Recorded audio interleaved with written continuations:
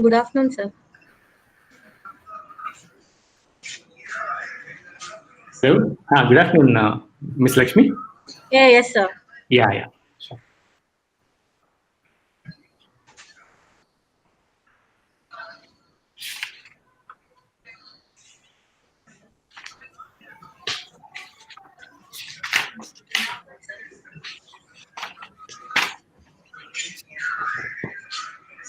Sir, now you can turn on your video, sir.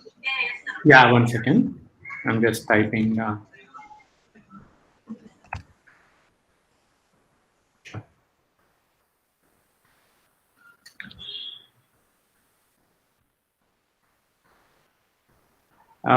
Good afternoon, delegates. This is Sirish from IIT Hyderabad. I'm the coordinator for this session. I just kept some message in the chat box. If you're presenting in this session, please enter your paper number like PH05 and your number 003, 004, 68, whatever your number is. Okay.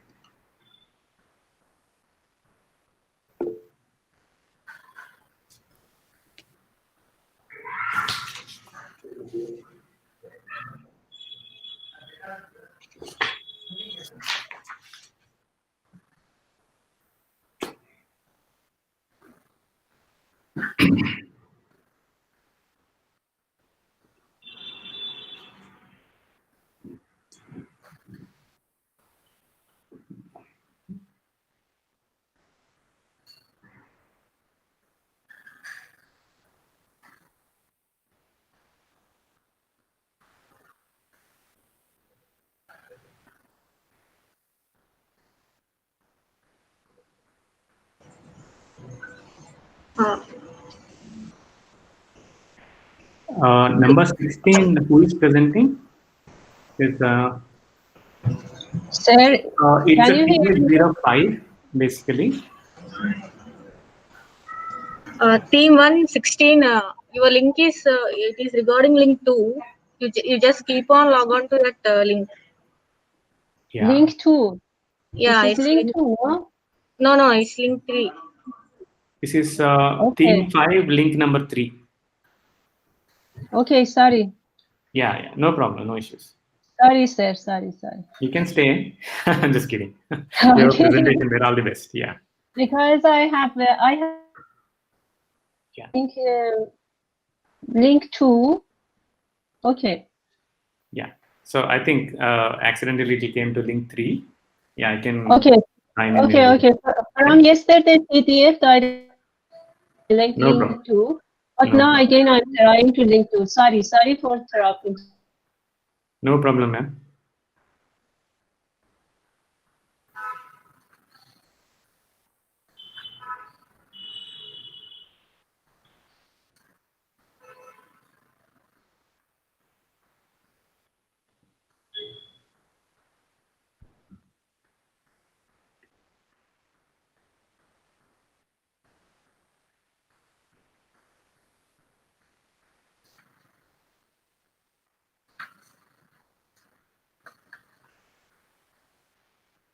Dr. Basha? Yeah, Professor Sirish. Yeah, I think we have 2 more minutes. Yeah, actually, I was. We'll wait for. I Just. could not reach him. Okay. No problem. I think. Hope he will join. Otherwise, also I will take it. No problem. Sure. So if more participants are there, then we can. I think delegates. I think you presenters. Hope you know how to share your screen and present it. Okay. Because if you can practice it once, then we can save time. Kindly do so. But 2 presenters only so far. Yeah, I think people are joining. Let's Okay. see. 2 o'clock is a little tough time. They may be having lunch and Yeah. lunch hour.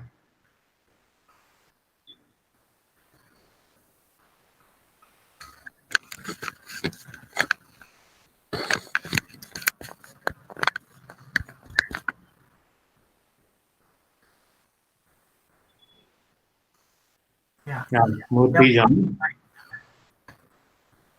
Yeah, Murthy garu, so good afternoon. Good afternoon, Prasamurthy. You're muted actually. So. Okay. Good afternoon, Sirish and Basha. Good Yeah, afternoon. Yeah.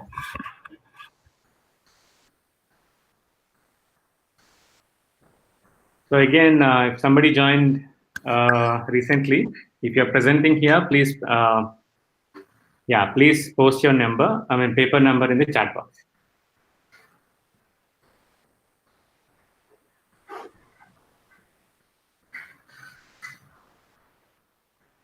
So far, we have 3 papers, 9, 10, and 16.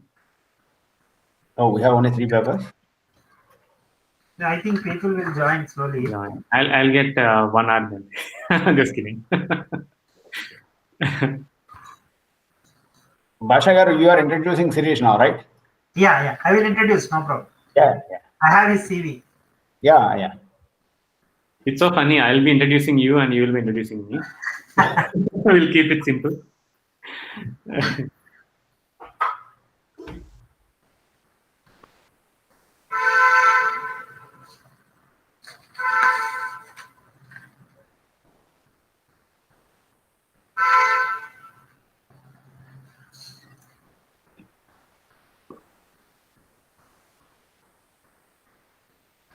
Yeah, but the only problem is if the delegates who wants to present, if they are keep joining in between, then we will have a time scheduling problem. So far, it is given 6 minutes time for each presenter. But if we know in priori that only 5 people are going to present, then accordingly we will divide. I think we have 70 minutes given time. Correct. So 70 divided by 5 or 6 or 7, 8. So that is unknown. Yeah. So on an average, we can go with 6. I think minimum 10 minutes, maximum 10 minutes time. No, 10 is too much probably. Yesterday we could give only 4 minutes. I don't want to scare the presenters here. Yeah, because already we have 5 minutes late, 2 minutes late. We are 2 minutes late to start. I think we can start now. It's only 18 people. Friends, if you are presenting here, kindly type your paper number in the chat box, please. So that we will be able to accommodate more time if there are less presenters. Right.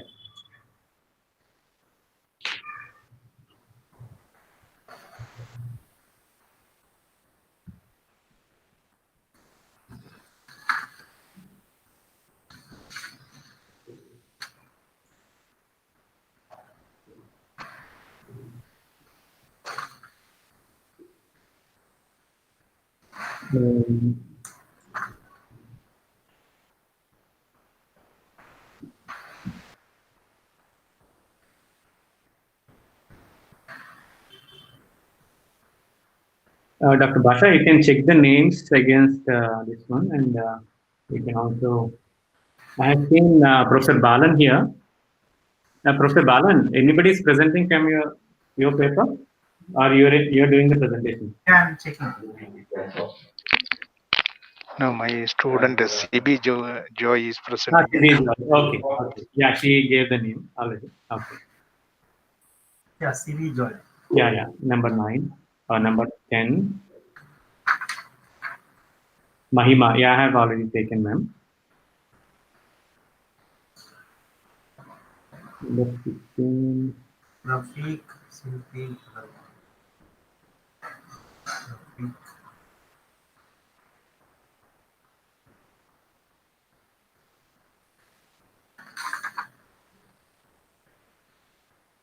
Yeah, actually, yesterday we couldn't have one presentation in theme number 2, Shala Foundations. Okay, she couldn't present. Arya Das, Mr. Arya Das.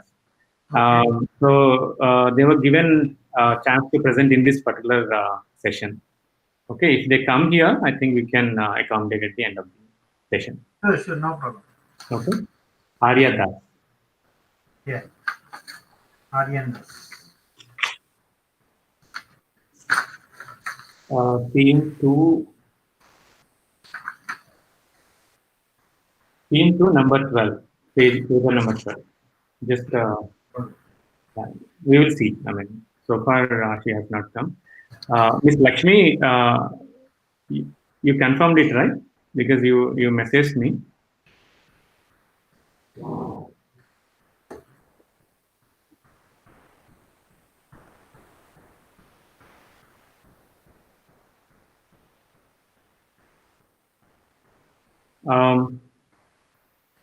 Professor Murthy, it's already 2:05. Shall I start the proceedings? Yeah, please. Yeah. Okay. More people may join, and we have to take care of their numbers. Probably we can call upon the paper number and see if somebody joined already. Then we can have that presentation. Yeah. Okay. Welcome, friends, to the afternoon session after the plenary sessions. It is theme number 5, transportation geotechnics. Hope you're enjoying yesterday's and today morning's plenary sessions. So we have about 10 papers here, but we have not have all the audience, presenters at this point of time. So let me take this opportunity to introduce our chair and co-chairs here. I would like to introduce our good friends, Professor Murthy, who is currently professor at IIT Bombay. Has been working at IIT Bombay since 2007 after completing his postdoc at HKUST Hong Kong. Prior to that, he finished his PhD from ISC Bangalore. He started with the reliability analysis, but he's more into foundations and retaining structures, lightweight structures like EPS fields and other things. And he's been doing a lot of state-of-the-art problems, and everybody know about him. And he has been guiding several PhD and master students. And recently, he was awarded with an DST project that looks at retaining structures and earth pressures on the retaining walls. Okay, with that background, on introduction, I would like to welcome Professor Murthy to chair the session. And we have co-chair here, Dr. Munwar Basha. Again, he's from IISc Bangalore. Prior to that, he completed his master's from Kanpur in 2004. And currently, he's associate professor at IIT Hyderabad. Prior to that, he joining IIT Hyderabad. He was briefly at IIT Delhi as assistant professor for 3 years. He also works in reliability, risk and reliability, analysis of soil structures, geosynthetics, and soil dynamics. He has bagged actually many awards right from his BTech days. He's first in the class, first in the university, and so on. And he was awarded NS Govindraju Gold Medal for his best thesis at IISc Bangalore, and several best paper awards from IGS and biennial awards from IGC and IGS.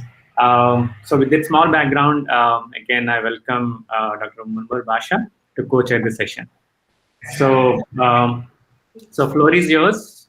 You can start the proceedings, and as we go along, so far we have only 3 papers, and I request both of you to maintain the time. Probably these are the instructions given to me to introduce you, and yeah. So we 3 of us will stay after the session is closed, as I discussed earlier. Okay. So thank you, and floor is yours. Yeah. With the permission of the chair, so I would like to introduce Professor Sirish. So thank you, Sirish, for your kind introduction. Now it is my privilege to have been asked to the co-chair this session. It is a theme 5, transportation geotechnics. Okay, and we have a session coordinator, Professor Sirish Sharde, and also he is also the theme lecturer of the session. Okay, now I am extremely happy to introduce my colleague as well as the theme lecturer, Professor Sirish. Dr. Sirish Sarde is currently a professor in Civil Engineering Department at IIT Hyderabad, and his expertise and research interest are in the area of pavement geotechnics, geosynthetics, and recycled materials, and also ground improvement. So he has graduated from JNTU College of Engineering, Kakinada in 2000 and earned his master's integrated with PhD from IISc Bangalore in 2006. So prior to joining IIT Hyderabad in 2010, he was postdoctoral research fellow come lecturer at University of Texas Arlington, and during 2006 to 2010 he almost spent 4 years at US. So Dr. Sirish has published more than 200 refereed journals, conference articles, and also technical reports. He is currently serving as an associate editor for the Journal of Ground Improvement, Journal of Materials in Civil Engineering ASCE, and also Indian Geotechnical Journal, uh, handled by Indian Geotechnical Society. So he is a member of ASCE, ICE, and also Transportation Research Board, International Geosynthetic Society, and also life member of Indian Road Congress and a fellow of Indian Geotechnical Society. So with this brief introduction, so I request Professor Sirish to start his theme lecture, and the time allotted is 20 minutes. So Professor Sirish, now you can start your presentation. Yeah, thank you, Dr. Basha, for your kind words. I'm sharing my presentation. Able to see my screen? Yeah. Okay. So thank you very much for the introduction. So today I'm going to talk about new layer coefficients for geogrid reinforced payment basis. And let me acknowledge my co-author, Mr. B. Ramu, who is a PhD student working with me, and Dr. Uma Shankar under an NHI project. So this part of work is actually coming from that. This is my presentation outline. I'll introduce why we have to use geosynthetics in payments, then briefly talk about design approach that is available in the for the designers so far, and then we'll draw down the objectives. Then we also discuss large scale model studies, model experiments, then some results and discussion, and design models, and then we talk about conclusions. So coming to road network and payments in India, predominantly our payments are flexible payments, and most of our payments are rural roads, or I would say low volume roads. 95% of the payments are low volume roads, and 2% of the roads are national highways, and 3% are state highways. And currently, as per NHI in 2018, we have about 5.9 million kilometers. We are second largest road network in the world, next to United States. And if you see, if I talk about the length of the road, we are also projecting our developing our roads for next couple of years. This particular government, Mr. Modi, has announced a very prestigious project called Bharatmala Pariyojana, and everybody is talking about it. And we reached almost 10,000 kilometers per annum. So that's the all-time record so far for in India.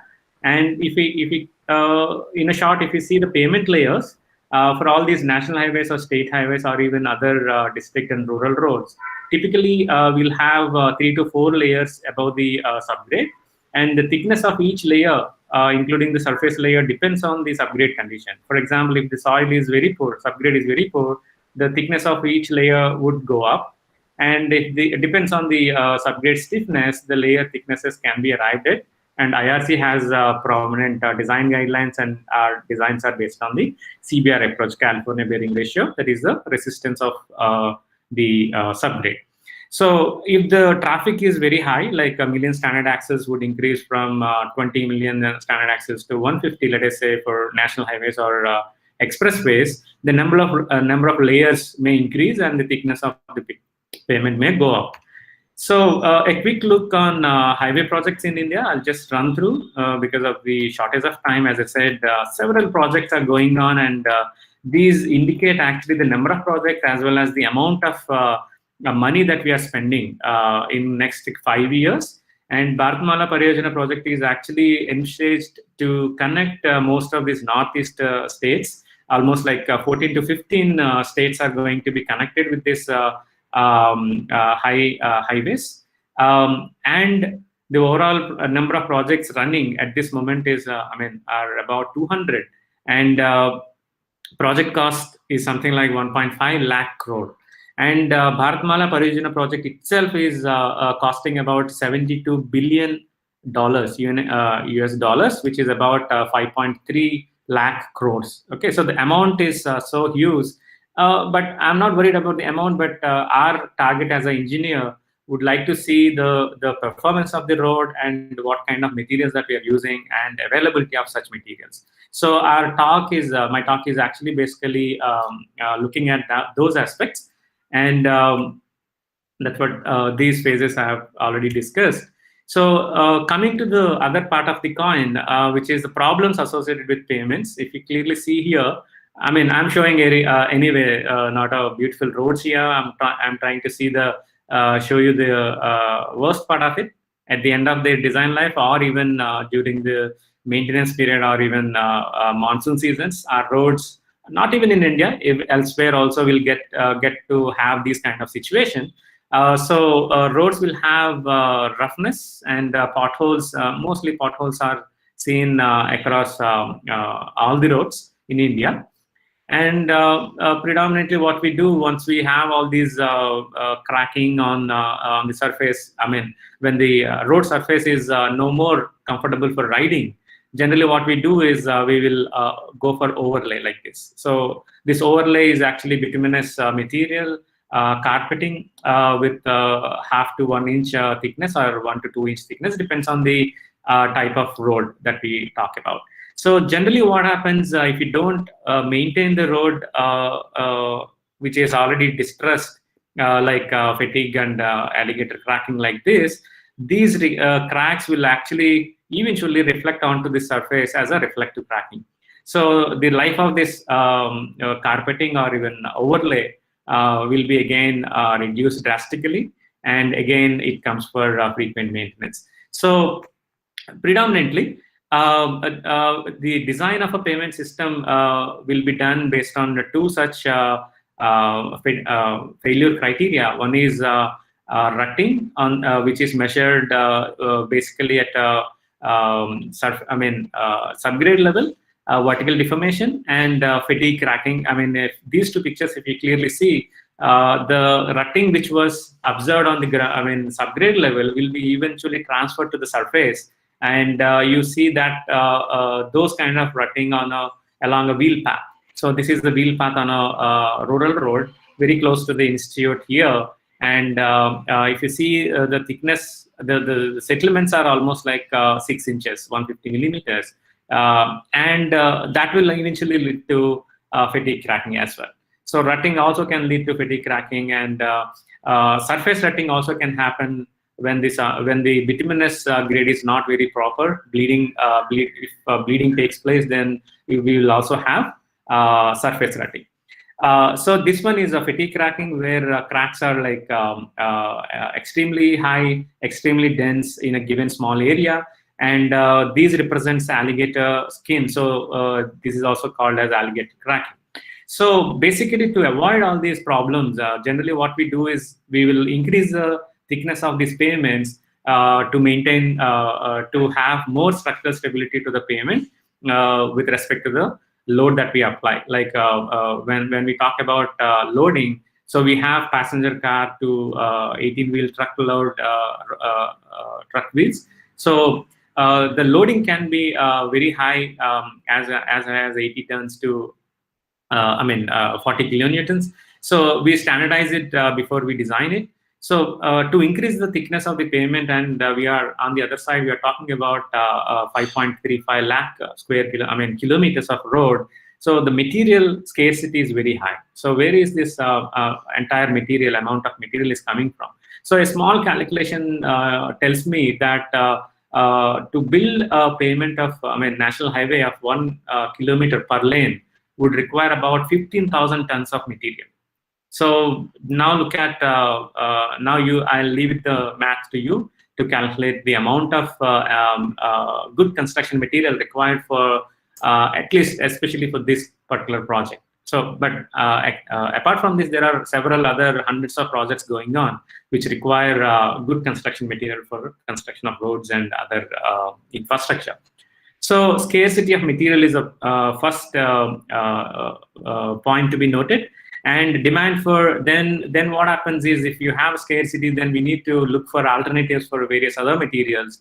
And if we adopt such materials, then something like reinforcement or stabilizing the subgrade if the soil is very, very weak, several aspects are available. I'm not going to discuss all these points at this stage, but when we have new material coming into the pavement design, then the design methodology and construction methodology both are new to us, new to the engineers, new to the field practitioners, where SOP is supposed to be available. And at the end of the day, whatever way we adopt, whether it's a new material or a new construction technology, we need to assess the longevity of the road, and we need durable payments at the end of the day. So not only the durability and long-lasting roads, we also look at cost-effective solutions. So one such solution that we have right away, and it has been in the research and practice for quite a bit of time, like 3-4 decades, is a geosynthetics. Okay, geosynthetics, if I say, then there are geogrids and geocells, which are popularly used as a reinforcement material in pavements. So these materials can be used in the surface layer, as we see here, or even in the base and sub-base layers, or even subgrade level. So we, our topic today's my presentation focuses on the reinforcement of base layers only, and I'll be talking about geogrids. So I'm not showing any pictures here because it's everyone in this group is very well versed with the systems. So, for example, if you reinforce the pavement system, one of the layers, base layer, as I mentioned in, just now, if you reinforce the base layer with the geogrid reinforcement, it will offer several benefits to the entire pavement system. So one is lateral restraint. If the load is distributed, then the particles would try to move laterally, and this geogrid material will offer that lateral resistance to the movement of the particles, which will eventually improve the stability of this layer. And if you are looking at the bearing capacity issue, like load is coming from your wheel, and if you don't have a proper thickness of these base and sub-base layers, then a bearing capacity failure or shear planes will develop, or would almost touch or even surpass or move into the subgrade layer, which will eventually have a lot of bearing capacity issues. And if you have geosynthetic material placed in base layer, that will actually retard these shear planes and contain within this base layer, which will improve the bearing capacity. On the other side, the geogrid material or geosynthetic material can also be can be acted as a membrane, which will offer resistance to the this kind of surface movement. Okay, so these are well-known facts, and a lot of papers. I mean, several of researchers, research groups across the world have worked on these kind of problems. So then what happens? I mean, how to design? I mean, the concept is very, very clear, but how to design and what is the thickness of this layer that we need to provide, and where to provide this reinforcement, and how much benefit can be obtained from these kind of reinforcements, and how to incorporate that into the design is a main challenge. So we'll talk about those aspects. And if you provide reinforcement in pavement layers like base or sub-base layers, I mean predominantly in base layers, what it can do is actually can reduce the thickness of the entire pavement system, especially the base and sub-base layers. That would reduce the demand on this new, renewable materials and natural resources, and we can reduce the quantum of material that is needed for the construction of these pavements. So we will look at it, how much we can actually get benefit from these kind of materials when inserted into these kind of layers. So if I go back to the design methodologies, existing design methodologies actually for geosynthetics, even SP 59 2019 version has talked about adopting the methodology which is proposed by ASTO 1993. And ASTO 1993 actually is a mechanistic empirical payment design, and which is not talking about geosynthetic reinforced payment systems. So there is R50, which has come in 2013, which is again modified by Giraud and Hahn again in 2013 to incorporate the effect of reinforcement in terms of a resilient modulus, which is multiplied with the modulus improvement factor. So this modulus improvement factor is nothing but a modifier or a multiplier which can actually determines the improvement in only resilient modulus of that particular layer. For example, if you see a multi-layer system, and each layer will have its own resilient modulus. Resilient modulus is nothing but a ratio of deviatoric stress or cyclic deviatoric stress to the recoverable strain, because we are applying cyclic loading. Like each and every vehicle that passes will induce a cyclic loading on the payment system. And in each case, when the vehicle passes on out of the road from a given point, there will be some recovery in the entire deformation of that particular level.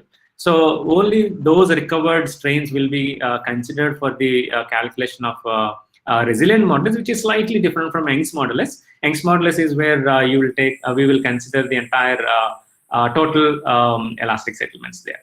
So that is multiplied with the modified improvement factor or modulus improvement factor, which can vary from anywhere between 2 to 5.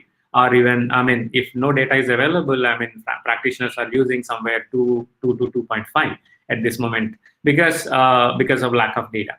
So we will first produce this MIF values for various geogrids in our study, and then we move forward.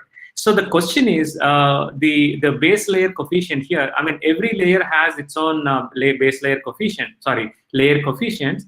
As given by ASTO 1993. So structural capacity or structural number of entire payment system is decided based on the layer coefficient of that layer and multiplied with the thickness of that layer.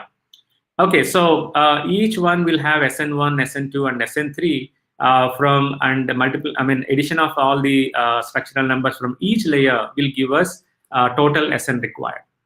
Okay. So now the surface layer resilient modulus and the layer coefficients are fairly confident and fairly uniform across every country, and it depends on the latest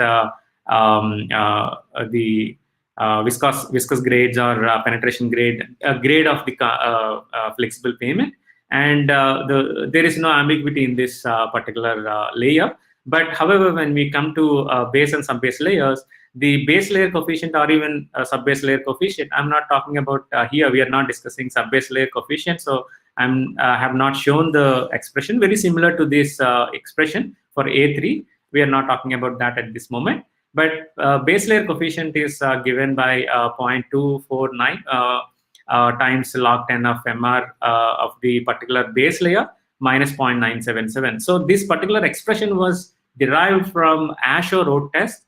Prior to the ASHO was converted to ASTO much later.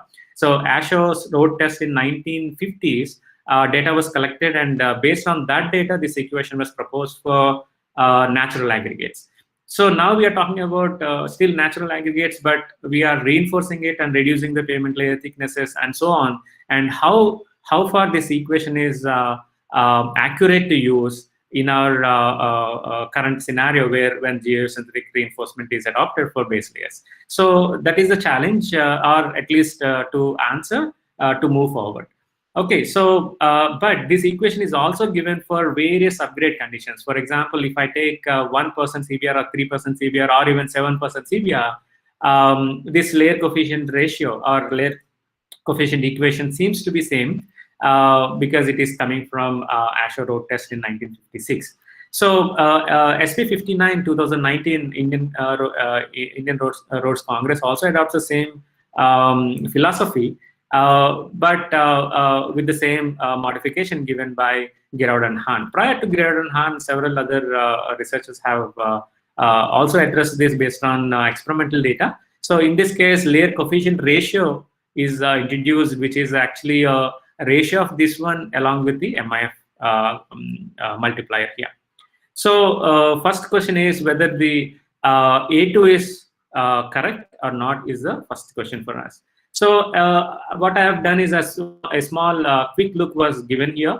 A small calculation I have done based on two different CBRs here, 3% and 5%, with resilient modulus values as per the standards of IRC. And I have considered here resilient modulus of the base layer for reinforced case, assuming that the modulus improvement factor is about 3.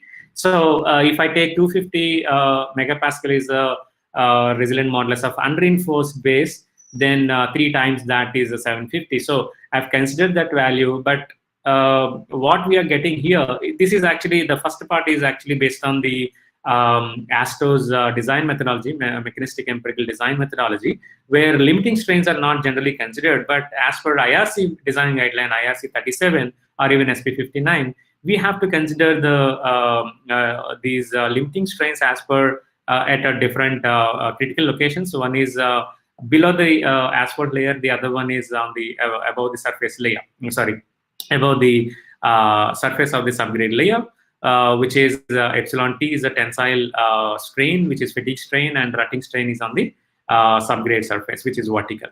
So here, if you see, the red color numbers are higher than the limiting strains proposed by Asphalt Institute in 2014, and that's why the present method that we have adopted in previous slide, the layer coefficient equation, which actually gives the layer coefficient ratios here that I have highlighted, 0.28 and 0.225. And for base layer, it is 0.253 and 0.253 because both the resilient modulus values are same. So it is safe against fatigue, but it is actually failing in rutting. So that means, as per Indian context, we can say that the pavement is not in good shape. So we cannot adopt this thickness for construction. So that is the drawback of this particular equation that I'm trying to that we are going to address in this particular study. So with this background, we have derived the objectives. Basically, we wanted to first obtain the modulus improvement factors for different geogrids, reinforced base layers.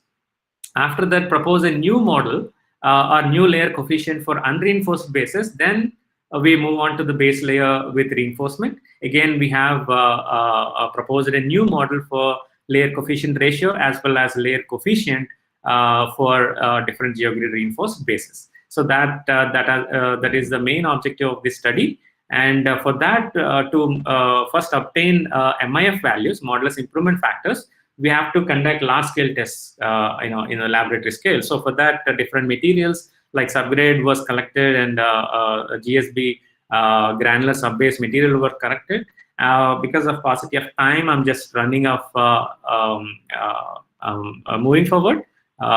Here, these are the gradation and compaction details of both the materials. You can see the compaction densities and optimum moisture contents. These values are very important for preparing the pavement layers. So what we have done is we have conducted CBR tests at 3 different targeted CBR values of 2, 3, and 5%.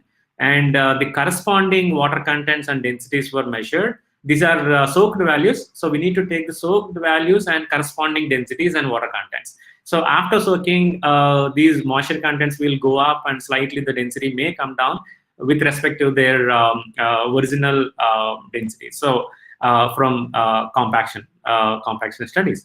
So this is the energy which is calculated, and based on these placement densities and water contents, we went on created or prepared our test beds. So before moving there, we have adopted 2 different types of geogrids. One is polypropylene geogrid, GG1 we are calling, and polyester geogrid, which is GG2. And 2 different material types as well as 2 tensile strengths are also considered here. One is 30-30, tensile strength of 30 kN per meter, and this is 60 kN per meter. Okay. And what we have done is we have actually conducted using this CBR approach as per IRC 37. We have designed a payment section based on the CBRs which are available with us, 2%, 3%, and 5%. So we try to maintain the base layer thickness as 225 millimeters in all the three cases, and we try to play with the thickness of the subgrade and sub-base layers. There is a reason for this, why we maintain, because we are reinforcing the base layer with the geocentric reinforcement, and we wanted to have the location of the geocentric reinforcement as optimum. So that is one of the reasons why we have not changed the thickness.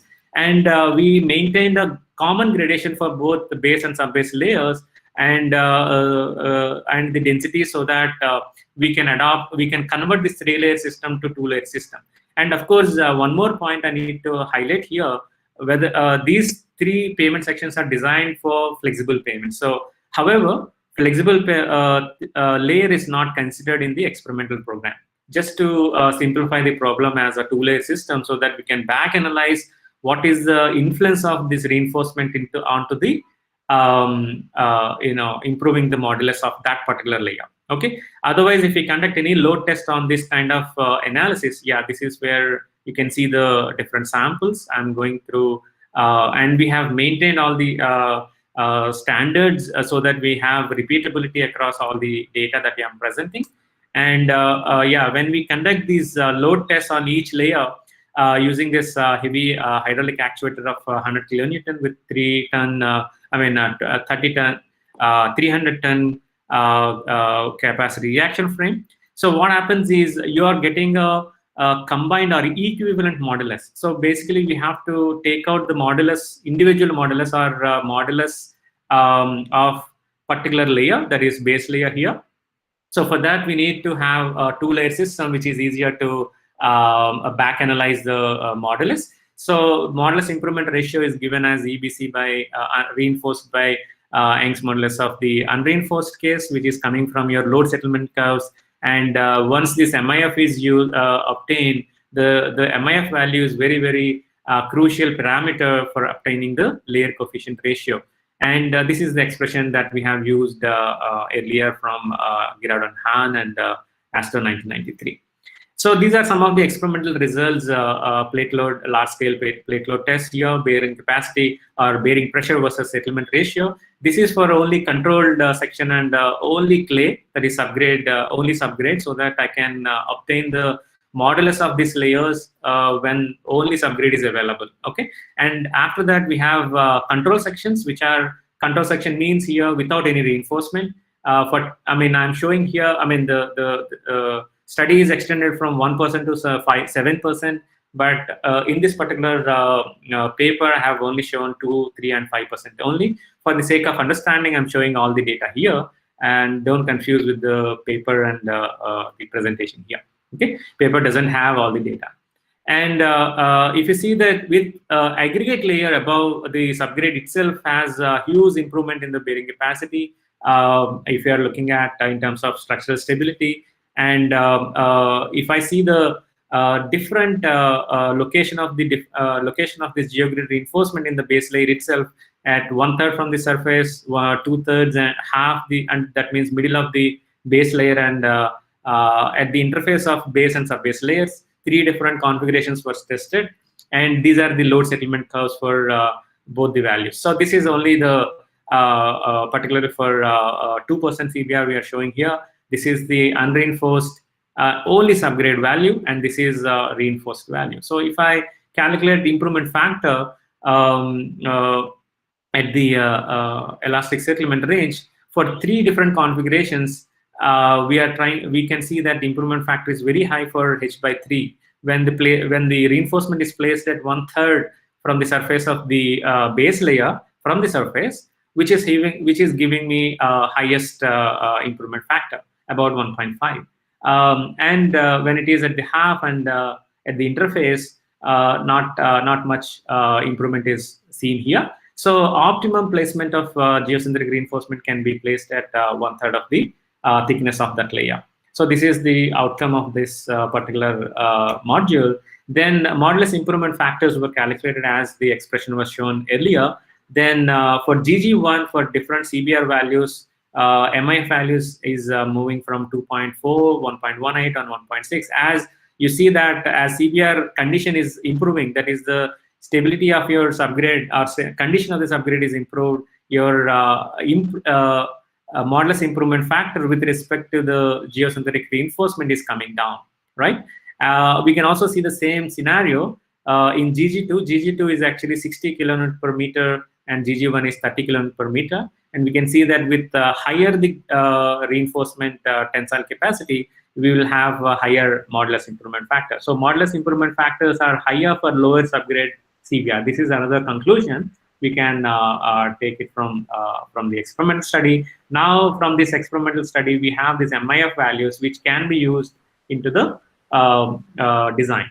Now, Dr. Basha, how much time I have? Yeah, actually, you have already exceeded the 20 minutes. Maybe you can take 5 more minutes and we can conclude. Thank you. Thanks for time.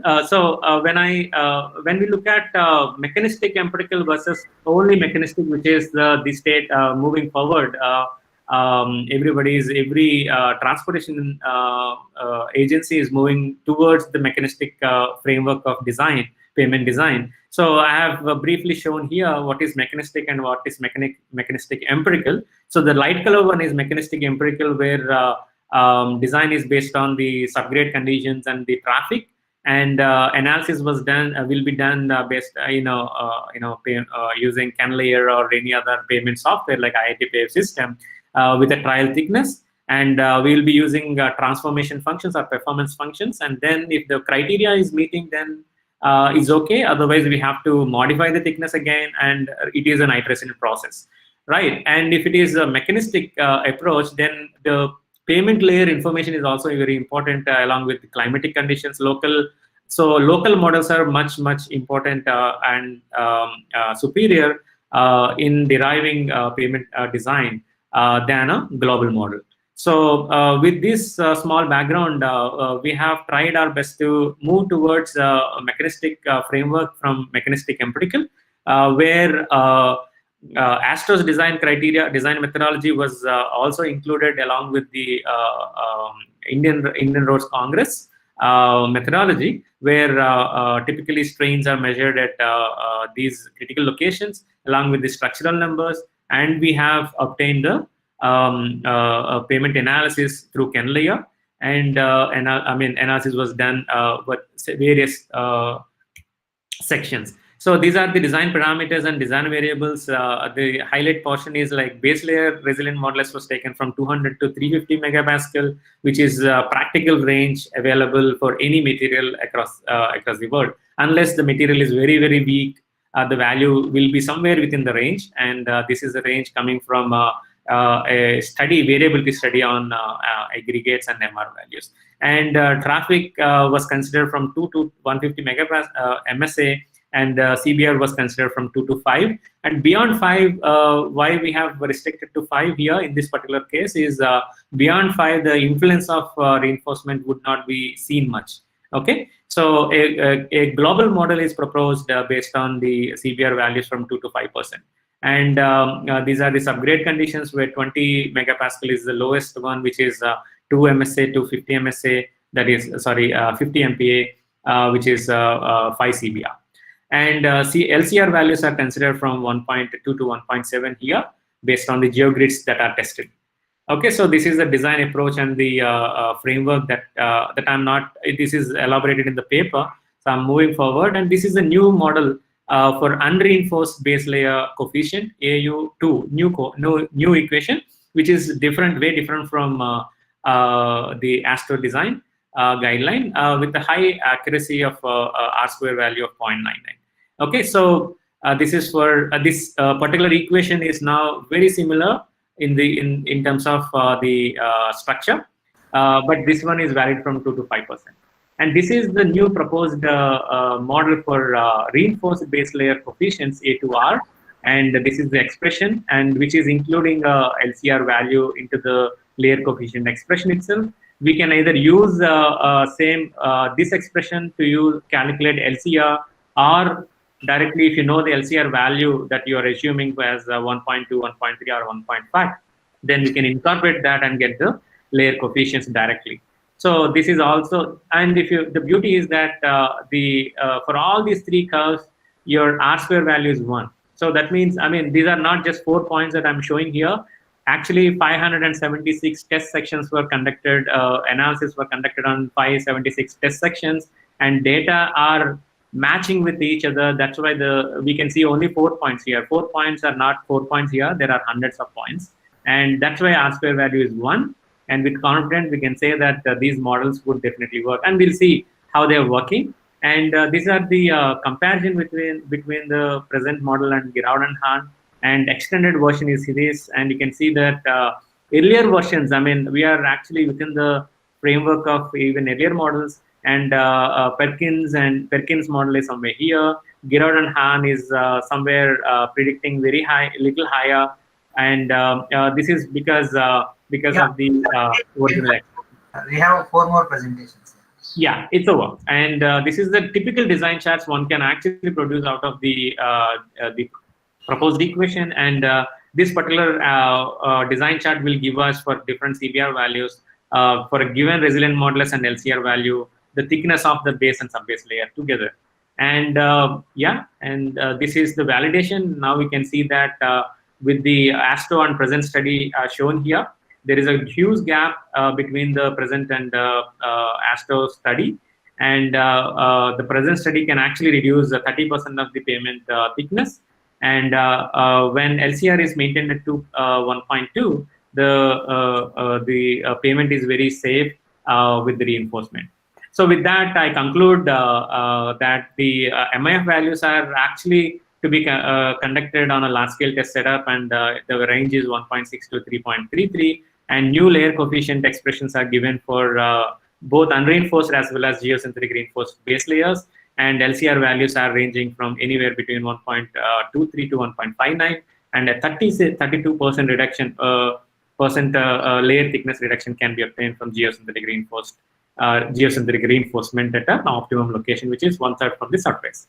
With that, I acknowledge NHAI for giving funding our project, and colleagues at IIT Hyderabad, Professor Uma Shankar and Professor Madhav, who are the team members here, and all my students who have helped me in getting this data, and TechFab and Strata Geosystems, who provided geosynthetics, and thanks to organizing committee for giving me this opportunity.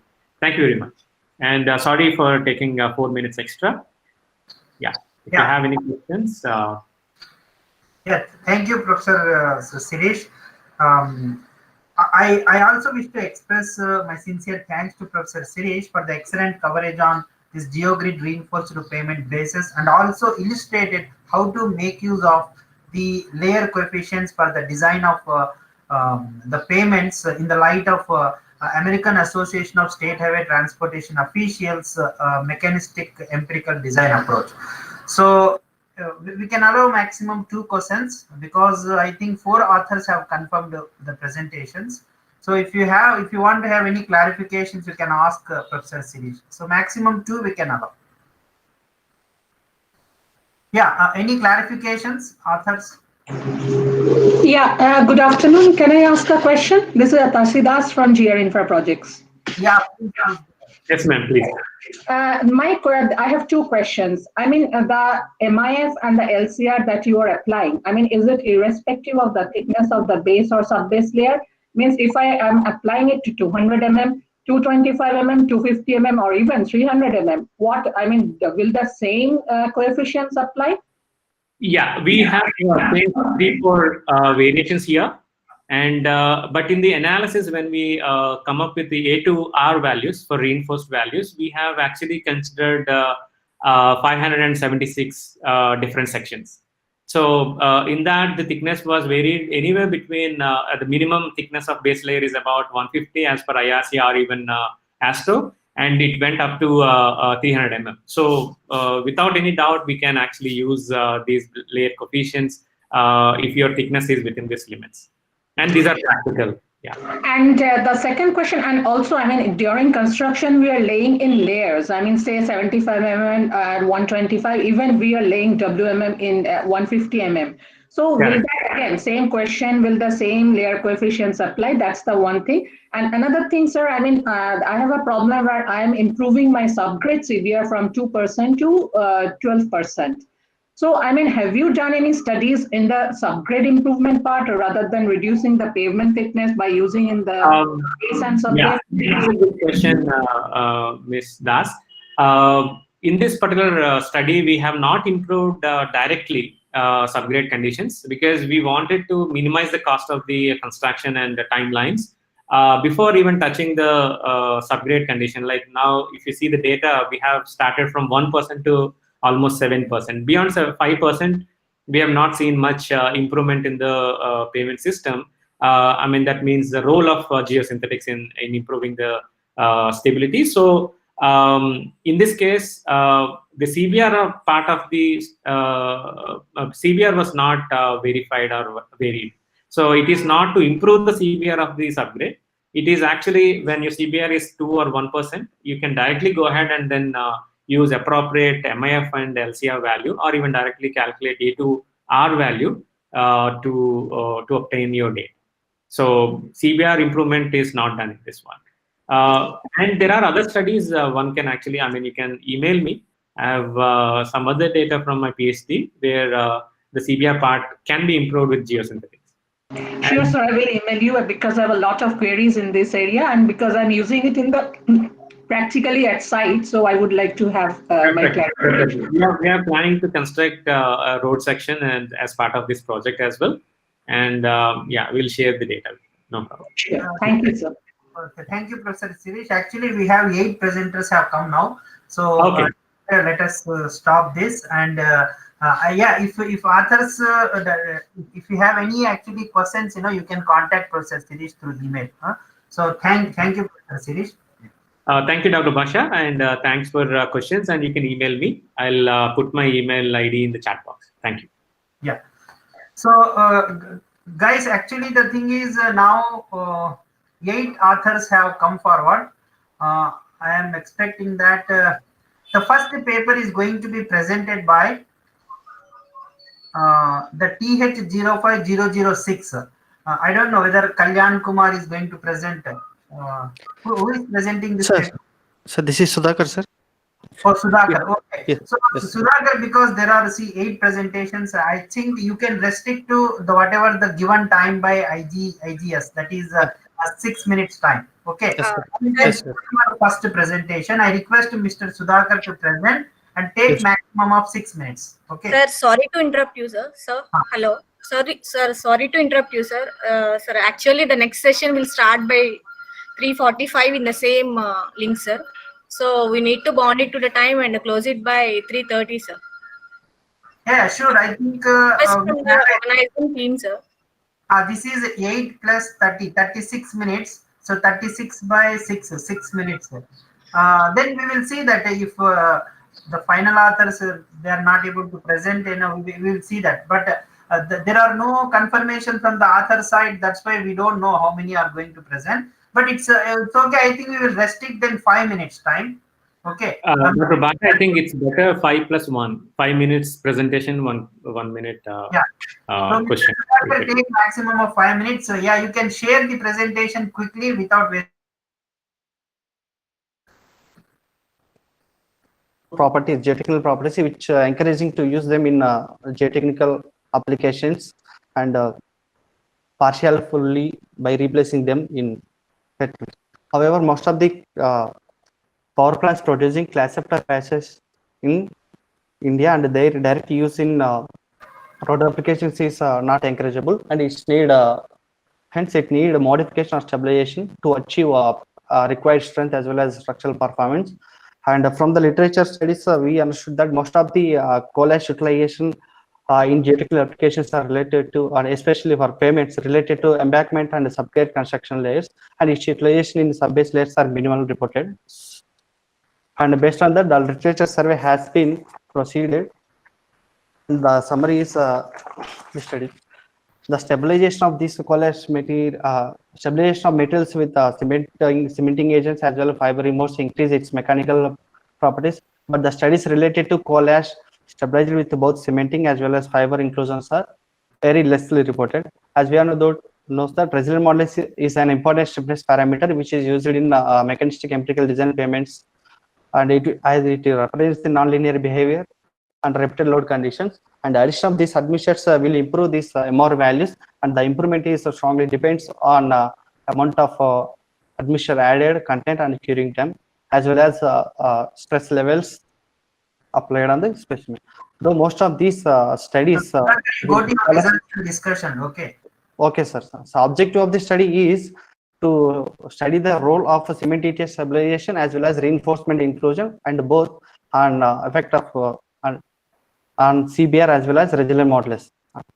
So these are the materials we have used, pond ash, and it is a class based one, and lime we have used, and its content is greater than 70% CaO content, and then polypropylene fiber we have used, and the length is 12 mm we have maintained. And these are the general properties of pond ash we have used. The soaked CBR of this pond ash is 4.2, and the experimental procedure we have used, total combinations of 4 we have taken: untreated, lime treated, and fiber treated, as well as lime plus fiber treated. And these selected contents were taken based on the strength studies we conducted, but those results were not reported here, the optimum based strength results. And further we followed CBAR test and resilient modulus test, and we studied the effect of additives like lime, fiber, and both, as well as studied the effect of confining stresses, stress levels on resilient modulus, and validated these results with the existing models. And this is the load sequence we have used for the resilient modulus test, so recommended by the ASCO code. And from the results we can observe that, and that this graph shows that the CBR of untreated as well as lime treated pond ash under soaking condition. So from this, the soaked CBR value of pond ash is 4.2 when untreated pond ash, when whereas treated pond ash it is showing higher than this untreated one. Lime treated pond ash it is showing a CBR of 27% almost, and it is 39 at 7 and 28 days respectively. Similarly, the fiber reinforced ashes are showing 10.52 the CBR values, and combining of this lime and fiber is showing CBR values of 32% almost 45. Conclude now. Okay. So these are the MR results of lime untreated and lime treated pond ash. So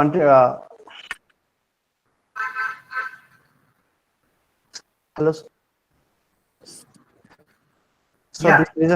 these results are showing the resilient modulus values.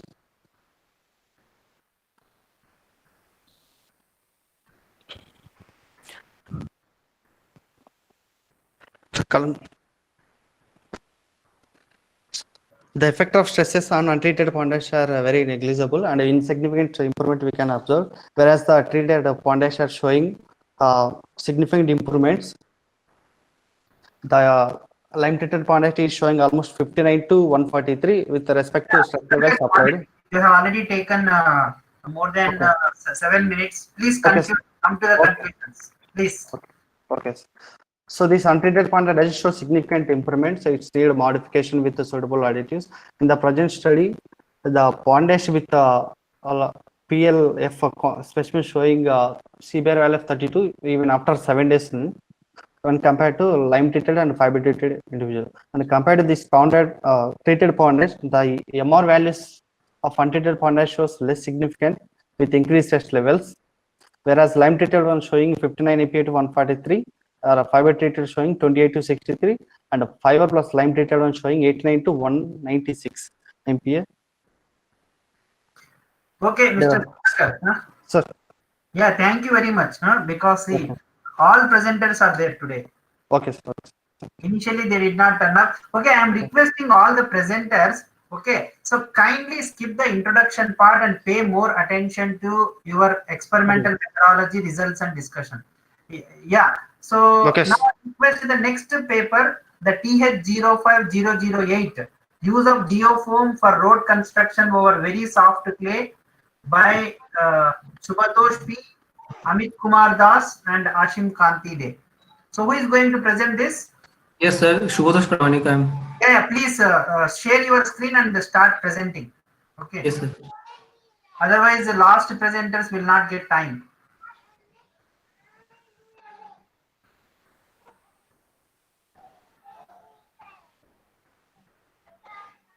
Sir, is it visible? Yeah, it is visible and you can keep in a presentation mode. Then carry on. Yes, sir. Sir, I'm Shubhadosh Pramanik. I have completed my MTech in Geotechnical Engineering from IIT Silchar. I'm going to give a short presentation on use of geoform for road construction over very soft clay. Geoform comes under geosynthetic materials, and it is also called expanded polystyrene. It is very lightweight, and this geotechnology has been emerging all around the world since the last 3-4 decades.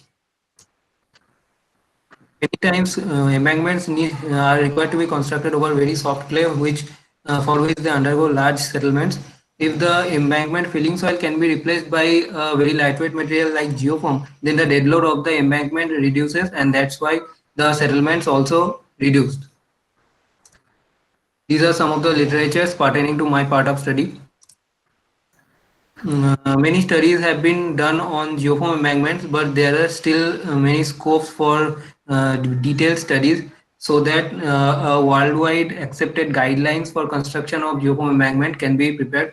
Here, in this present study, a 3D numerical analysis of geoform roadway embankment model is developed on Plaxis 3D, and it is validated using experimental model. Here, a scaled model of traditional embankment has been tested inside a laboratory and inside a steel tank. The dimensions of the embankment and the tank can be seen in the figure 3. In figure 4, it is seen that after preparation of the foundation soil with soft clay, a pressure transducer was fitted above it, and then the traditional embankment model was constructed over it so that the vertical stresses coming at the bottom of the embankment can be recorded corresponding to the surcharge applied at the top of the embankment. The surcharge was applied as a static loading using a wooden box over it, and dry sand was poured inside it to achieve a surcharge value of 10 kilopascal. Here the same thing was done in case of geofoam embankment also. The only difference was the filling material of the embankment was partially replaced by a geofoam block, as it can be seen in figure 5. The same thing was recorded. The vertical stress at the bottom of the embankment was recorded corresponding to the surcharge. These are the material properties of foundation soil, geofoam, and the embankment soil that were used in the experimental study. In case of numerical study, it was done on Plaxis 3D, and all the dimensions and the material properties were kept same as the experimental study in this case, and the loading was done similarly to create a condition similar to the experimental study, and the data obtained from numerical and experimental were compared. Here, from both the graphs, figure 9 and figure 10 represent the traditional embankment and geoform embankment respectively. Here it can be seen that they agree with each other fairly. Then to analyze the effect of geoform embankment to a larger scale, a prototype model was prepared on Plaxis 3D numerically. The dimensions can be seen here. It was 3-meter high, 12-meter top width, and 1 vertical is to 1.5 horizontal side slope. EPS 11 was used. EPS grade 11 was used here. A surcharge loading of 25 kPa was applied at the top of the embankment as per Starket of 2004. In this case, also the vertical stress coming at the bottom of the embankment were recorded compared to the corresponding to the surcharge that is applied on the top of the embankment. That are shown here. Here in figure 12 represent the vertical effective stress on foundation soil before applying surcharge, and figure 13 represent vertical effective stress on foundation soil after 25 kPa surcharge was applied. Here in figure 12, it can be seen that even before applying the surcharge, also the stress on the foundation soil in case of traditional embankment was much greater compared to geoform embankment due to the decreased self weight of the geoform embankment, and the significant decrement in case of after surcharge application was seen also compared to traditional embankment in case of geoform embankment. Here a reduction factor was introduced, as it can be seen here after stress analysis. This plot was made, the figure 14 represents comparison stress reduction factor along cross section before and after loading. solid line represent before loading case and dotted line represent after loading case. The x-axis represents the bottom width of the embankment, which varies from 0 to 21 meter, and the y-axis represent the reduction factor value varying from 0 to 1. It is seen that before loading, the mid portion of the embankment had higher reduction factor values compared to the edge of the embankment, but after the loading was applied, the curve became somewhat flatter. Yeah, Mr. Subatosh. Yes, sir. Taken 6 minutes. Can you Okay, sir. continue? Can you please Sir, continue? yes, sir. The here the reduction factors are reduced significantly at the mid portion, so it can be said the mid portion is most vulnerable. That's why the reduction factor of the mid portion were analyzed correspond, and their variations were analyzed corresponding to the different thickness of geoform layers and different CU values, that is 100 question values of the foundation soil, and these charts were obtained. Chart 1 represents reduction factor for maximum vertical effective stress on foundation soil before loading, and chart 2 represents the same case after loading. It can be seen here the reduction factors are affected mostly due to the change in thickness of geoform layer and not much by the CU value of the foundation soil. In the conclusion part, it can be said that maximum vertical effective stress on the foundation soil due to surcharge and self-weight of the embankment tend to occur towards the middle of the cross-section of the embankment, which makes the portion more vulnerable. The reduction factor for stress generally tend to decrease significantly after the surcharge loading is completely applied. It is seen to drop from 0.867 to 0.583 at the middle of the embankment cross-section. The reduction factor for stress tends to increase towards the middle portion of the embankment cross-section. Before application of surcharge at the edge of the embankment, it was 0.385, whereas at the middle it was 0.865. Similarly, after the whole surcharge was applied, the stress reduction factor at the edge was 0.512, but at the middle of the embankment cross-section, it increased to 0.583. The design charts can be used for primarily predicting the efficiency of the EPS geoform embankment constructed over soft foundation soil, and also to evaluate the stresses that can be generated from the application of dead load and surcharge load. These are some of the references that I used. Thank you very much. Is there any question?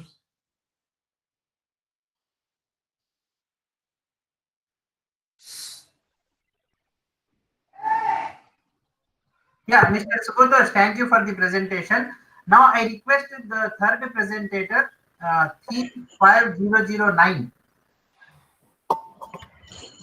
Development and study on the properties of eco-friendly coir latex composites by Sibi Joel, Jayasri PK, and Balan K.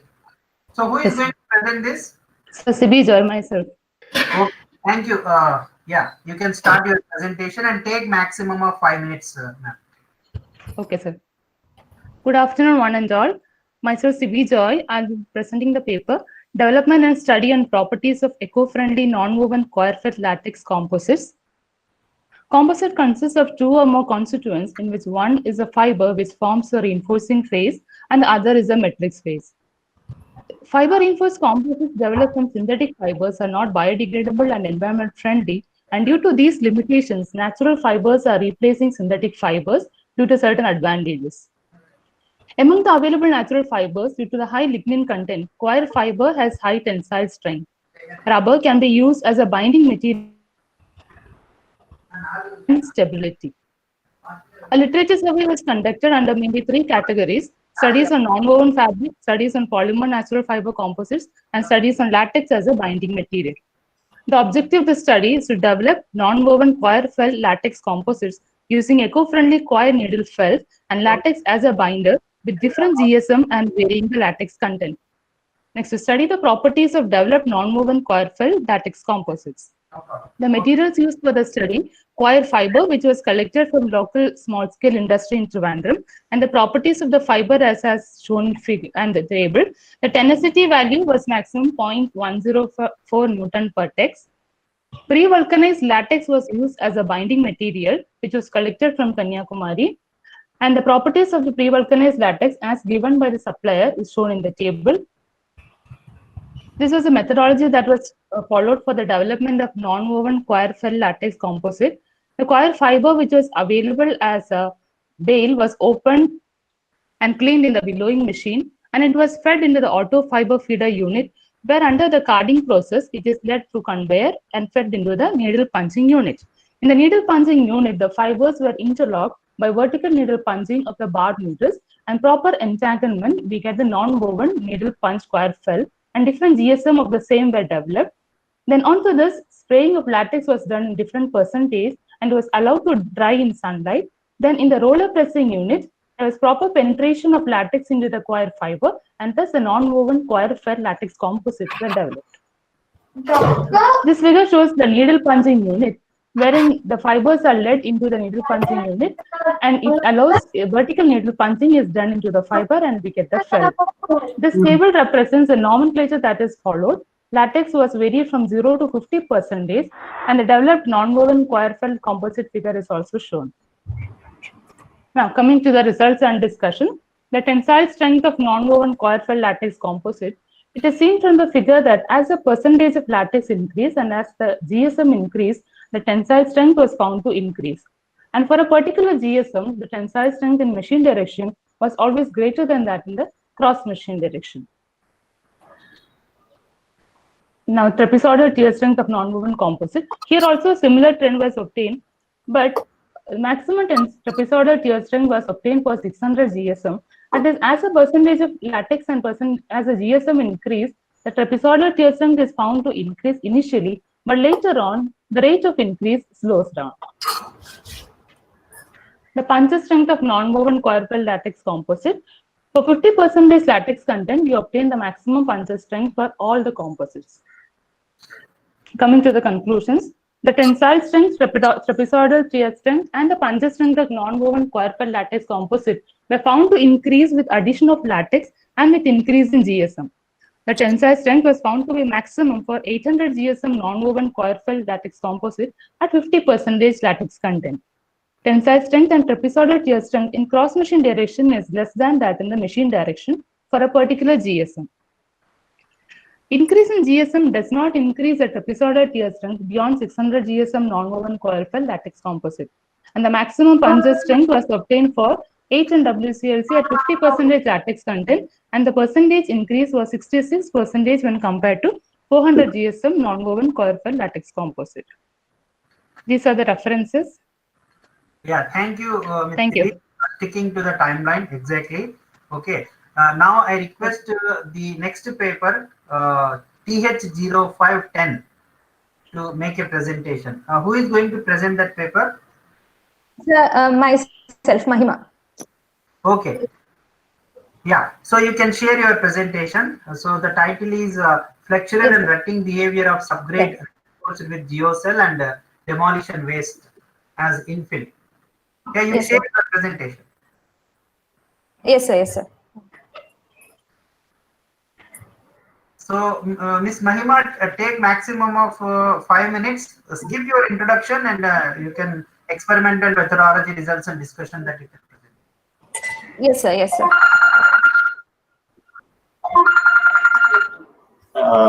Sir, is it visible now? Because at what time is the presentation? 4:05. I'll be there because I am attending one more session here. So you are in link number 2 or what? Yeah. You can keep in a presentation mode. It's visible. Yes, sir. Yes, sir. In a presentation mode and quickly present. Yes. Yeah. Thank you, Mahima. Yes, sir. Yes, sir. Okay.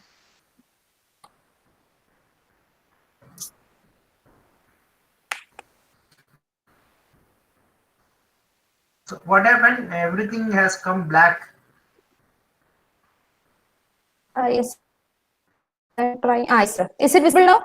Yeah, is it visible? Yeah, visible. Yeah. Please go ahead. Okay. Yes, sir. Okay. Thanks, sir. Good afternoon. I am Mahima, MTech student from College of Engineering, Trivandrum. Here to present my topic, flexural and rutting behavior of subgrade reinforced with geocell and demolition waste as infill.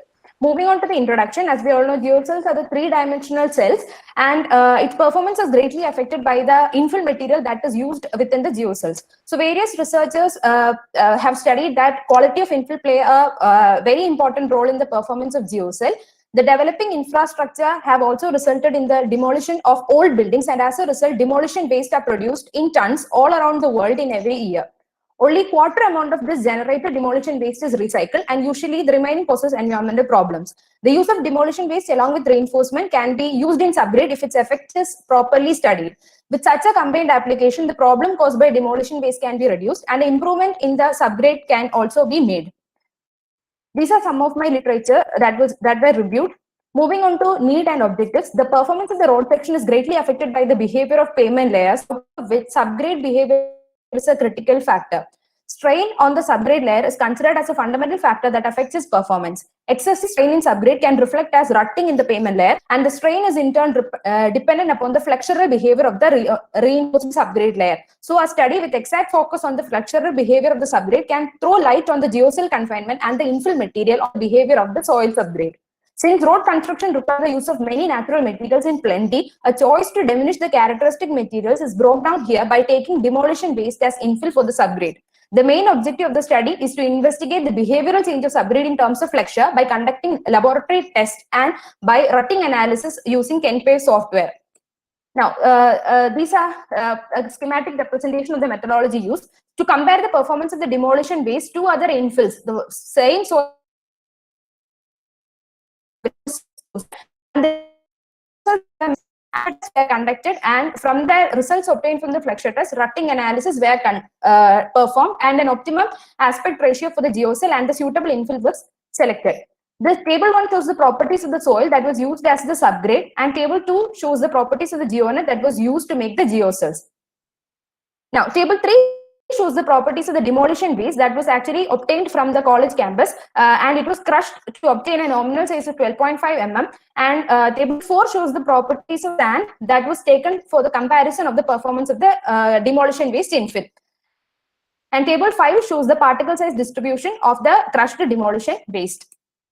Now, this shows the experimental procedure that was taken for conducting the flexure test. A beam set.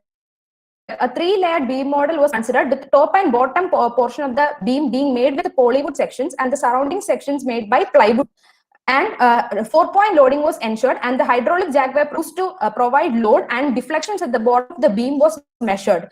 And the results from this test was used to calculate the modulus of the geocell reinforced section with different infill materials. These equations were used to calculate the modulus of the geocell reinforced section with the demolition waste infill and also subsequently other infill materials. And moving on to the results and discussion, this shows the load deflection plot, and the yellow shows the unreinforced soil, and we can clearly see that demolition waste infill within the geocell for the soil subgrade gave the better performance in terms of load deflection graph, followed by soil and by sand, and sand here is filled at a relative density of 35%. And this figure 5 shows the variation of the elastic modulus with the geocell and with varying infill and aspect ratios. And here we can see that the modulus, the maximum modulus value was obtained for demolition waste infilled geocell reinforced subgrade for aspect ratio 0.67. And figure 6 shows the modulus improvement factor that was actually used to quantify the improvement in modulus value of the subgrade section. Now, from the modulus value, CBR value was back calculated using IRC codal provisions, and the pavement thickness were calculated using codes. And it was given as input to the KenPave software, and the strain on top of the subgrade was obtained from the KenPave software analysis. It was converted to subgrade rutting life. And this table shows the variation of the CBR that was back calculated from the modulus value, and the pavement thickness were calculated. We can see that demolition waste infill geocell reinforced subgrade gave the least thickness, thereby enhancing that the need for materials is reduced, and hence the cost of construction can be reduced, and a more eco-friendly approach can be used, since demolition waste is a waste material used. And also the subgrade rutting value was also more for demolition waste material. And the subgrade value equivalent single axial load was then changed to a traffic benefit ratio to quantify the improvement in the subgrade rutting life. And the number of load cycles need to produce for the failure of the section was more for demolition waste infilled subgrade material with aspect ratio 0.7, followed by aspect ratio 1 and 0.45. Moving on to conclusion, infill materials affect the performance of the geocell reinforced subgrade and demolition waste gave the best improvement for both flexural and rutting behavior. Aspect ratio 0.67 was better for... Hello? Yeah, please go ahead. Conclude. Go ahead and conclude. Aspect ratio 0.67 was better performing than 0.45 and 1. A reduction in performance was observed for aspect ratio 1 when compared with 0.67. This may be due to the buckling of the geocell due to increased height of the geocell pockets, as aspect ratio in this study was varied by varying the height of the geocell pockets. Now, flexural behavior is the rutting of the subgrade layer as a combination that gave the best flexural behavior, also gave the best improved rutting behavior. The modulus of the subgrade section also changed with infills, and demolition gave the highest modulus, and this have resulted in an increase in subgrade rutting life in terms of equivalent single axle load. Traffic benefit ratio also signifies that use of demolition waste in subgrade within geocell pockets can improve the performance of the pavement section as a whole. In this study, demolition waste had a nominal size of 12.5 and sand was filled at a relative density of 35%. So further studies by changing these parameters may be conducted in future. So, without taking up large quantity of natural materials for pavement construction, a better performing pavement with improved rutting life and flexural rigidity can be obtained with the inclusion of geocell and no-cost demolition waste within subgrade, thereby providing a sustainable approach to pavement construction. These are my reference. Yeah, thank you very much. So now I am requesting the next presenter. The paper is TH0516. Who is going to present this paper? Myself, Ashish Kumar Dotto. Okay. Yeah. Thank you, sir. Sir, you can share your screen and start presenting, sir. Sir, take maximum of 5 to 6 minutes, sir. Yeah.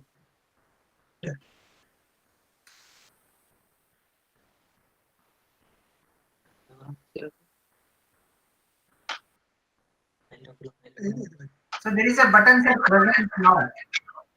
There is a button present now. If you keep your is it visible?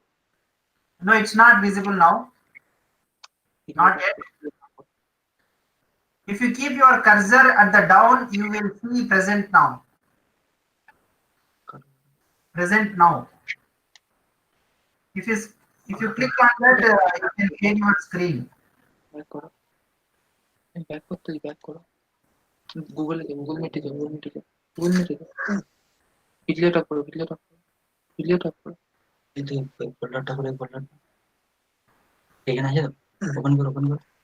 Sir, if you can't find it, then we will go with next presentation. By that time, you can know.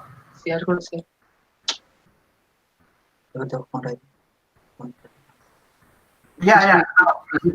Good.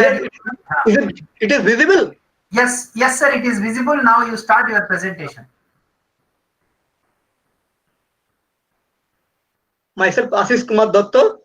My paper presentation is static analysis. Presentation, sir. Open your presentation. Your presentation is not visible, sir. It is visible. No, you did not open your presentation at all. You can see only your folder.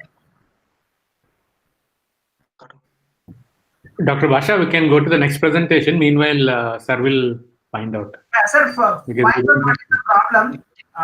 Now I request. So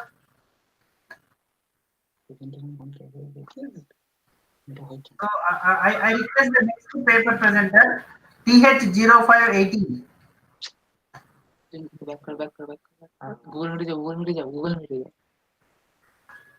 Google Meet stop presenting. Who is going to present paper number 18? Stop. So, AU administrator, I am requesting the. Hello, sir. Good afternoon, sir. Let him make the next presenter to make a presentation. I am asking Mr. Ashish to. Yeah, Mr. Rafi. Mr. Rafi, I think yes. You please share your presentation, please. Not because okay. Mr. Ashish has to. Sir, Mr. Ashish, sir, you can actually share your presentation. Google Meet stop. Google Meet it got mic up. Now I can.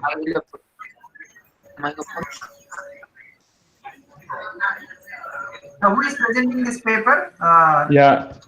Hello. Mohammed Rafiq. Yeah, it is Mohammed Rafiq here. Yeah, you can keep it in a presentation mode and please start your presentation. Yeah, good afternoon, everyone. Yeah. So here I am presenting a paper for IG 2020. The title is titled as Significance of GPR Studies in Urban Planning and Roadworks. It's a case study from the Gujarat, India, and there are two authors. One is Mohammed Rafiq, it is myself, and as an undergrad student in the NIT Srinagar, J&K, and the second author is Silki Agrawal, and she is a director at Geotechnical Radar Technology Private Limited at IIT Gandhinagar. So going to the presentation, we will look at, it's a very short presentation, and we will look at introduction, then we will see the objectives, and we will see the study area, and we will see the how Mohammed Rafiq, directly go to your Mohammed Rafiq, directly go to your results, please. Oh yeah, sure. So you have only 5 minutes time, Mr. Rafiq. Yes. It's a very short presentation, I believe so. So first of all, if we look at the ground penetrating radar, it actually transmits electromagnetic waves, and there are a transmitting antenna and a receiving antenna. It is applicable to different archaeological and landmine detection, including the road evaluation as well. And in the present study, we don't have detailed information about the existing utilities in the study area, because since the site was proposed for the underpass locations, during the excavation work, two water pipelines were disturbed, which created a lot of chaos in the area. And so it was then decided that before any other excavation work is carried out, we need to go for the GPR survey, so that we can do the underground utility mapping up to 8-meter depth.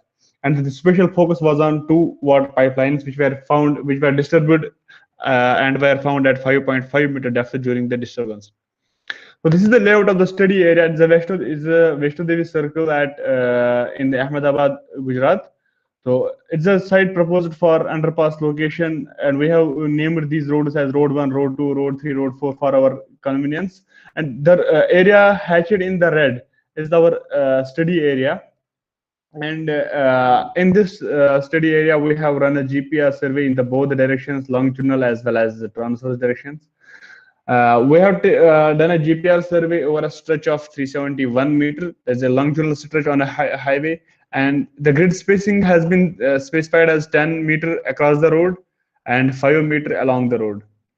The data was collected in a GPR and distance mode, and 140 profiles were almost collected, both including transverse as well as longitudinal profiles.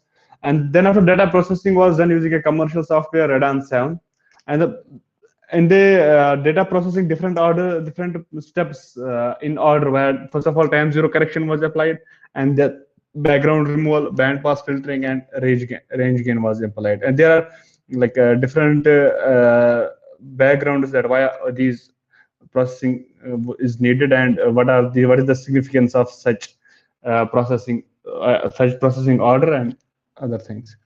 So here, if we look like what is the difference for the study area from the first figure and this figure, and we can see that in this study area we have highlighted, like it may not be clear here, but in the paper it might be very well clear if you need further details.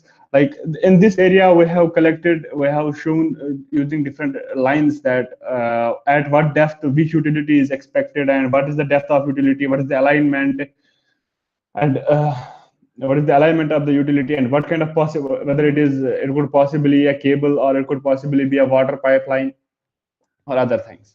So what we have, here are some of the simple radar samples which have been processed. After processing, like some of the radiogram samples are here, like which shows the hyperbolic reflections corresponding to different utilities, because only the hyperbolic reflections which were continuously replicating across different profiles, only those have been retained, and others have been discarded, because it is believed that could be due to some boulder inside, or some, if it is only at a single time.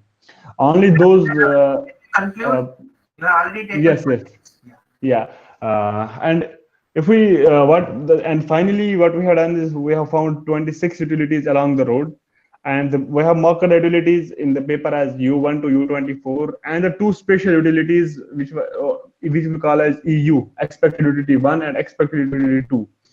And these were of the special focus as those were disturbed. Depth of the EU and EU2 was found in between 4.4 to 5.5 meter with the varying alignment, which has been shown in the figure. A number of across the road utilities have been found, and the possibility of outside the surveyed area, there's a possibility that the utility may go towards unsurveyed area, and we have showed that using the dashed lines. And we found that this GPR survey helped in minimizing the future risks, because the future excavation works have been planned taking into consideration the results from this study, and which helped in minimizing the risk to the existing utilities. Thank you.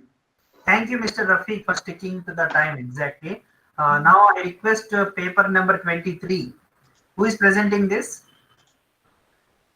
Sir, I'm presenting Ishfaq Rashid. Okay, yeah. Please open your presentation and you start.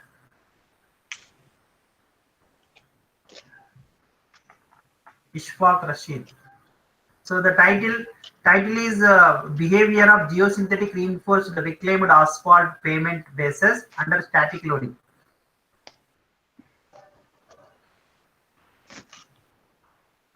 Is it visible, sir? Yeah, it is visible. Keep it in a presentation mode, then start. You can skip the title. I already read your title. Yes, sir. Okay. So the presentation include introduction part, objective and scope, materials, various materials used in this study, test equipment and setup, and result and discussion, finally conclusions. So the reclaimed asphalt pavement is a term given to removed or reprocessed pavement material containing asphalt and aggregates.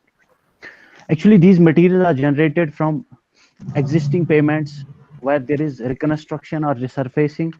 So these are crushed and the well-graded aggregates coated by asphalt are obtained. So as we have seen, nearly about 80% of materials produced are used for construction of pavements.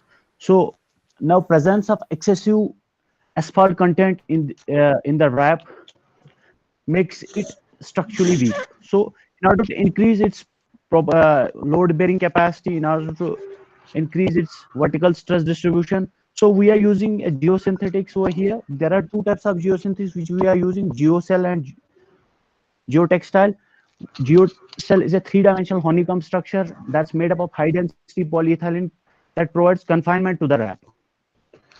So actually, the main function of this geocell is to distribute the load over to a wider area, thus spreading settlement related to other planar or random dispersed mesh. So the three key mechanism that takes place in case of geocell reinforcement is vertical and horizontal confinement, beam effect, and load distribution at a wider angle. So the objective and scope of this study is that we are performing static plate load test on unreinforced and reinforced wrap bases lying over weak dredged soil. The parameters investigated in this study include thickness of pavement bases, geocell height, and a layer of geotextile as a separator that is placed at the interface of base and subgrade. So the effectiveness of geosynthetics are presented in terms of load versus vertical stress distribution. So these are the basic properties of dredged soil. As dredged soil is a weak soil, that's treated as a weak because it's having very less CBR value, that's 5%. So next, so we are having the properties of non-woven geotextile over here. So the test equipment and setup consists of a steel tank of 1 meter and 1 meter in plane and 1 meter in height. It also consists of a circular this footing of 30 centimeter and manually operated jack that is used to apply load and which simulates the wheel load. And the setup consists of probing ring and different sensors like earth pressure cells to measure vertical stresses. So the three different base thickness were used in this that's 12 centimeter, 15 centimeter, and 20 centimeter. The geocell similarly, the geocell heights were used as 10 centimeter, 12.5, and 15 centimeter. Total of 13 static plate load tests were conducted. So the cover in each test section, the cover was maintained so as to preserve this geocell from footing loads. So this is the load versus vertical stress. This vertical stress, the earth pressure cells were placed at the on top of weak subgrade, that's dredged soil.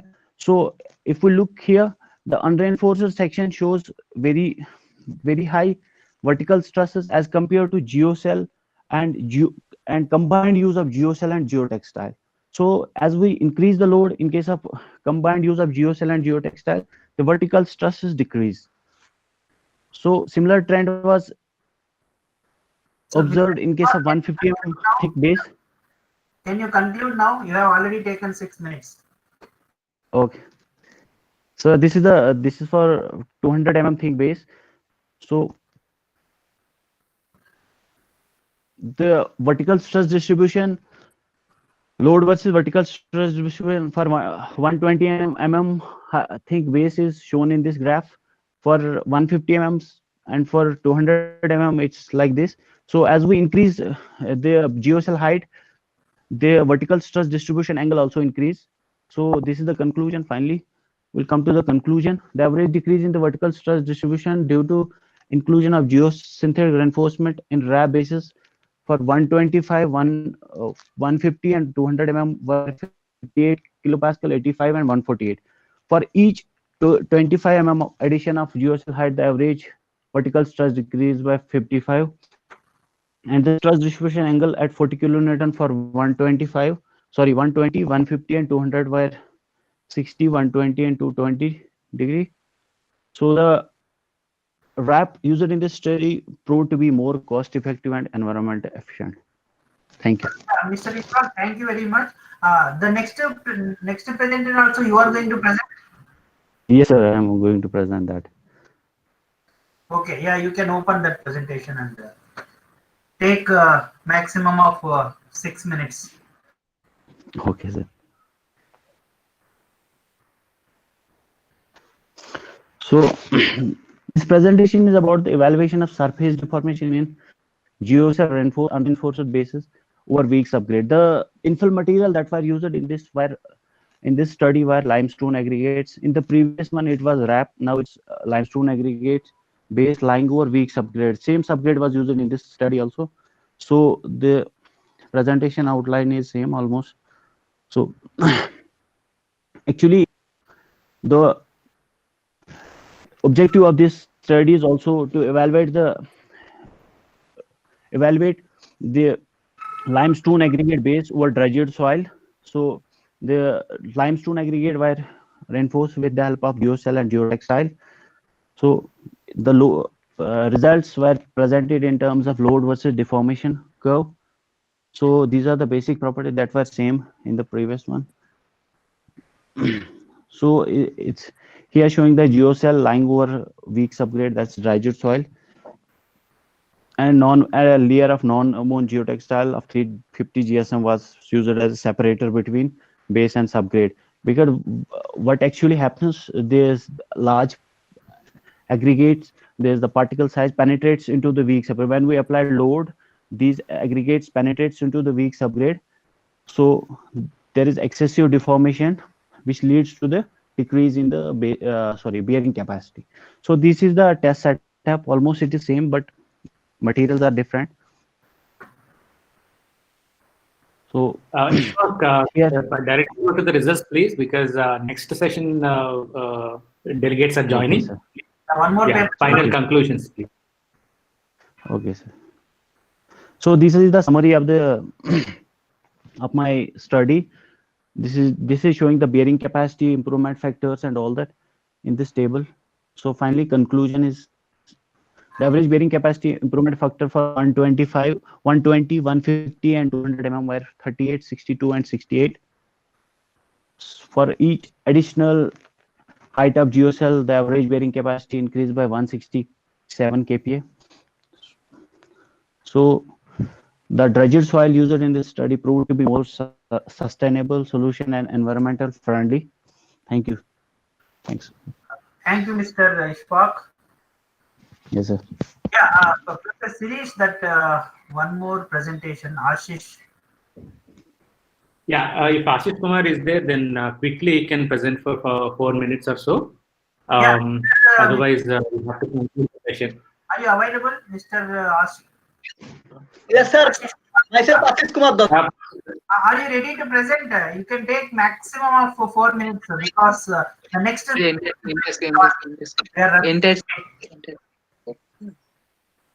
Professor Prasad, this session is slightly delayed. Sorry, this is Sirish. We have 5 more minutes, but Is it visible? No, sir. I think it's the same problem from your side. Please go on. No problem. Please go on. No problem. Okay. Yes, sir. Thank you. Myself, Ashish Kumar Dutt. Sir, presenting a paper from your side, sir. You did not share anything. It looks like that your system has some problem.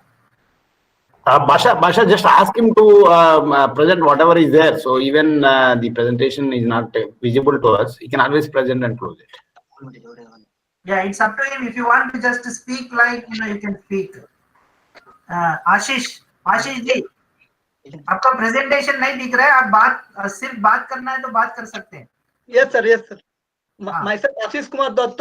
I presenting a paper, static analysis of thin rectangular plate resting on piston neck foundation. My outline of the presentation is introduction, literature review, methodology, result and discussion, conclusion and reference. Introduction. Introduction in my script. Foundation models are Winglar foundation models and 2-parameter foundation model. This is by piston neck. Winglar model, some inconsistency in Winglar model, which is a 1-parameter model in dissipating the continuous behavior of real soil masses and the mathematical complexities. The piston neck model, piston neck foundation model is 2-parameter models, which give me a give us a this shape foundation model. There is some literature review, theoretical study.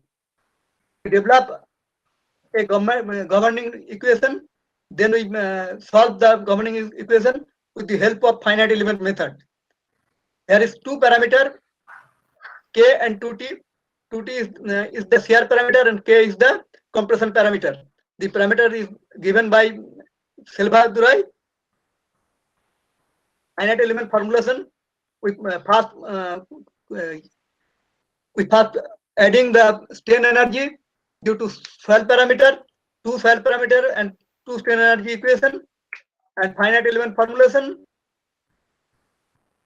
Then stiffness matrix equal to stiffness for beam, stiffness for plate, stiffness for foundation parameter 1, stiffness for foundation parameter 2. Then load vector. Then we solve the equation. So Ashish ji, आपके results and discussions बताइए, because we are not able to see your formulation, right? What is that you probably, sir, you can conclude what you have actually found out from this. Yeah, that will be ideal. Yes, sir. The present formulation can be used effectively and efficiently for analyzing thin plate on elastic foundation under any type of load cases and boundary conditions. The effect of foundation parameter on the displacement is larger for concentrated load cases than the distributed load case. And this effect increases as the slenderness ratio increases for any foundation parameter. The observation indicates that the effect of aspect ratio of plate on the behavior of plate bending is always larger for free plates than bounded plates. The advantages of the suggested approach for numerical solution of a plate on elastic foundation, it gives opportunities for application of various loads at an arbitrary point or a region on the plate. The plate and the soil medium stiffness can vary linearly along the plate length. There is some. Thank you very much. Now I think the other session actually should start. Okay. Thank you very much. I think at least you are able to speak up in the end. So I would like to thank. I think in the given 1 hour 30 minutes time, we are able to have 1 theme lecture and 8 presentations. So So thank you very much. Now I am handing over the session to Professor Sirish. Back. Yeah, Dr. Basha, thank you very much for organizing this entire presentations in time, and thank Professor Murthy and Dr. Basha for organizing this entire session spotlessly. And sorry, we could not give much more time because of some technical issues. And initially, we thought only 4 presentations, so it went delayed. So. From the organizers, I would like to thank all the presenters and congratulations. Please enjoy your rest of the sessions. And back to the organizers. And probably Professor Prasad, sorry, it got delayed by 2 minutes. No, 1 minute, no. so you can start. It's fine. Probably, it is good that we are able to see you all, meet you all. That's very nice. Right. Thank you, sir. Okay. How are you? Right. Doing good. Thank you. Thank you. Nice of you. Very nice of you. Dr. Basha, nice meeting you also. Yeah, thank you, sir. Thank you. Thank you. Sir, nice seeing you. Dasaka sir. Yeah. Very nice seeing you also. And I'll keep meeting you. Yeah, sure. So actually, this 15 minutes is actually for interaction, and we missed that. Sorry for that. I know. As you rightly said, there will be technical problems. Plus, you said, there were only 4 presenters earlier. It happens. So, yeah. Anyway, good interacting with you. Hope to see you soon. Right. You will continue with this. Yeah, please go ahead. Definitely. Take care. See you. Okay.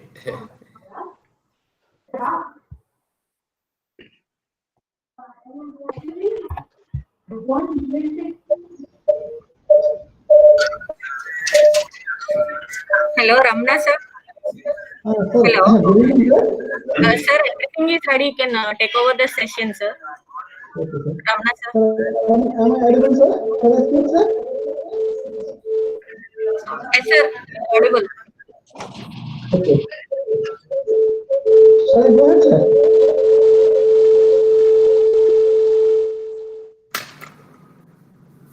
Hello, sir. Good morning. Sorry, good afternoon. Yeah. Very good afternoon to Professor Ramana, Professor Jakka, and Professor Ghosh. Very good afternoon. Extremely nice to meet with all of you, but virtually. Good afternoon, sir. Oh, hello, sir. Singh, sir. Very good afternoon. Thank you, sir.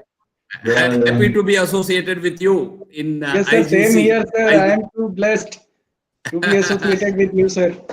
Oh, nice of you. Very nice of you, sir. Thank you, sir. Basha, sir, seeing you after a long time. Yeah. Respected sir, shall I continue, sir?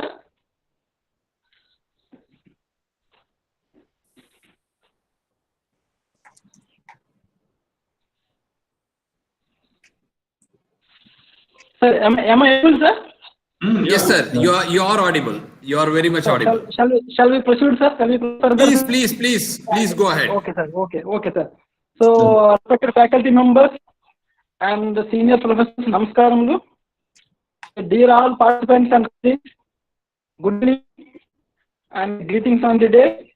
Welcome to IGC 2020 Visakhapatnam AUC and visual mode of this conference, Development in Geotechnical Engineering for Sustainable Tomorrow. At present, this is the theme number 6, landslide and slope stability theme. So, my name is G.V. Ramana, the session coordinator for this particular session. And this session chairman is Professor S.K. Prasad Garu, and co-chair actually Professor J. Ravishankar Jakka sir, and Professor actually. So S.K. Prasad is the professor and head of this engineering at Vidyavardhaka College of Engineering, VVCE, Mysore, since 1st June 2020. Sir, you can be short. You don't have to tell everything. You can very briefly tell. Sure, sir. Actually, definitely. So before joining this college, he worked 32 years at different areas and total experience 35 years. He obtained his bachelor of degree. He obtained his bachelor degree अभी तुम on किया? in civil engineering from University of Mysore, securing first rank in 1992. This distinction earned him 4 gold medals and 6 black medals from the university. He Slow सुनाई obtained they a रहा है. master's degree in geotechnical engineering from Indian Institute of Technology, Kanpur in 1985, and doctoral degree from University of Tokyo in Japan with scholarship from the Asian Development Bank. He has Sir, published, that is enough. Thank you. Thank you. no sir, actually he has published more than 160 articles and he has obtained many awards also. He was honored by Institution of Engineering India Mysore Center during the 51st Engineering Day celebrations, outstanding achiever in civil engineering. In September 2018, he delivered many lectures, keynote lectures, and also one of the keynote speakers of the many conferences. And Professor B.K. Ramaya lecturer at the IISc Bangalore 29th March 2019 under IGC Bangalore chapter. And in respect of Ravi Shankar sir, biodata, I want to read actually. So Dr. Ravi Shankar sir actually belongs to Andhra University Engineering College. He at present he is associate professor in the Department of Earthquake Engineering in Institute of Technology, Turkey. He is also currently serving as a secretary Indian Society of Earthquake Technology. He has graduated in civil engineering from Andhra University College of Engineering in the year 2001. He has obtained master's and doctoral degree from IIT Delhi in the year 2003 and 2007 respectively. His area of interest are dynamics, type characterization, foundations, soil liquefaction, slope stability, landslides, seismic hazard assessment. He has published over 100 articles in the reputed international journals and conferences. He has supervised 34 master's dissertations and 6 PhD theses. While he is actually currently guiding 10 PhD theses, he has received prestigious DAD and national doctoral fellowships. He has obtained University of Gold Medal from the Andhra University College of Engineering. He also received Young Geotechnical Engineering Best Paper Award from the Indian Institute of Geotechnical Society. He has also got DST Young Scientist Research Grant. He was instrumental in the development of earthquake early warning system for the northern India. He prestigious national project. He is also the organizing secretary to 7th International Conference on Recent Advances in Geotechnical Earthquake Engineering. So with this biodata, I am cordially invited to Professor S.K. Prasad Garu and Professor Ravi Shankar Jakka sir to take the session further. Thank you so much, Professor Ramana. It was very nice of you. And good afternoon, everybody. And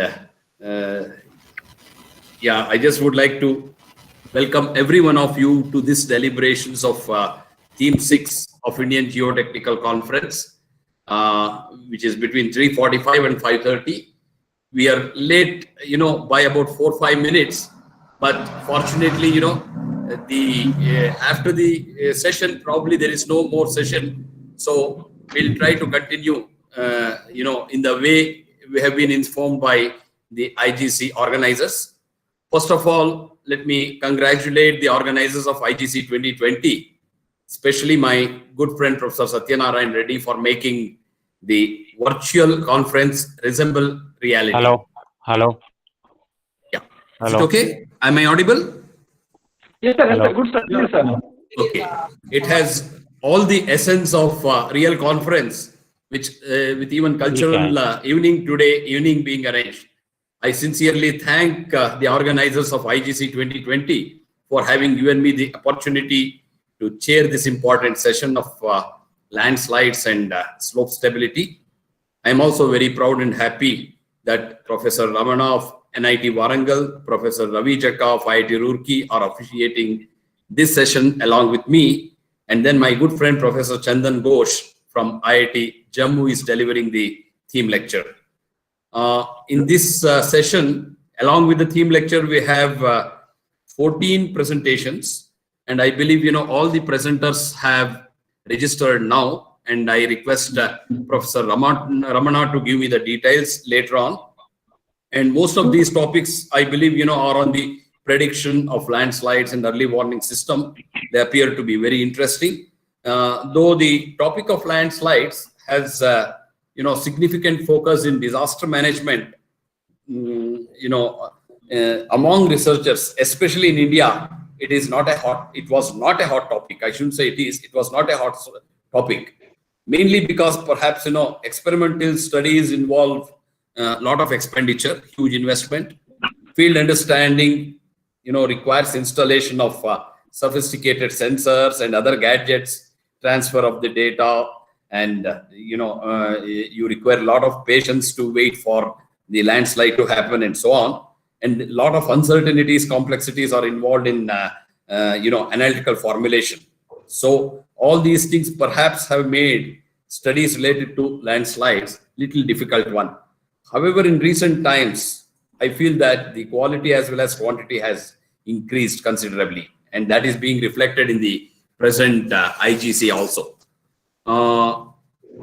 I should say it is sad that landslides in India are even today very catastrophic in terms of casualties, in terms of loss of life, and also huge loss to infrastructure, economic loss. Well, in North, in Himalayas, landslides are very common, mainly due to heavy rains and flash floods. And even in the South, especially in Western Ghats of Kerala, Karnataka, landslides are becoming, common. Every year we have been seeing sufficient economic loss, and probably the increased population in hilly areas, travel in these areas have definitely disturbed the nature, and human activities without proper care along the hill slopes have been the major culprit for all these slope vulnerabilities. Therefore, research in this aspect is more importantly, converting this research into implementation and awareness is more important. The important topics in which the research is seen are, one is instrumentation on hilly slopes and studying the behavior, laboratory simulation, and then, analytical modeling. And these days, AI, ML, big data analytics are also sufficiently used in early warning systems and so on. And also, studies show that, 12% of India is landslide prone, and every year there has been considerable death, maybe 400, 500 deaths, and sufficient loss to economics. So keeping all these in mind, the research in the area of landslides, I believe, is very essential. But more importantly, this research should convert into practice, and findings should be implemented in the field of control, especially controlling the calamities. So now I feel, it is time to listen to our researchers. So maybe I will, I just request Professor Ramana to inform us how many people have joined. Total 48.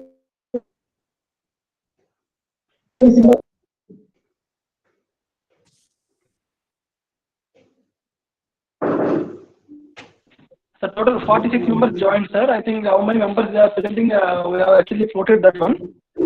Okay. Okay. So I presume that means, all 14 papers will be there, which means, myself and Professor Jakka have, about 5 minutes time to each presentation we'll give. And we were just discussing. Sir, maximum 5 minutes, sir. That is actually organization may have their given time, sir. Right, so sir. Probably maybe 1 more minute, sir. Yeah, we will give 5 minutes time, and we will have quick, session of question and answer immediately, because, this, since it is online, maybe people will forget, or, it may be difficult. So what I plan is 5 minutes of presentation, and then, quick 1 or 2 questions. Okay. Sure, sir. Is it okay, Right, Professor Jakka? Can we think like that? Yes, sir. Perfect. Okay. And then, I am also informed by the organizers that there is a possibility of award, prize winning. So, which means we request all the prize winners, all the participants to compete for the prize. And we will perhaps, myself and Professor Jakka will evaluate based on the quality of paper quality of presentation, and how well you answer your questions, question and answer in the question and answer session. Therefore, we wish you all the best in your attempt to be very successful. So, before the presentation, Sir, yeah. sorry to interrupt you, sir. Sir, actually, we'll have a theme lecture by Professor Chandan. I know, Ghosh. I know. Professor Chandan Ghosh sir has to give some lecture, sir. Yeah, I know very well. I know. I just thought, I inform these people so that they will be prepared. So now Chandan is already ready, waiting to, deliver his best.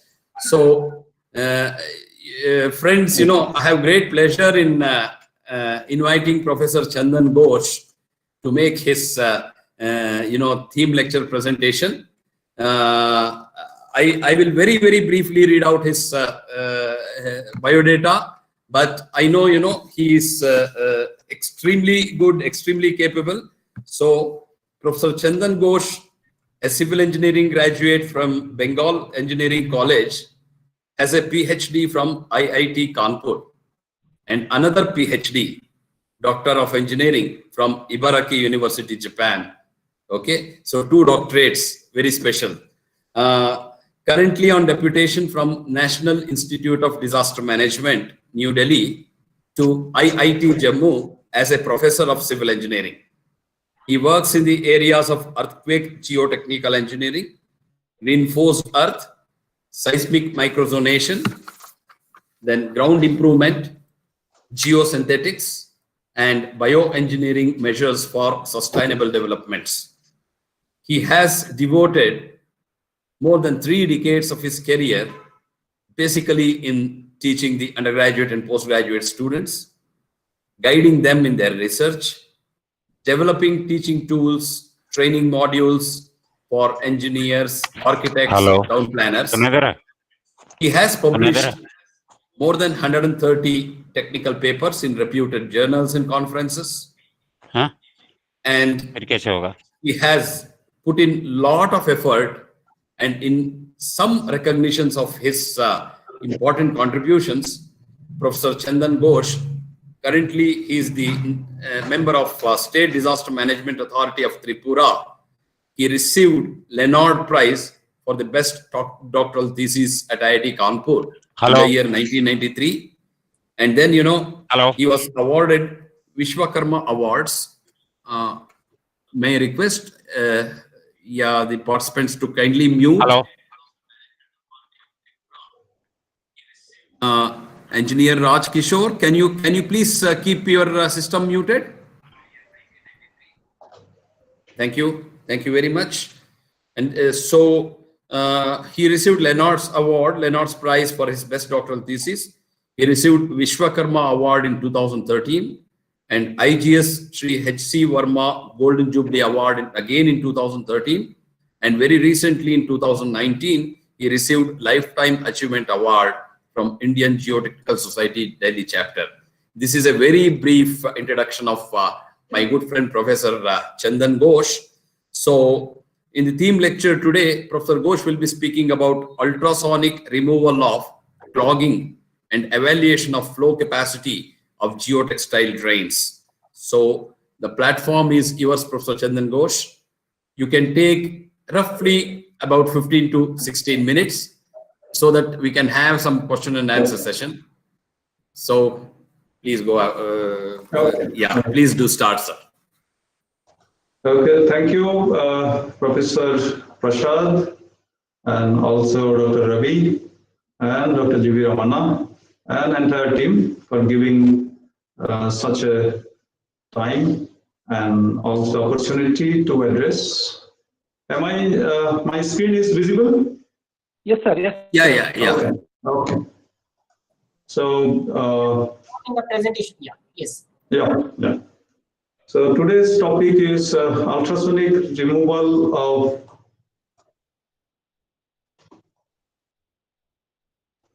clogging and evaluation of flow capacity of geotextile drain.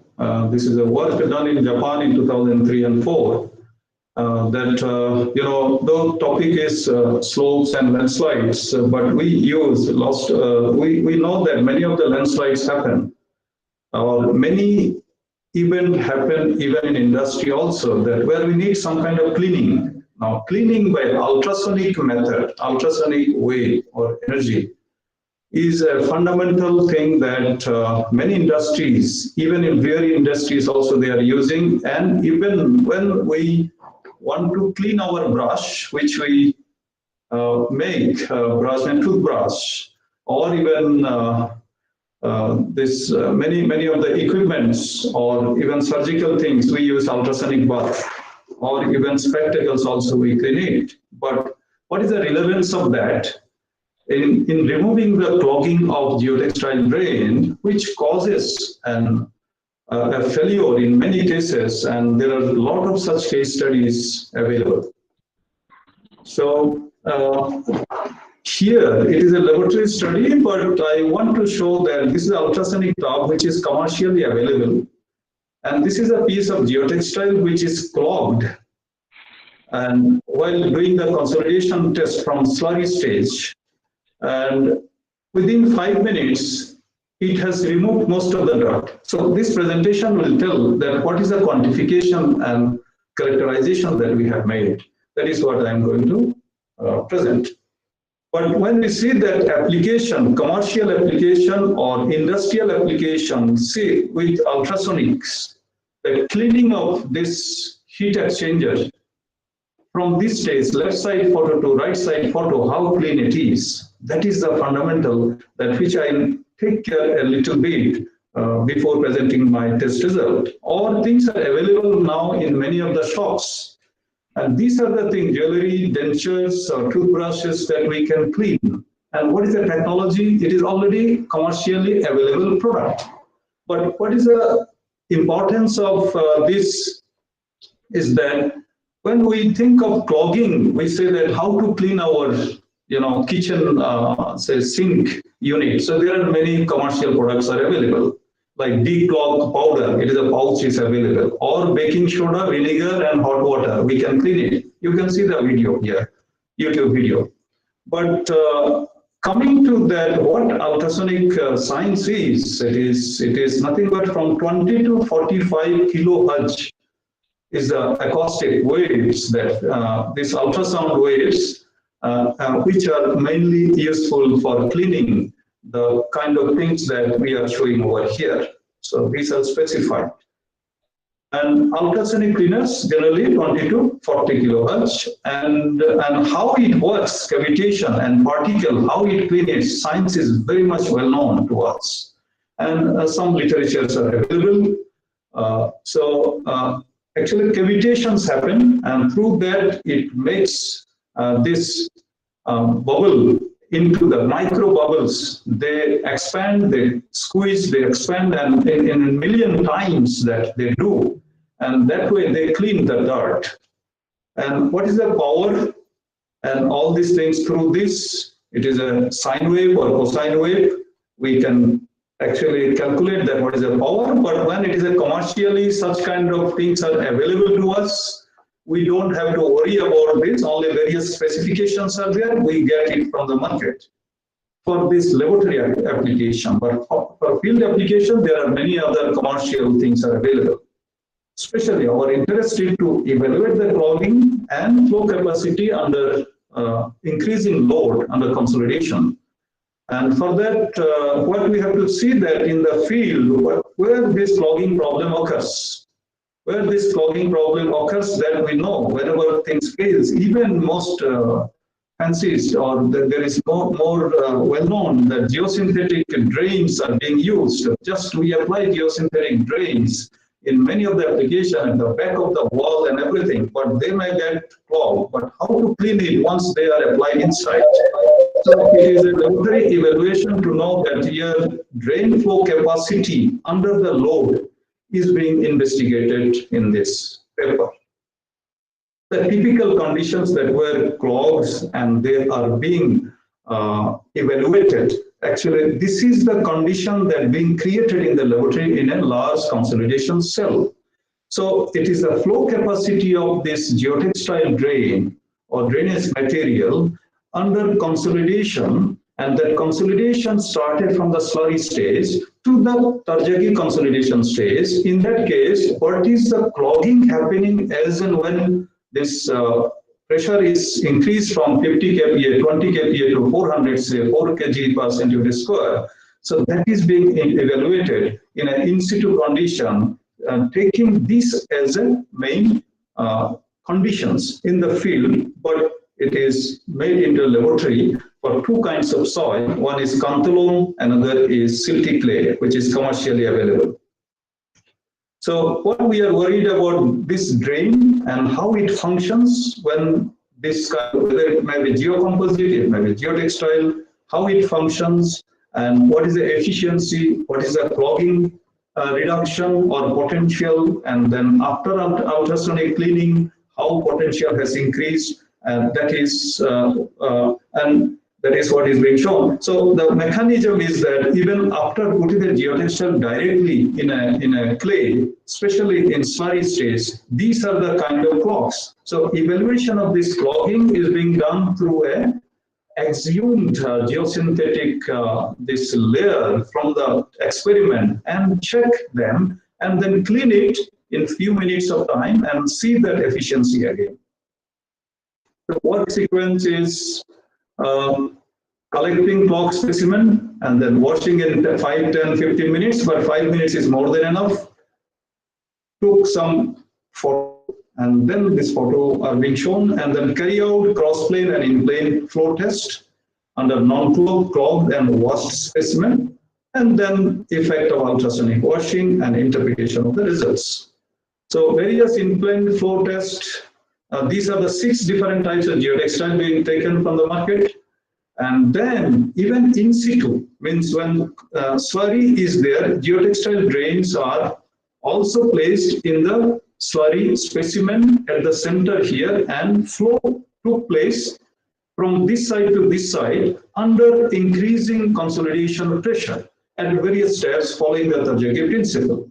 And the efficiency of this drain to simulate the field condition have been checked.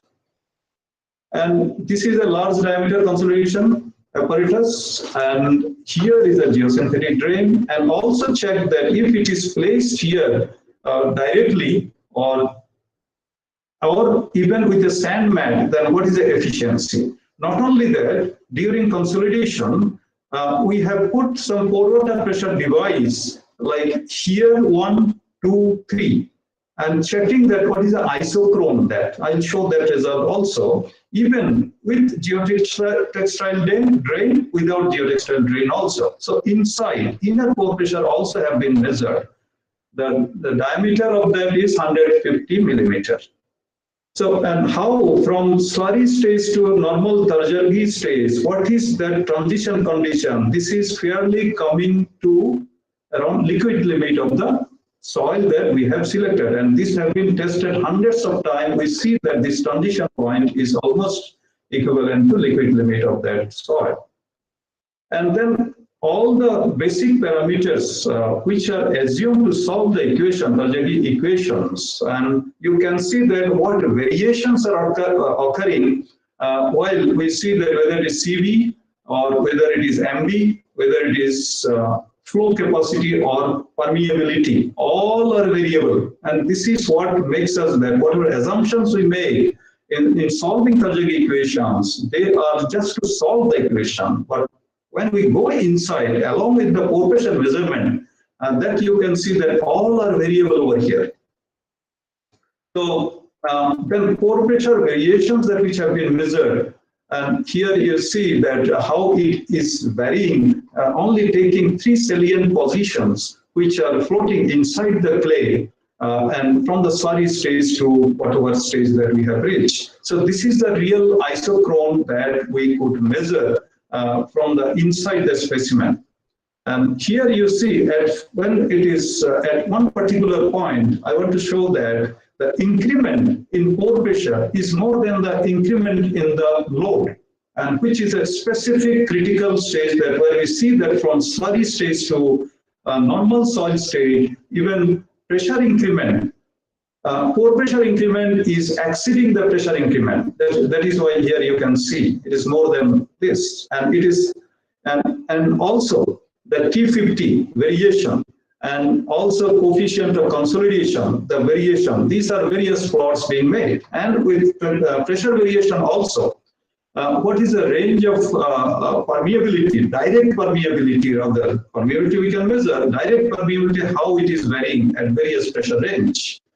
For both the type of soil, silty clay and Kanto loam. This is a commercially available, Kanto loam is naturally available in Kanto plain area of Japan.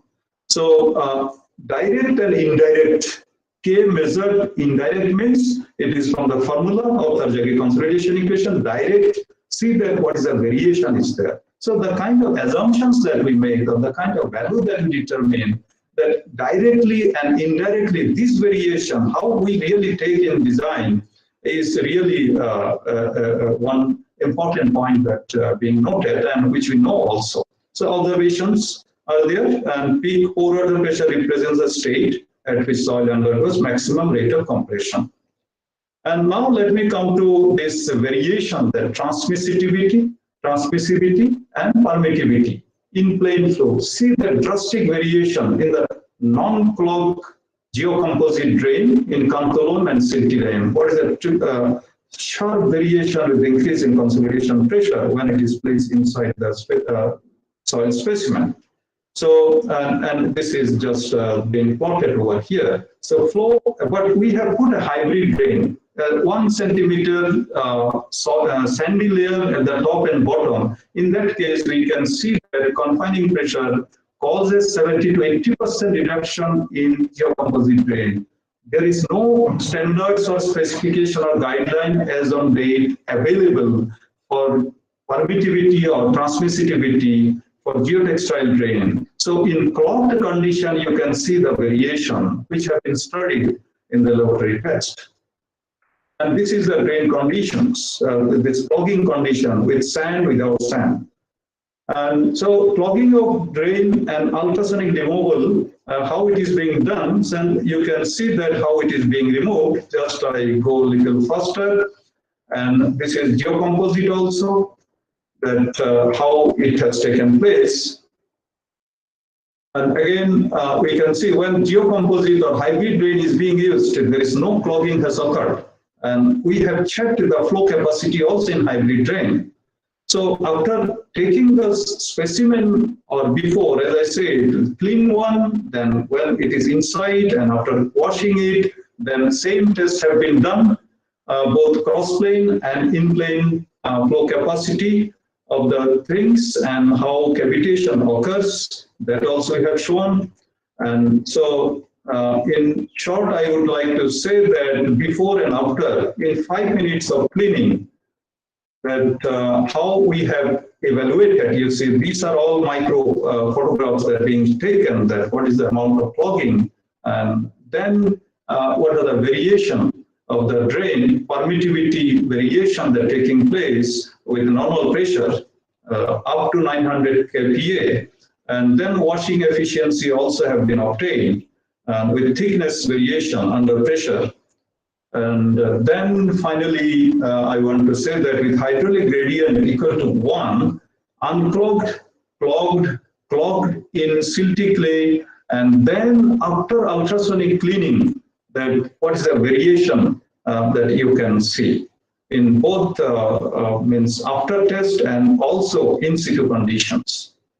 And clogging potential, it is nothing but unclogged divided by clogged, so it is more than 1, of course. So clogging potential have been plotted.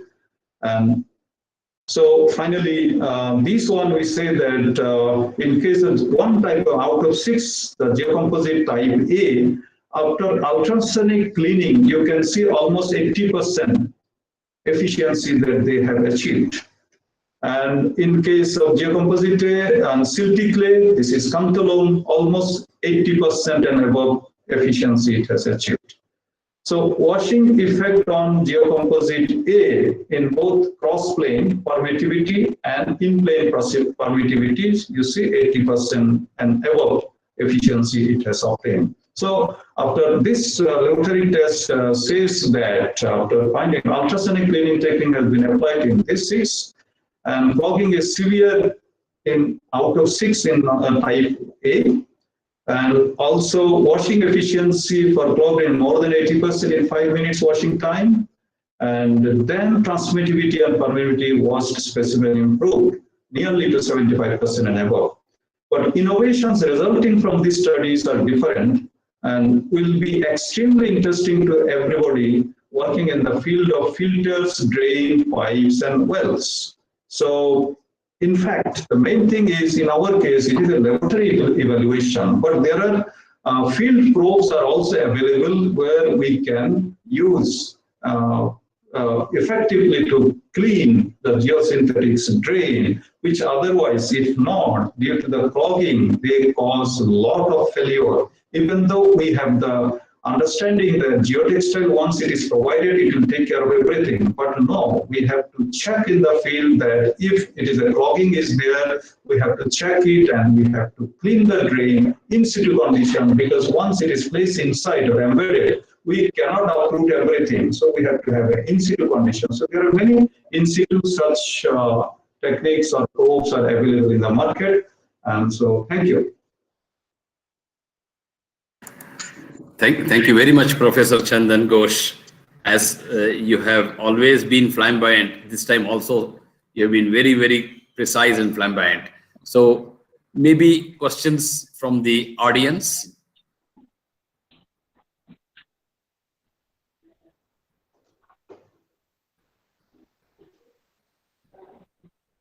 Anybody would like to pose questions?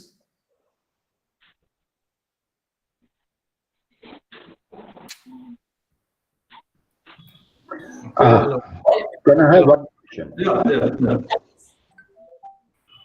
Hello. Please. Yeah, I'm Sanjay Gupta. Yeah. Hello, sir. I'm very well presented. Only thing I'm just worrying that in case your geosynthetic membrane or a geogrid, it is inside the embankment, right? There have been other presentations saying that, I mean, we can use all these materials, you know, all over the soft ground stuff of the night. Do you decide to do this kind of clogging or a declogging, or then how to do it if it is inside? Surface, I understood. Okay. Of course, there has to be, when it is geosynthetics, declogging. After declogging, in fact, there has to be some flow of water. Otherwise, those things again will stick to the drain.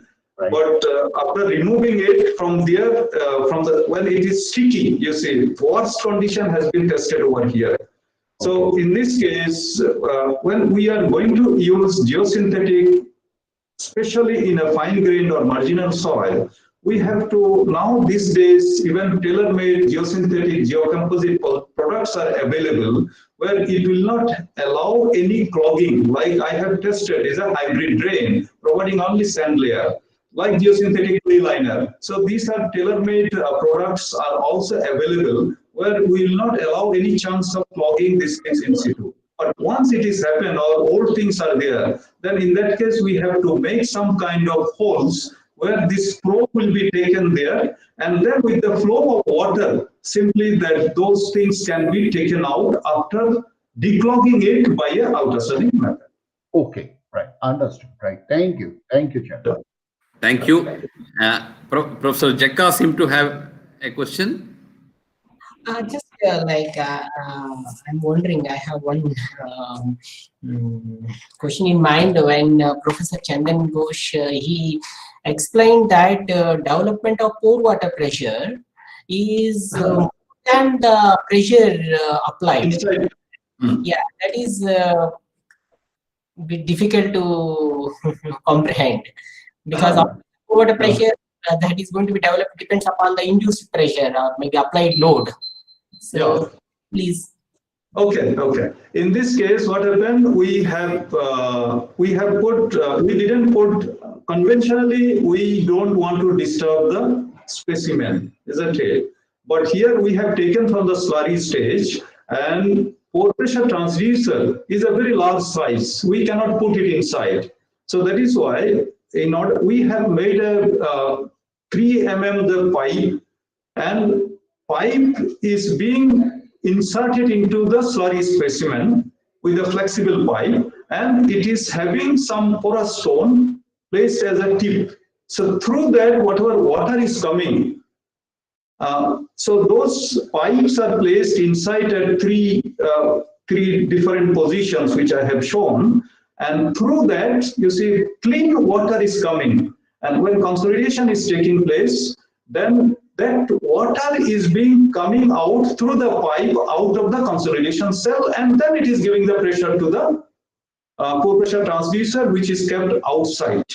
So in this case, we have checked the sensitivity of this calibrations and everything by testing it, that whether pore pressure which is applied into the soil, whether it is getting reflected through this drain pipe or through this pore pressure pipe, through the porous stone, which generally do not clog. But in order to stop clogging also, we have provided some sandy material that which will not allow any clogging of this tip which is put inside the slurry.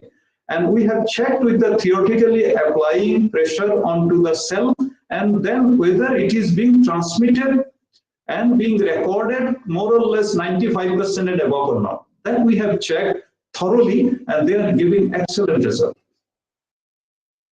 Especially calibrations, applied pressure and pressure getting from the soil or slurry or even in water. We have checked all those sensitivities, then only we believed that what is happening here and measuring all these things. And in fact, I have not shown here that how pore pressure is varying with time. Exactly, in Tarjagi consolidation, it is an instant loading 100%. Within no time, means time t equal to 0. But here it is taking 10-15 minutes of time and then slowly reaching to the peak. So all those pressure, all the three pressures, we have got a distribution of that pressure with the application of the instantaneous application of the load at each and every step, and saw that how systematically the pore pressure is slow, and then it is increasing, then it is decreasing, then checking that how much drained water is coming out, and then checking it that how much volume compression has occurred, which we say that soil is not compressible, water is not compressible, but it is squeezing up the water. Then we checked that there are lots of differences are there. And moreover, from slurry to consolidation stage, whatever level difference is happening, there is no constant thickness. But that also we have tested several times when we fill up the consolidation cell, which is about 30 centimeter, and then put the entire slurry, and then slurry will come down at 50 kPa. Whatever is the at 50 kPa consolidation, whatever is the thickness that it is assuming, sometimes it is 100, sometimes 110. It is variable. So all we have been measuring. So it is not that fixed thing, but we know after several tests we saw that it comes to around 105, 110. But that doesn't matter because we have the pore pressure things inside, and continuously we are getting the deformation that happening with the application of the load. Thank you, Professor Chandan Ghosh. So we will all compliment Professor Chandan Ghosh for an excellent presentation. And so, you know, we now move over to the... Sir, small information, sir. Yeah. Please, sir. Professor, sir, shall I inform, sir? Actually, out of 14, sir, out of 14, sir, one particular participant, I think he is not willing to present, sir. The number 7, you can please call one by one, sir, according to the order, sir. Except number 7, is it? Yes, sir. Yes, sir. Except number 7, sir. All are they are presented. You can call one by one, sir. All right, sir. So maybe yeah. So once again, I repeat that there will be a selection for the award. Therefore, you all can do your best, and maybe I will request Professor Ravi Jekka to call the first 7 people, and then I'll probably do the next one, so that we'll distribute the work among ourselves. And I want all the speakers to be very precise. You should do it in less than 5 minutes time, because you will take some time for even uploading here. So please do it in less than 5 minutes time, and time management will also count for your evaluation. So and then there can be 1 or 2 very quick questions on each of these. So Professor Jekka, please do take over. Thank you, Mr. First presentation is on prediction of stability of an infinite slope using geospatial techniques by Dinesh, Sarirama, Savita. Yes, sir. I'm available here, sir. Who is presenting? Dinesh. Yes, yes, sir. Can I start, sir? Yeah. Please share your presentation. Okay, sir.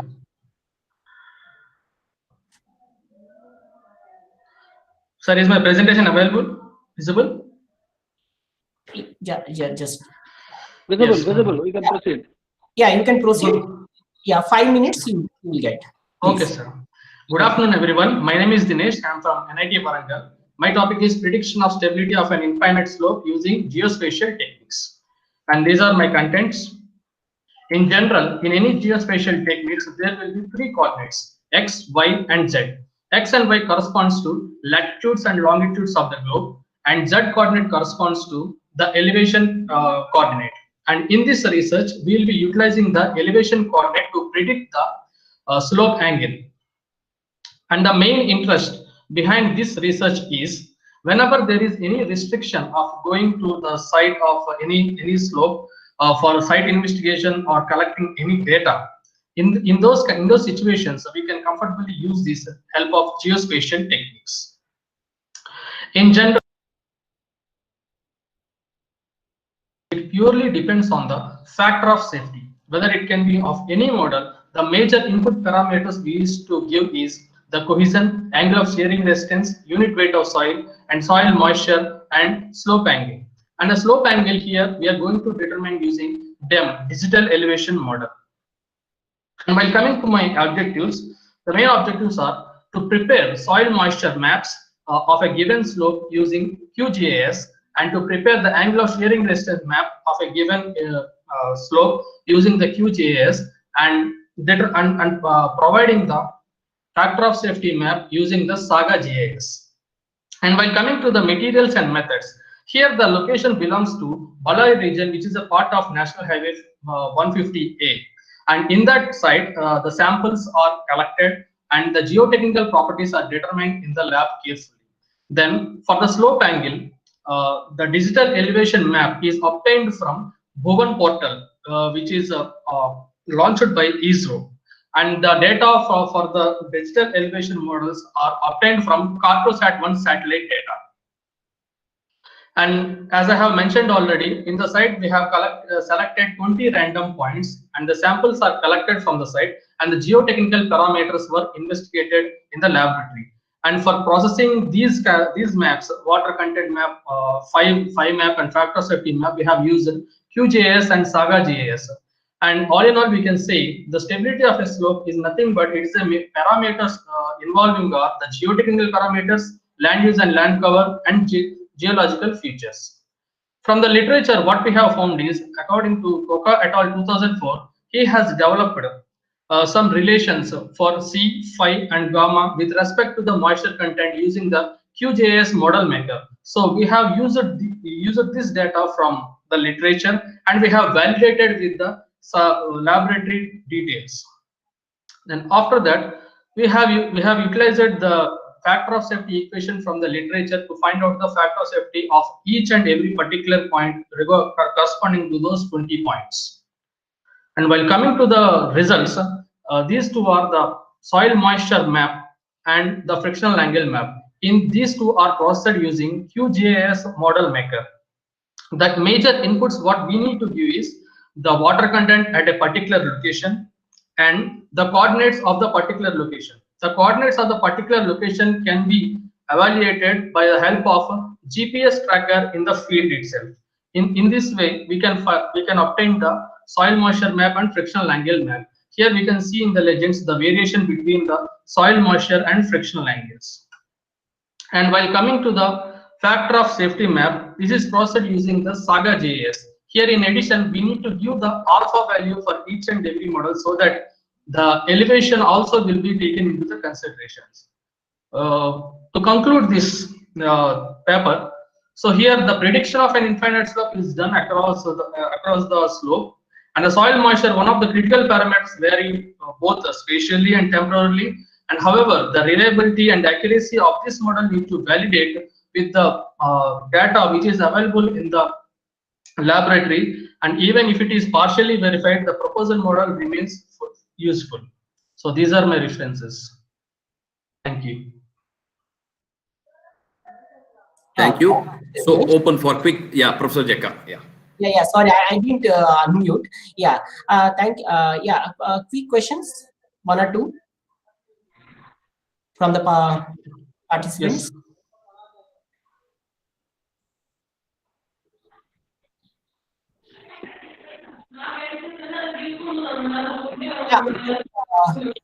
Dr. Ramana, would you like to ask him?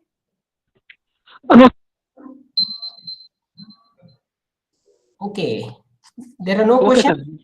Sir. No questions, sir, from my side. Okay. Then I will ask one quick question. Okay, sir. Yeah, Mr. Dinesh, you are using natural water content as a index Yes, to sir. find the friction angle. Yes, sir. Yeah. How far it is reliable, but particularly in case of cohesionless soils? Yes. Yeah. Sir, actually, in this paper, I have. Yeah, the strength is not governed by the water content. Yes, Okay. yes, sir. Yes, sir. Sir, can I speak, sir? Yeah, please. Sir, actually, in this paper, we have predicted only alpha from the geospatial techniques, and the rest of the things are evaluated in the lab by collecting the samples, sir. So I have validated these results from the literature, the equations what I have shown, sir. So after that, I have developed the maps regarding the water content and angle of internal friction, sir. So all the data what I have evaluated is from laboratory only. Only the alpha value I have taken from the geospatial technique. Okay. Yeah, we understood. It's ongoing research work. Yeah. Yes, sir. Yes, sir. Yeah. Thank you. Yeah. Sir. Sir, Prasad, sir, do you have any question to me? Maybe no. I think we can proceed for the next one, sir. So all the data what I have evaluated. Hello. Yeah, there is some question from Mr. Abhi. I think he wanted to ask. Yeah. Please, Yes, good afternoon, sir. I am online. This is Abhi Vardhan. I am sharing my screen. Just wait for a minute. Okay, yeah, okay. The second presentation by application of biodirectional extreme landing machine for predicting stability of slopes of railway embankment in seismic condition. It will be presented by Mr. Abhi. Yeah, please, Abhi. Yeah, please share. Yes, sir. I think it is visible my screen to all of you. No, not yet. You need to share. Already shared, sir? No. Not yet. Yeah. No. There is option below present now. Please click on the present now. At the bottom, when you move your cursor down, yeah, now it is. Shared. Yes, sir. Yes, sir. Full screen came. Yes, sir. Yeah. Now I think it is visible to all of you. Yeah. Please start. Yes, good afternoon, sir. My topic will be the application of bidirectional extreme learning machine in predicting stability of slope of railway embankment in seismic conditions. This will be only a purely machine learning based model I will be delivered in my lecture. So these are the content: introduction, methodology, experimental details, analysis, result and discussion, summary and conclusion, and references. Introduction. Normally, railway tracks are normally built on natural ground surface, as you already know. The entire track system is installed on the prepared formation called permanent way. Permanent way is constructed either earthworking formation or earthworking cutting or in a combination of both. Right hand side, we can see a huge embankment. Actually, this is an ongoing project of Western Dedicated Freight Corridor is under construction at Gujarat, Ahmedabad. Now, involvement of large amount of earthwork and healthy investment is required for any development project. So to run the entire system satisfactorily, a detailed slope stability is always essential. These are the normal method, traditional methods of slope stability, ordinary or fallacious method, Bishop's method, method, and Morgan's method. No. Now, concept of slope stability analysis, these are deterministic analysis we normally perform to determine the factor of safety. And that is on limit equilibrium method. In limit equilibrium method, stability of earth slope is evaluated in terms of factor of safety, in which critical slip surface gives the minimum factor of safety. We normally follow trial and error optimization to obtain the critical failure surface. And another second method is strength reduction method. In this method, shear strength parameter of soils are reduced by a factor until the loss of stability or failure occurs. Reciprocal of this reduction factor is termed as factor of safety. So now the methodology followed in my study. This is a modified simplified Bishop method, in which I have taken 3-layer soil sample, 3-layer stability, in which the layer 1 is the above ground surface, layer 2 and layer 3 is below the ground surface. And methodology, I will follow in this lecture that artificial intelligence technique, that is extreme learning machine. Extreme learning machine proposed by Huang et al. In the year 2006 is a type of single layer feed forward network. It shadows the structure of ANN. It will be used to solve different classification and regression problems. During training, weights and biases are assigned at random, and then the output weights are calculated. These are the structure of BLM. In the right hand side, we can see input layer, hidden layer, and output layer. In normal ELM, we normally used optimization technique to optimize the weight and bias, and we select the Thailand approach to get the hidden number of neuron. But in the bidirectional machine, extreme learning machine, the optimum number of neurons in the hidden layer are selected through trial and error approach. Hence, not always generate a robust model. To avoid this problem, Young et al. In 2012 proposed BiELM. Experimental details, I have considered a slope height of 12.293 meter collected from an ongoing project of Western Dedicated Freight Corridor in Gujarat. This embankment have 2:1 horizontal by vertical side slopes. 50 datasets are collected from an ongoing railway project. These are the data details. This is a gamma 1, cohesion 1, and angle of internal friction 1. It will be considered for the top layer, embankment top layer. This is the height of 12.293 meter. And gamma 2, C2, and phi 2, it will be considered for the first bottom layer having a thickness of 2 meter. And the second bottom layer having a thickness of 10 meter, it will be considered by gamma 3, sigma 3, and C3. These are the data set. It is not possible to mention the entire data set. That's why I mentioned minimum, maximum, some statistical parameter from which one can understand the variance of the data set contain large variance. Analysis, I have analysis the factor of safety through slope W software, both in static and seismic condition. Value of coefficient of ground acceleration Kh and Kv are considered as 0.16g and 0.08g respectively for zone 3. Z, I, and S are taken as 0.16, 1.5, and 2 respectively. These are the flow chart. I used fast statistical calculation, then followed by slope stability analysis through GeoStudio, then machine learning model. These are the result and discussion. You can see the static factor safety lies between 1.5 to 1.75, and the seismic factor safety lies between 1 to 1.25. These are the critical factor of safety in static condition and in seismic condition. It is coming 1.622, 1.146. Now coming to the development of AI model. Once all the data came from this analysis factor of safety in seismic and static condition, I get all the data normalized between 0 and 1, then divided into training and testing portion. 75% data set will be used to construct the model, and the 25% data set will be used to validate the model. Use BiELM model to predict factor of safety. These are the performance evaluation parameter that the study is used. Adjusted R-square value, mean absolute error value, determination coefficient, root mean square error, and weighted mean absolute percentage error. These are the value, as you can see, all the parameter is lies the high range 0.998 to 0.9971, and the error value comes to 0.01, only 1.8%. The machine learning model has only 1.8% error. In the right hand side, you can see that actual versus predicted plot in seismic and statistics, all are lies in the same line in the ideal model.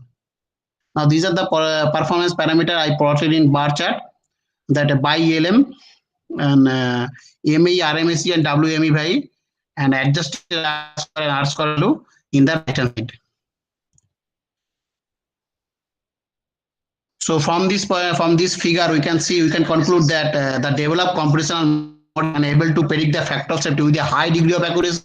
Based experimental result by ELM is very potential for predicting factor of safety. The developed model can be used for calculating. However, result can be erroneous. Uncertainty in soil parameter observed to a great extent. These are the references I followed during my study. I think I have concluded my presentation. Thank you all. Thank you, Mr. Ravi. Yeah, floor is open for yeah, any question? Sir, one question, sir. Yeah, please. Yes, sir. Tell me. So I think what about the base foundation? What type of parameters you have considered for the base foundation? So you have concentrated on the embankment. Slope stability work. Slope is a height of 12 to 293 meter, and it is built over a natural construction. No, you are not listening my question. Yes. My question is only foundation, because you are concentrated on the only embankment top area only. Okay. But the embankment is resting on the subbase, na? So have you considered that subbase also for the failure point of view? Yes, sir. Yes, sir. Consider. I have 3 layers. Top layer 12.293 meter. Next, first bottom layer 2 meter. Second bottom layer 10 meter. Okay. Those shear strength parameters, na? What type of shear strength parameters you have considered? So C1 equation. Drained or undrained? Drained, undrained, or what type of? Are effective? What parameters you have considered? Drain cohesion. Drain cohesion. Okay, sir. Please, yeah. Yeah, Mr. Ravi, just I have one simple question. You have considered 3-layer system, and suppose if the conditions in the site, if it is 4-layer system, like how your results are going to be useful? Because you said this model can be used. Yes, sir. Actually, the 2-layer system, I didn't get you. 2-layer system means? No, here you used three-layer system. Am I right? 3 or 4-layer system. Suppose actually the yes, sir. If suppose at the site, if the system is different, layers are different, how your model can be used, and more importantly, the height. So you have considered a particular height, and if suppose if my slope height is different, do you think we can use your trained ANM? Yes, sir. Trained ALM we can be used. It will work, sir. Don't you think the height is not going to influence the factor of safety? For the same condition, suppose if my height is increased. Sir, this model will be valid only for a height of embankment above 6 meter to 13 meter. No, yeah. So you have you varied heights?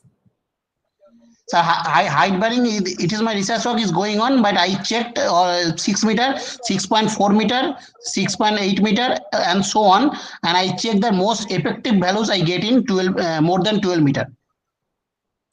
Most effective parameter I get, most effective error value or degree of correlation I get more than 12 meter. I get my model more valid.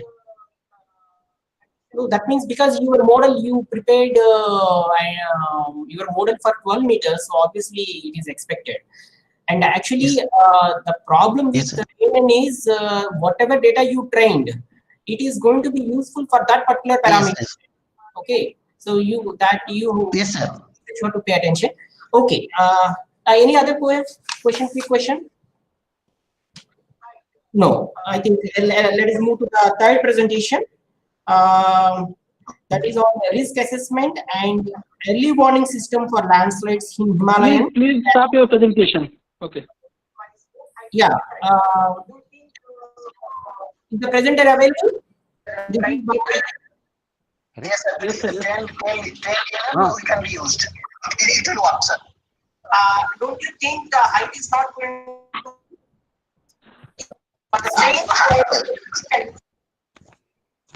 so who is presenting? Hello. Am I audible, sir? Yeah, good. Am I audible? Yes, sir. Audible, And sir. my presentation is visible? No, please present once again. Hello. Yeah, you are audible, but presentation is not visible, sir. Presentation is not visible, sir. I have already shared the screen. Yeah, it will come. It is in the online. Okay, just wait Okay. 1 or 2 seconds. Okay. Okay. Yeah, please be prepared. Okay. Yeah, it is. Is it visible, sir? No, once again check that one. Presentation mode. Presentation mode. Okay.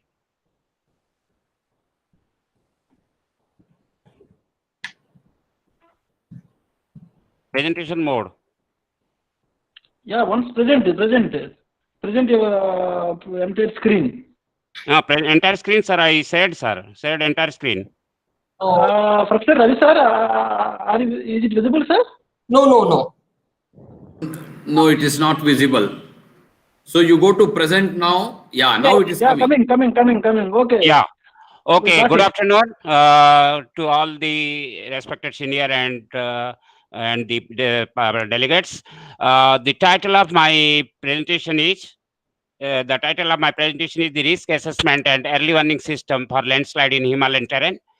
Theme number is 06 and paper number is 003. I'm working as a scientist in Geotechnical Engineering Division of Central Road Research Institute, New Delhi.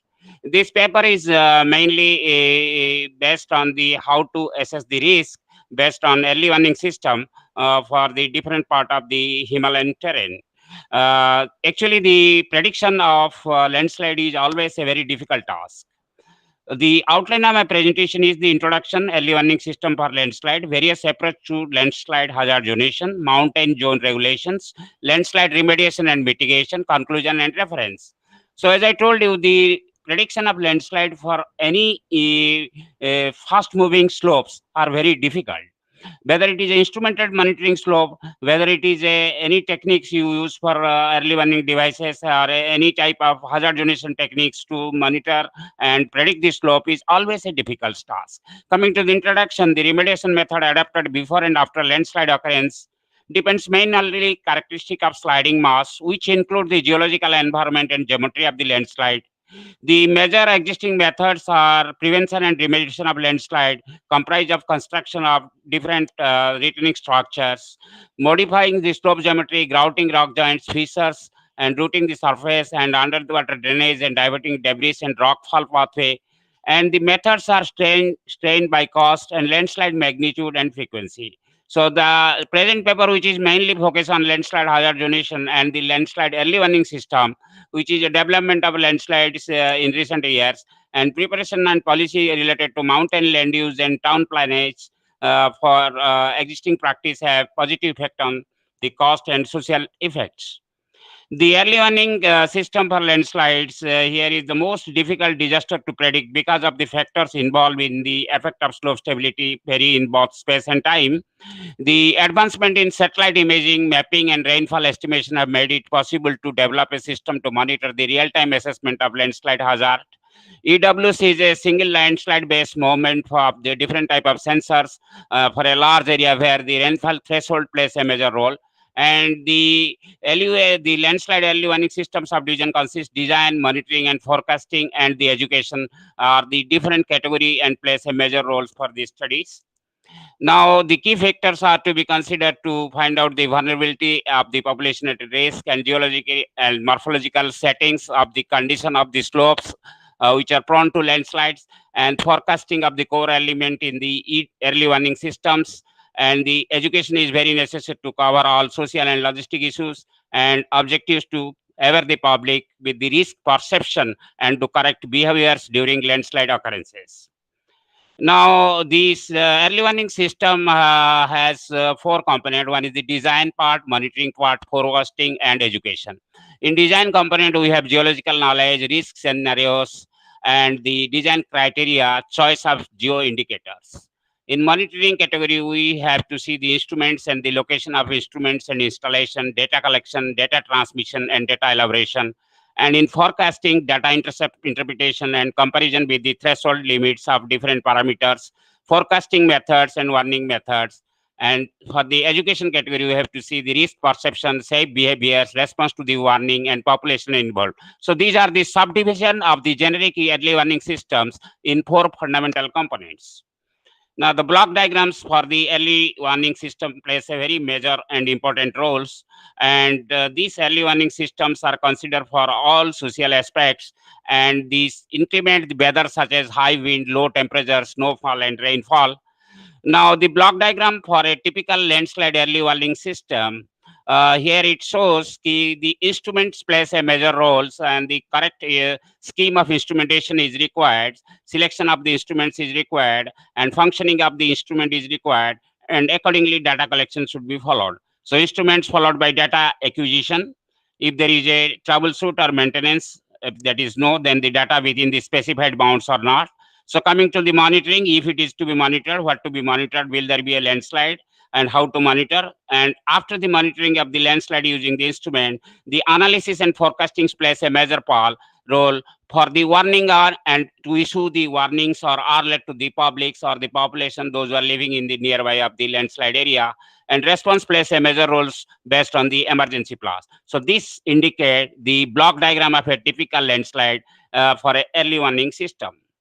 Now, coming to the in early warning system, what we try to present in this paper, this early warning system will be carried out based on the landslide hazard zonation maps. And these maps are prepared by different and rigorous and very, very difficult and cumbersome methods and time taking and a very, very difficult task to carry out in the mountainous terrain of the India, particularly Himalayan terrains. Now, these landslide hazard zonation methods have two components. One is direct method and indirect method. In direct method, we have geomorphological analysis, and in indirect methods, we have heuristic approach or statistical approach. Now, this zonation mapping plays a very important role with respect to the scale of the map, because scale of the map plays a very important role for the measurements and also for collecting data and plotting and preparing the map. So what we Sir, use please in be our- very quick. Okay. Please be very Common quick. use scale in landslide hazard maps are cliffs are more than 80 degree, precipitous of 50 to 80 degree, very steep to steep 20 to 50 degree, moderate, gentle slope, and flat terrain. These are based on the angular values. These are classified.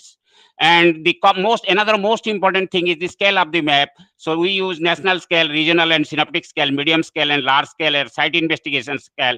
These are the scales are given here. Also in details are given in the paper. So based on the scale, the maps are prepared, and this plays a very, very important component for the preparation of the landslide hazard maps, which are used for the early warning systems.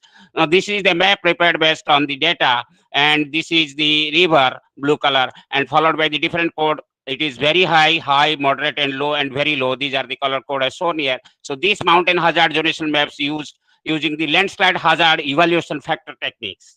And this is varies from very low to very high based on area, number of landslide occurred in a particular zone, and the landslide density. So then we calculate all the data and plotted in a map, and we find out the landslide density hazard classes for mountainous hazard zonation maps. Now, this mountain zone and regulation plays a very, very important role while preparing these maps, because we find a lot of difficulty while preparing these maps, because the hilly regions are vulnerable to landslides and loss of properties and lives and economy. And Himalayas plays a very challenging task while preparing all these type of early warning method, technique, tools, and maps, and on the hazard zonation maps. So we have to be very careful, and mountain zone regulation, we have to contact the local authority, and we have to discuss with them, the administrator and planner, while doing the work and after the work. Now, these landslide remediation and mitigation are carried out in different category after the early warning devices are developed and hazard zonation and mountain hazard zonation maps are prepared. These, sorry. Mr. Rajkishore, yeah, These, you have At 6 minutes, please conclude. This mitigation. One or two, only few slides. So these remedial measures are either reinforcement measure or the retaining structure or surface or subsurface drainage measures or bioengineering and remedial measures. So the risk assessment of landslide in predicting the occurrence of hazard very critical to grasp in landslide mitigation and remediation. And these are the reference used for this very difficult and cumbersome and very difficult task was carried out in this work, and this is presented in this paper. These are the reference used for the paper. And thank you very much. Thank you, Mr. Raj. Any questions from participants?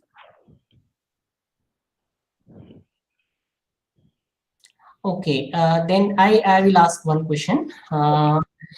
It's as you mentioned, landslide early warning is really very challenging. Okay. Yeah, we all agree with it. And my specific question is, you are using to identify the hazard or maybe probable zones of landslides. You are using right. We have taken a route. We have taken a route from a distance point A to point B. That is a road adjacent to the hill slopes in the terrain, and we prepared the hazard zonation maps. I haven't completed. Yeah, you are using landslide hazard zonation methods. Yeah. And which are in fact not going to provide you exact point of problem, like where landslide can occur, because these methods are not accurate themselves. They are all mostly empirical or statistical methods. So no, sir. Actually, if the hazard zonation maps are proper in a particular scale, useful scale of the map is very important. If you have used a very large scale and appropriate scale, and if you have done the work properly, because our task is in road research organization, we carry out the work for road network of the Himalayan terrain. So we have taken a road network in Himalayan terrain, and we have studied the area above the road level slopes and below the road level slope. And in a large scale, we have prepared the hazard zonation map, and based on the maps, the early warning methods are developed, and it is predicted. Yeah, but that is, we agree with you. If based on the data, increased, but the method you are using is also very important in order to pinpoint where the landslide can occur. Actually, these landslide hazard zonation methods are classified as analytical method, empirical methods. Whatever you mentioned are the empirical methods. You should maybe, if you use the analytical methods such as the slope stability methods, like whatever we use, and those are more accurate methods which can exactly tell you where landslide can occur. So that is the observation.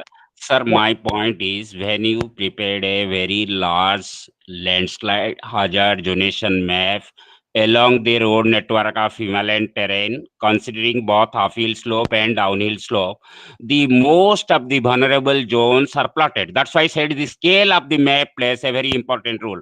According to the toposit, if you take 1:50,000 or 1:25,000 scale, and if you do the hazard zonation map, this will not serve the purpose of early warning devices. You have to prepare the map in the scale of 1:500 or 1:1000. When your scale is very, very large scale, then all the terrain component which are prone to slide, prone to fail, will be mapped and also prepared in the landslide hazard zonation map, considering the landslide hazard evaluation factors.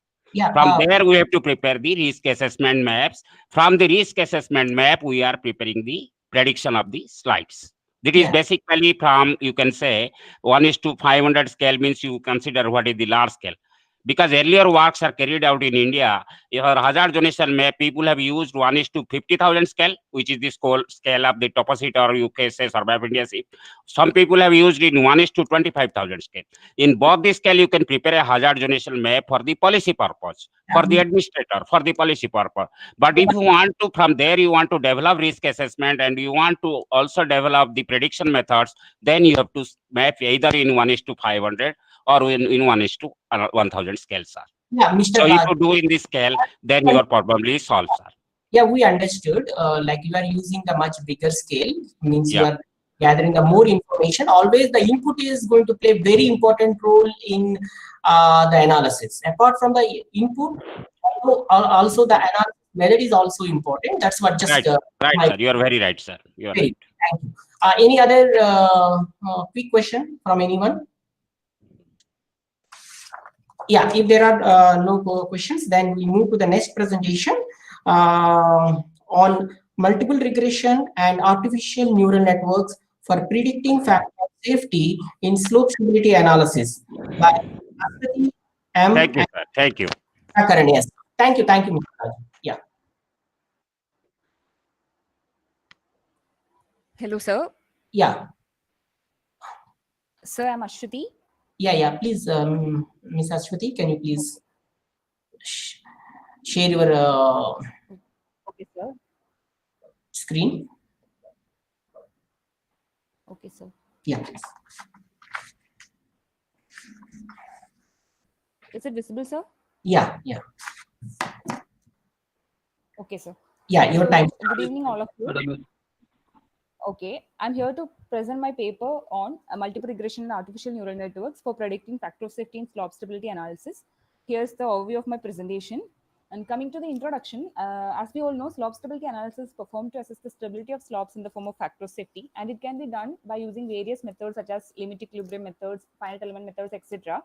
And coming to the predictive modeling, it is the process that uses data and statistics to predict the outcomes with data models. And here in this paper, I'm concentrated on regression and artificial neural networks as the predictive methods. Regression is one of the most widely used statistical method for estimating relationship among variables, and artificial networks, neural networks are very sophisticated modeling techniques which attempts to simulate the biological structure of human brain and nervous system. Coming to the objectives, my first objective was to analyze the stability of slopes using GeoSlope software, and then to study the effect of various parameters on factor of safety, and to develop prediction models for stability of homogeneous slopes for circular slip surface failure using multiple regression and artificial neural networks, and to compare the models developed using different methods. Here's the methodology. Now coming to the data used for training process in the study, here's the range of each parameter which is selected based on previous study. The different parameters used are slope height, slope angle, bulk density, cohesion, angle of internal friction, and pore water pressure coefficient. The maximum and minimum values of each parameters is shown in this table. So once the factor of safety for different geometrical and soil properties of the slope were determined using GeoSlope software, the prediction models were developed using MATLAB R2019A environment. And based on the R-squared value, the best fitted model is obtained by using multiple regression method, which is having a 0.869 as the R-squared value, and the correlation obtained is shown here, which is the model number 1. Here's the output showing coefficients and statistical properties of the model number 1 and the model prediction scatter plot on training data set. Now coming to the second model, this was developed by using stepwise regression method, and the model was developed by a 0.964 R-squared value, and the correlation obtained is shown here. In this method, a two-factor interaction. So here's the output showing statistical properties and the model prediction scatter plot set. Now coming to the third one, the artificial neural network model. A feed-forward backpropagation network is generated having 6 neurons in the input layer and 1 neuron in the output layer, having 40 neurons in the hidden layer, and by using an activation function of tan sigmoid function. And this is obtained by trial and error method. That is the number of neurons and all hidden layer in the hidden layer. Okay, so the neural network is trained for the non-input and output data, and the scatter diagram showing the regression coefficient is shown here. In the case of linear regression model, that's the first model, it was 0.869, and for the stepwise regression model, it was 0.94, and for the ANN model, it was 0.99916, which is almost equal to 1. The reliability of the model is to be studied now, and its predictive power is tested by analyzing some examples from the slopes reported in previous researches, and also by using some data obtained from recent studies in Kannur region, Kerala. Totally, a set of 25 data is used for this testing purpose. So this is the first set of 15 data which is obtained from previous researches. The input parameters and the target factor of safety is tabulated, and this is the results obtained from 3 different models, and the errors are tabulated here with the minimum and maximum errors in each case highlighted. Now this is a graphical representation of the same. That's the 15 data set. And here's the second set of data set, which is obtained from recent studies conducted in Kannur region, Kerala. I got 10 datas and the target factor of safety along with the input parameters tabulated here. Here, it is the error tabulated with the same method, same model. That's the minimum and maximum value of each model is highlighted. And here is the graphical representation of the same. Coming to my conclusions, from the parametric study, it was clear that among all the 6 input parameters, cohesion and angle of internal frictions are directly proportional to factor of safety, and the remaining 4 parameters are inversely proportional to factor of safety, and cohesion has more influence compared to the other factors affecting factor of safety. The coefficient of determination, that's the R squared value, provides a measure of how well observed outcomes are replicated by the model, and the R squared value obtained in each case are 0.8694 multiple linear regression model and 0.9644 stepwise regression and 0.999164 for ANN model. The variations observed in each case, that's the minimum and maximum errors obtained, is so and so. And from the variations of values, that is the variations obtained in each case, each model, it was clear that in case of model 1, the variations are more. That is, the multiple linear regression model was showing more variations than the other 2 models. And among the 3, ANN model gave better results in all the 3 methods. Is it? Okay. Thank you, Ms. Aswati. Floor is open for questions. 1 or 2 quick questions from the participants. Can you give me correct application of this particular ANN network for the design aspect point of view? Sir, this method can be utilized. Actually, one limitation of this method is we need to do the training in all the cases. That's the only limitation, but in all other cases, we can use this ANN data for getting a prediction. No, I think, okay, anyways, I need actually practical application, exactly where we can use this particular artificial network, whatever you have. Okay. So, if in you're the having design. so if we need to check the stability of slopes in a particular case. Hello, sir, am I audible? Yeah. Okay. Hello. Please proceed. Sir. Okay. Next question. Sir, okay. If we are having the data of a slope in our real scenario, and we need to check whether the slope is stable or not, we can directly use this ANN method. And based on the factor of safety value, we can understand whether it is stable or not. Yeah, Ms. Aswati, I have 2 quick questions in this regard. Your data set, what is the number of data points or maybe cases used? And the second thing is, your data set included any failed case? Okay. Professor Ravi, can I ask a question? Yes, yes, sir, please. Professor Mahendra Singh. Yeah. I just want to know, how is it better than stability number? Stability number. Should You can use stability number, and then directly you can get, for this kind of the homogeneous slope, you can directly get the factor of safety. So how is it better than stability number? Or can you comment, means have you done a comparison or something like that? Do you have some No, idea? sir, I haven't done a comparison with stability number. Okay. I don't think I am able to Okay. reply. Okay. Coming to Ravi, sir. Yeah. Your first question was how many numbers of slopes I have used for training. That was right? Yeah. So I have done 570 slope conditions. Okay. Based on the range of values, I have done various trial and error Good. analysis, and based on that, I've selected 570 data. Enough. Does it that the failed cases was also there, sir. My value was from 0.4 from that range to almost 4 4 point something, that range was there, factor of safety range. Okay, So okay. in that there was failed and the other case also. Thank you, Ms. Aswati.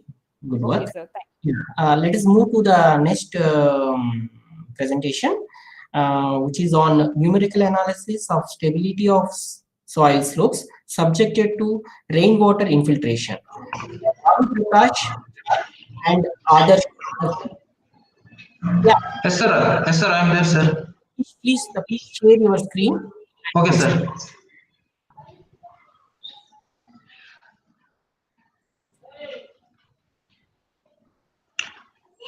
It is visible, sir? Yeah. Your time starts now. Please. Good evening, everyone. First of all, I would like to thank you for Indian Geotechnical Conference 2020 and Indian Geotechnical Society, Visakhapatnam Chapter, Andhra University for giving this opportunity for presenting my paper. Myself, Bhanaprakash HR. I am from Karnataka. My presentation topic is numerical analysis of the stability of soil slope subjected to rainwater infiltration. These are the outline of my presentation. Introduction. Landslide is defined as the movement of mass of rock, debris or earth down the slope. Landslide and slope failure are among the major natural disasters in the world. Landslide occurs when hill slope becomes unstable because of hydrogeological process and poses a serious threat to human-built environments. Landslides can be classified by rate of movement, type of material, nature of movement and presence of lubricating agents. Landslides are also referred as landslides, slumps, or slope failure. These landslides not just causes an extensive damage to the property, but also cause loss of life. The triggering factor responsible for landslides are rainfall, rapid snowmelt, earthquakes, and anthropogenic activities. Another important term is infiltration, is a process by which water on the ground surface enters the soil. The present study focuses on rainfall-induced landslides in which rainwater enters the slope, which results in increasing of water pressure and reduces the shear strength, causes the slope unstable. Being a geotechnical engineer, the role of geotechnical engineers are to ensure safety. Geotechnical engineers should follow these steps. First step is data gathering or desk study. It is done by using the published papers and geological maps. Second step is field investigation. That is, site investigation should be done. Locate ground of the table at the considered site, and you should carry out the survey. And third step is analysis of slope failure by using some geotechnical software. Next, fourth step is risk estimation, and final step is risk mitigations like landslide stabilization pipe, retaining walls, and drainages. Review of literature. I have represented some of the important literatures related to the numerical analysis like Nag and others in 1998, Kai and Yugai in 2004, Rabi and others in 2014, Parsifer and others in 2015. These are some of the important literatures that I have referred. Coming to numerical analysis, to evaluate the stability of finite homogeneous slopes subjected to different rainfall intensity and durations. For numerical simulation of pore water pressure response and variation of factor of safety of the slope, finite difference analysis is performed using a finite difference code in flag. The flag stands for fast Lagrangian analysis of continua. The slope stability computation are carried out using a shear strength reduction technique which is available in the flag. The figure shows that finite difference mesh of finite slope with a slope angle of 35 degrees and slope height is 8 meters and ground water depth is 6 meters. Initial condition, initially I have applied antecedent rainfall is applied to the surface of the slope in order to stimulate the antecedent groundwater condition in the slope section. Then the typical rainfall intensities are applied on the soil slope to study the effect of rainfall intensities on the stability of slopes. Coming to result and discussion, the effect of rainfall on pore water pressure generation. The first figure shows that variation of pore water pressure at section XX. The pore water pressure value increases with increasing the time. At time t is equal to 0 hours, the pore water pressure values are minus 9.8, minus 10.67 and 8.4 kilopascals. With increasing the time to 120 hours, the pore water pressure values are minus 0.7, 5.7 and 8.51 kilopascal respectively. And the second figure shows the variation of pore water pressure at section YY. The pore water pressure up to 24 hours increases and thereafter remains constant. Effect of rainfall on stability of slope. The figure shows the variation of factor of safety with time. For the slope section, the factor of safety is obtained, 1.41 is obtained at the end of antecedent rainfall duration. The factor of safety value at the time t is equal to 18 hours reduces to unity, indicating that the slope is on verge of failure. Further increasing in the rainfall duration, the factor of safety value reduces less than unity, indicating that slope has been failed. Effect of rainfall on degree of saturation. The first figure shows the variation of degree of saturation at section XX. At 1 meter depth, the degree of saturation gradually increases. At 3 meter depth, the degree of saturation increases from 49% to 100%, and thereafter degree of saturation remains constant. And second figure shows the variation of degree of saturation at section YY. The rainwater infiltrated all along the depth of slope, thereby fully saturating the slope.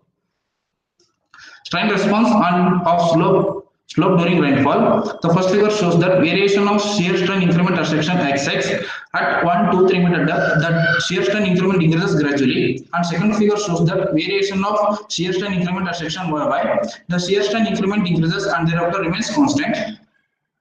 These are summary and conclusions. During the rainfall infiltration, the water pressure increased due to the dissipation of material section and increase in the groundwater table corresponding to the antecedent condition of slope. For the slope, water pressure increases for all the rainfall intensities. For the slope section, the factor of safety is 1.41 is obtained at the end of antecedent rainfall duration. At time 18 hours, the rainfall factor of safety value reduces to unity, indicating that slope is unstable. The shear strain values indicates that soil first become unstable at the bottom, then instability extends to the top parts of the slope. These are the references that I have referred. Thank you. Hello, sir. Hello. Sorry. Thank you, Mr. Josh. Any question from the audience?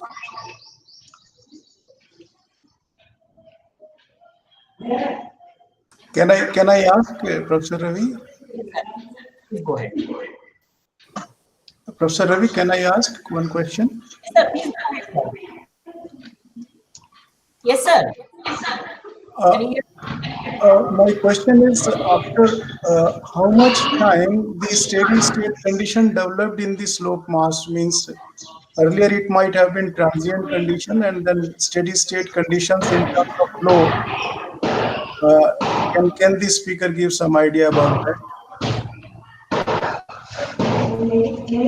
Sir, I can't hear, sir. I'm getting not clear, sir. What I presume rainfall started on a dry slope, isn't it? No, sir. Rainfall slope, sir. Earlier water was there. So yes, sir. The rainfall was happened on the slope, sir. And the steady state condition was there, means rainfall was occurring and it was the water was moving out of the slope. The steady state condition remained there, or there was some transient condition? Some transient conditions, sir. Then after how much hours the steady state conditions reached? Don't know, sir. Okay, you didn't. Okay, it doesn't matter. Okay. Thank you, Professor Ravi. Thank you, sir. Any other question from the audience?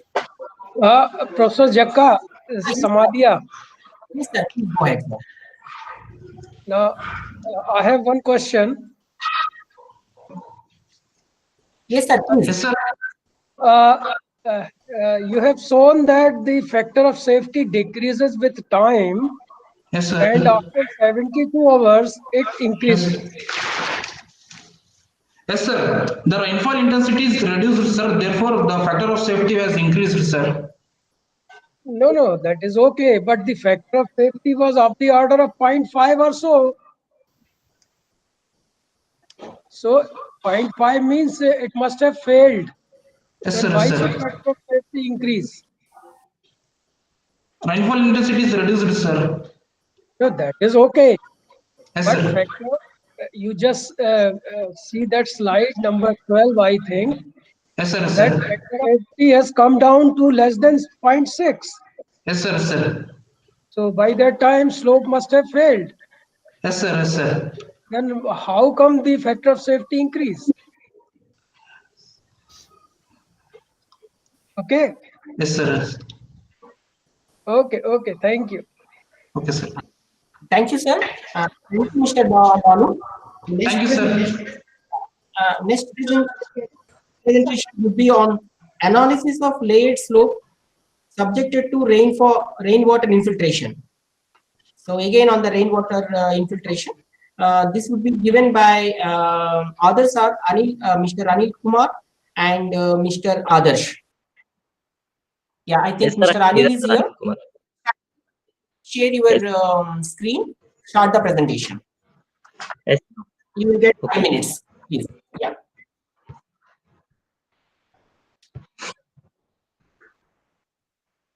Sir, is it visible, sir? Yeah, yeah. Hello, Go ahead. sir. Yes, please. Okay. It is visible. My name is Anil Kumar. Okay. In my presentation is about analysis of layered slopes subjected to rainwater infiltration. Introduction. In the recent years, the world has been hit with a series of natural disasters. The natural disasters are the effects of natural hazards like floods, volcanic eruptions, earthquakes, and landslides and others. It leads to the financial, environmental, and human losses, cause loss of lives and damages to properties. Landslides. Landslides are downward and upward movement of a part of the slope that can comprise rock, sand, or debris. Landslides occurs in a variety of environment characterized by steep or gentle slope gradients, mountain ranges, coastal cliffs, or even underwater. These are some of the literatures I learned. Next model methodology. In the first phase, collection of relevant literature on rainfall injuries, slope failures, and numerical modeling of the slopes, visiting the landslide location, and collecting information from the locals about the historical events of the landslide occurred, identify the site and collection of the soil samples from the conducting laboratory tests, carrying out the laboratory tests, and evaluating the physical, mechanical, hydraulical properties of the samples. The evaluated soil properties are then utilized for carrying out the seepage and stability analysis of the soil. I selected Court District as my case study area. On 15th to the 17th August 2018, the Kodagu was suffered exceptional monsoon rainfall, including floods and landslides. Reports suggested that over 200 per day on these 3 successive days. Keeping in the mind the above losses, a study is planning to understand the effect of rainfall and stability of selected slope in the Kodagu region of Karnataka using limit equilibrium analysis. The figure which shows the landslides near Mangaluru National Highway at Coorg district. Next mode, data acquisition. The figure shows the rainfall data of Malenadu Rain Gauge Station, and it is collected from Karnataka State Natural Disaster Monitoring Center. The soil property and the soil is classified as silty sand. The analysis procedure in 2 steps: seepage and stability analysis. In seepage analysis, transient seepage analysis is performed using Van Witcher's function through CW. Here inputs are finite element method of slope geometry, analyzing, assigning material properties, defining initial boundary conditions, applying rainfall, and the output has pore water pressure, volumetric water content. And in case of stability analysis, slope stability analysis, Morgenstern price method is used through slope W. Inputs are engineering properties of soil, and results of seepage analysis, and the factor of safety is used as output. Next, move on to the seepage and stability analysis. So, the figure which shows the soil slope model. Here you can observe the 3-meter thick silty sand layer and bedrock and applied rainfall with groundwater table. The fish shows the water pressure evolution on the soil bedrock interface at different positions.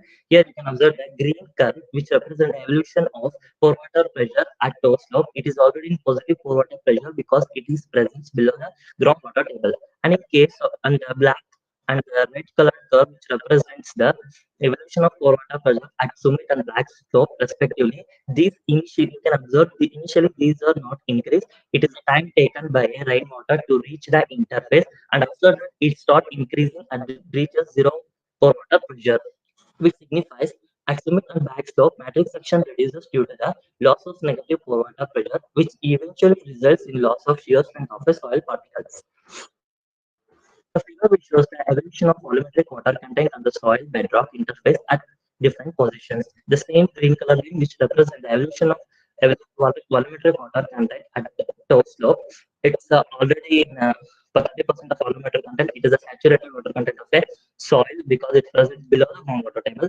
And in case of red curve and the black curve, the evolution of volumetric water content at backslope and summit respectively. Here, these are increases and reach the 30% of volumetric water content, which is the saturated water content of the present soil, which signifies due to this appearance of unsaturated zone, the water table suddenly rises in the slopes, which act as a lubricant at the interface. The figure shows the safety factors for the time varying rainfall. Here, you can observe the factor of safety is become less than 1, and it is a day of rain.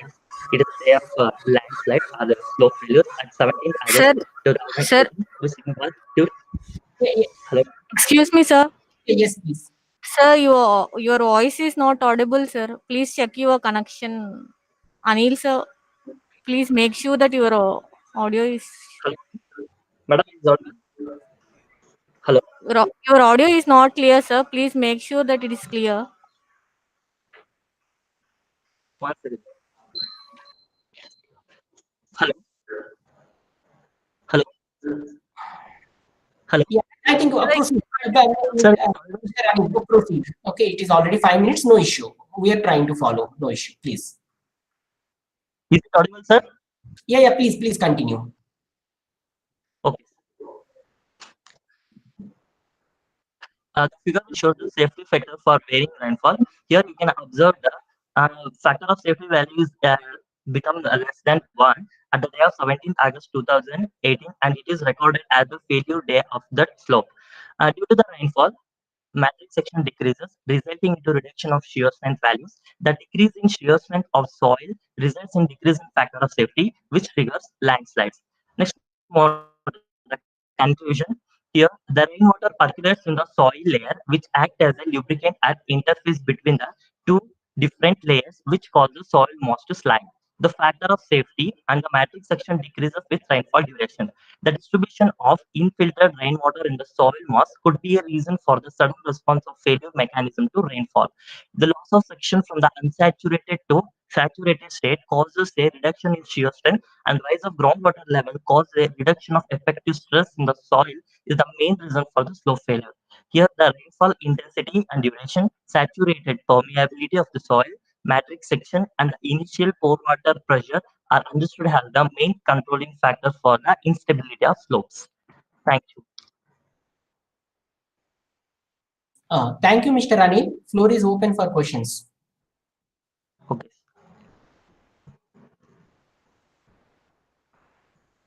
Any question from audience, please?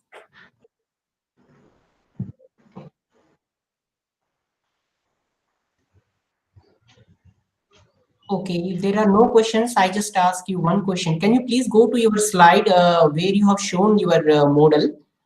Okay. Yeah. My specific question is how you considered entry and exit gradients yes, for the slope in the slope W. Yes, sir. Because you are saying that it is occurring through the interface. So yeah, here you didn't show the entry and exit. Can you tell us where is the entry and exit? Sir, entry is at Sumit Place, and I mentioned exit at House Slope, sir. Sorry? Huh? I kept entry position at 18 meter height, sir, and 5 meter length distance. Sorry, actually, above the silty sand layer, sir. I kept it above the silty sand layer. About the silty sand layer. And this point is I kept at top slope above the silty sand layer. Okay. And you use the Morgenstern price method. Yes. Suppose if you have used the Spencer's method, how results would have been different? Sir, there. Yeah, sorry. Sorry, shear friction between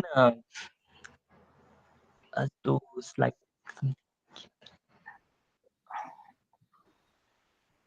Did you follow my question? Yes, sir. Yes. Yeah. Please. Internal slice friction is neglected, sir, in Spencer method.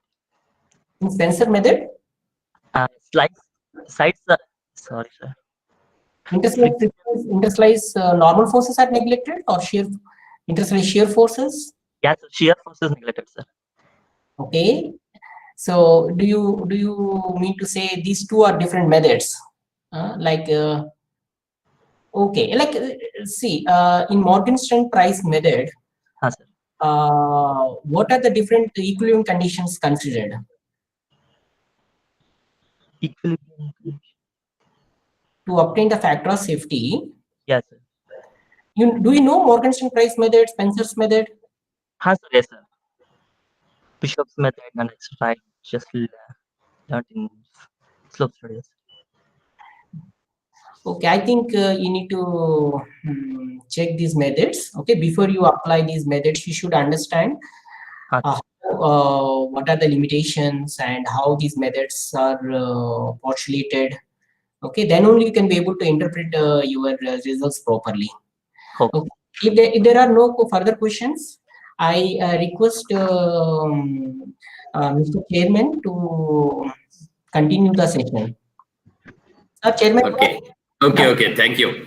I'll do that. Okay. So, yeah, we are already 5:30 now. I think I may have to request every one of you to take only 4 minutes for your presentation.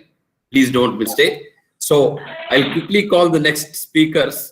The title is Response of Sand at Low Normal Stresses Using Gravity Shear Test. So, is it Kiran Mai or Srinivas Yes, sir. who is going? Kiran Mai, sir. Kiran Mai. Okay, please. Yeah, good evening, everyone. I'm Kiran Mai Konda from VNR VJIT. I'm a co-author, sir, Dr. Kadali Srinivas, sir, and Professor Emeritus M.R. Madhav, sir. Today, I'm here to present my study on response of sand at low normal stresses using gravity shear test. So, here are the list of my contents. Starting with introduction, we all knew that interface friction is one of the major thing that we need to study during the construction of the slopes or the liner system. So now this frictional strength can be characterized either by direct shear test or an inclined plane test, also known as G shear test. It is many studies have evaluated that direct shear test performs well under high normal stresses, and G shear test performs well under low normal stresses, like for say about 10 to 15 kPa. Less than this. Now, some of the field conditions that experience these low normal stresses are like reservoir banks, landfill canals, lined canals, etc. Now, my study involves developing of the test setup to study the frictional strength for these low normal stresses. Now, here is a figure showing how the friction plays an important role in the sliding process. So my main objective includes I've done G shear and direct shear test at 50% and 75% density index. As such, I've to study the shear displacement response and the angle of shearing resistance at such densities. Now, my methodology is first to know the weight of the soil sample that is to be filled in the test box, then mounting of the test box onto the test setup, then performing the test at different normal stresses, and then at last analysis of the test results. Now, here is a free body diagram of the forces that are actually acting on the shear box. We are mostly concerned about the forces that are acting above the interface. So the major forces are the weight of the box, weight of the plate, weight of the sand in the upper half of the box, and weight of the upper half of the box, and the normal and the shear forces, resolved components of these forces. Here is how normal and shear stresses are calculated with the equations.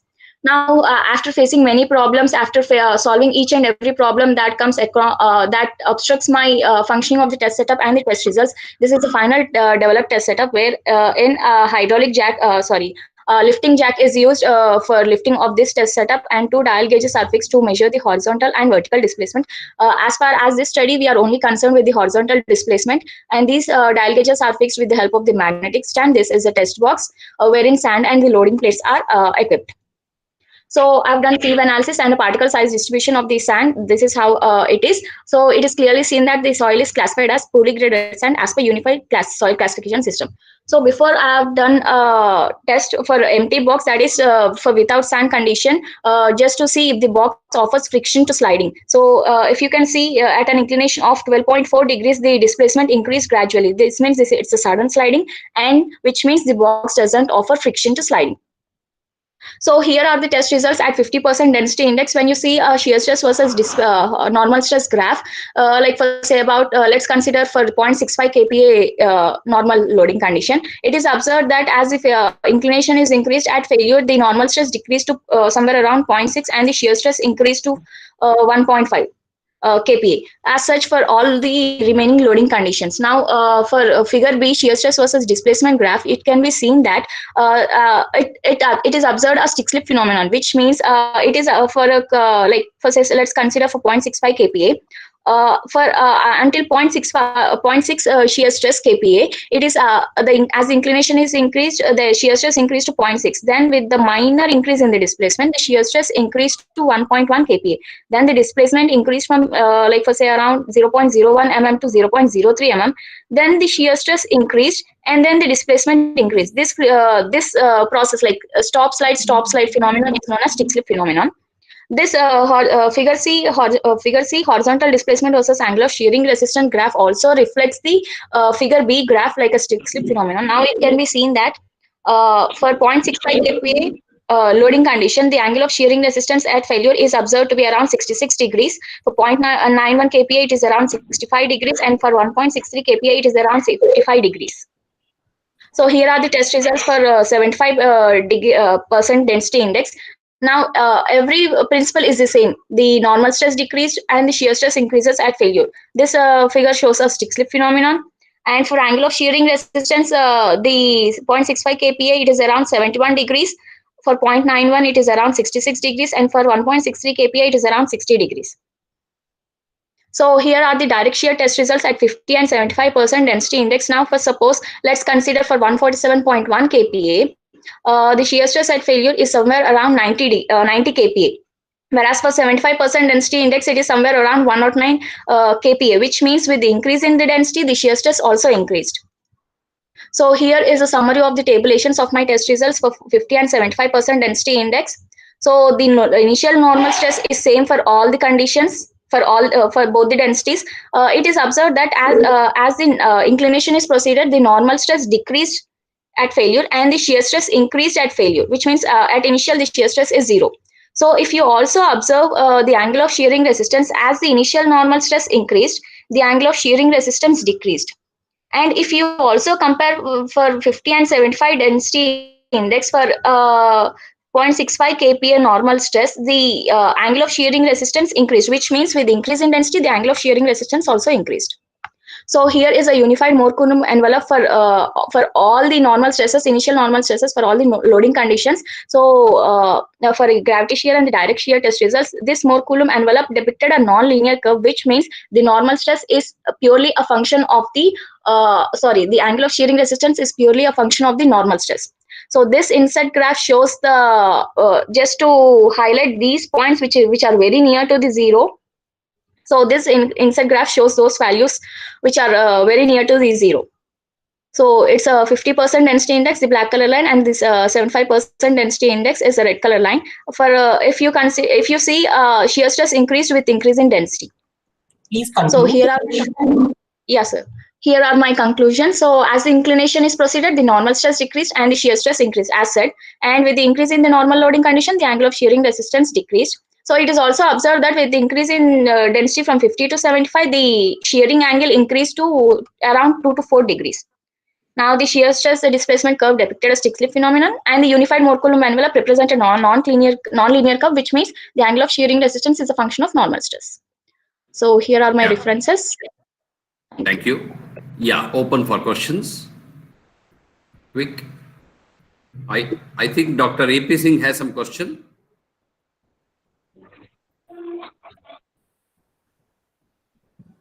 I would like to know why this initial normal stress has been chosen at 0.65, 0.91, and 1.63 kPa. Sir, yes, sir. It can be anything, but the loading plates that are available to us are such a loading plate. So we have just considered those plates, sir.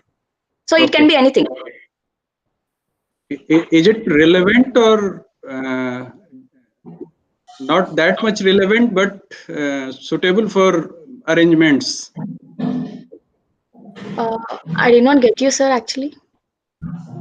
No, you have chosen this normal stress on the basis of whatever arrangement is available to insert it, or it has got some practical application. No, sir. No, not like that, sir. The resources that the loading plates that are available to us are for such a loading condition. So just we have used those conditions, those load plates. Okay. Professor Samadhiya, you seem to have a question? Yes. Can you tell me what are the field situations where such type of testing will be more useful? Yeah, sir. It is actually for near surface soils, which wherein this low failure occurs only under gravity, which means for loose sands, like for say about for liner systems, for lined canals, or for landfill cover systems. So wherein only the shear failure occurs only under gravity. Okay, thank you, thank you. So I think sorry, we have a lot of more papers to be covered. Therefore, we'll move on to the next presentation. Thank you very much. So next presentation is titled "Rock Slope Stability Analysis of a Metro Station Excavation." So Rajaraman and Samant Kumar.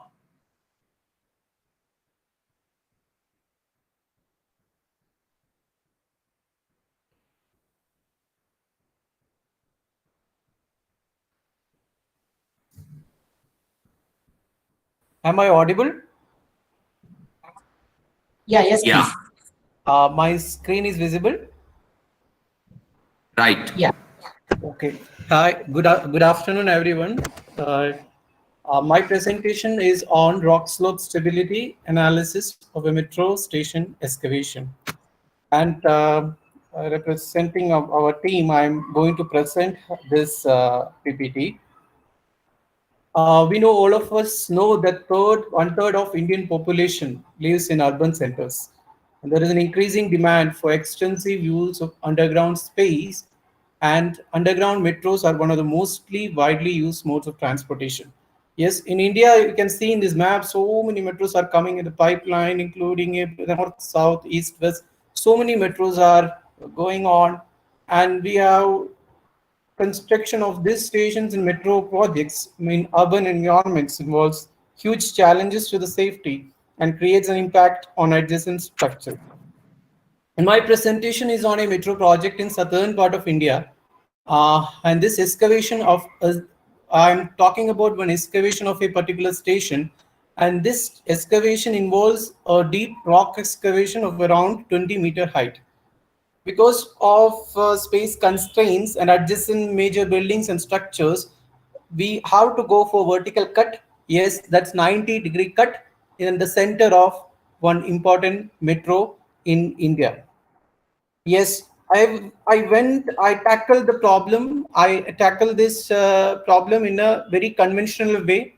First of all, we went by the site description. You can see the site description, geology from this figure. It was outcrop. You can see it's a granitic niches, hard, strong to very strong granitic niches was there. Even we have, even at the excavation time, we are getting outcrops. Otherwise there was no any outcrop. So one by one we are doing our analysis, and we are refining the analysis with excavation in process. Yes, discontinuities were tight in nature due to time constraint. I have to run the slides. And here we have damp to moist conditions of seepage were noticed. Yes, geologists were assigning the rock mass rating of 42 to 79. We have, he has considered, he has done mapping, proper mapping, and he considered all the joints. Even the persistence is very less. We have considered all the joints for our analysis. And for a conservative estimations, all of these joints were considered. Yes, and we have to go for some parameters. Hook and Brown strength criterion was used to determine the rock mass parameters. And we have estimated shear strength parameters of rock to rock joint in accordance with IS 13365 and Hook empirical relation for various types of joints. Based on the geologist's description of the joint, we estimated shear strength parameters of the rock to rock joint. And for various types of rocks, by varying GSI, we estimated rock strength parameters for various cases of height. For various of GSI, we estimated parameters. And this is our ideal, our model of slope. I'm just running the slides. Here our design methodology was to go for various ranges of overburden height and a rock slope. Each GSI, we were estimating the factor of safety for each scenario, and rock doubles of various dimensions and spacing were being estimated, were recommended according to the various scenarios. And these are the different phases of this metro station. We can send according to the direction, the mode of failure will definitely change all the mode of failures, and we have done pseudostatic analysis. And live loading was from the crane, and all the loadings from the top was also considered. Yes, the first task is to do this stereographic projection. From this, we estimated all the mode of failures, and we have done analytical way of analytical method, and for then we have calculated the factor of safety of the likely mode likely failed slopes. Sorry, for a or identified mode, we have estimated factor of safety. We have done by first conventional method, analytical method, and then we done by SMR. And each phase we estimated this SMR, and we also recommended support system very conventionally and very empirically, very crudely. Sorry. And then we went by numerical method. Yes, and for the identified wedge, we find slope stability of wedge failure by using the software as wedge. For identified planar failure, we have used slope stability factor safety of the supported and unsupported wedge by using rock plane software. And for the identified topple failure, we have used rock topple software, and for that we have even estimated factor of safety for supported and unsupported slopes. Then we went by a finite element model of the slope for very poor rock masses. That situation was also considered, and then we have found out the factor of safety by conventional shear strength reduction method. Shear strength reduction method. Sorry. And here, yeah, so these are we have done a comparative analysis. There are basically there are three types of analysis which we have done: analytical methods by limit equilibrium analysis, empirical method, and numerical method. So in limit equilibrium analysis, as all of you know, factor of safety will be calculated. Numerical analysis, what we do, we will include the material parameters in the consideration, and we find out critical strength reduction factor. So actually in this critical strength reduction factor, this philosophy, our concept is to reduce the strength parameters by certain factor and to compute finite element stress analysis. And SMR was also considered, and to predict the support system from rock mass classification and geological characterization. This will give an alert to the designer site engineers about the critical phase in the initial level. So this is the result we have got for various height, for various overburden, for various GSI. We have identified different types of support system, and we have given. You can see that for depending upon the various rock classes, we have given different length, different spacing of the rock board. So these are the conclusions I just want to derive based on this particular analysis of our experience in this failed project. Yes, planned cut slope will be safe with a recommended support system varying from spot bolting arrangement to systematic bolt arrangement. And from the method, we have found out spot bolting length of 4 meters is required for slope stability. This we have found out by the software called SFEDGE. Since the rock slope is vertical, we need 100 to 150 mm thickness wire mesh. Otherwise, it will affect the safety of the workers. And 75 mm dia 3 meter long drainage also have been recommended to release the water pressure from this rock slope. So even during excavation, we have not kept unsupported more than 2.5 meter depth. So wire mesh was always fully covered with shotcrete to prevent corrosion by wetting and drying cycles. So whenever the joint conditions assumed for the analysis did not match the design conception, there was always a proper link between the site engineer and the design engineer.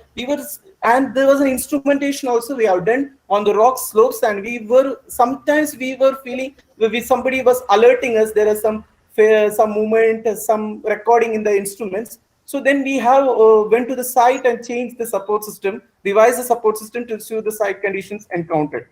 Definitely, as overall conclusion and the modus operandi for rock slope stability is, rock slope stability analysis involves estimation of parameters of rock mass and rock to rock joint. But the parameters are very important.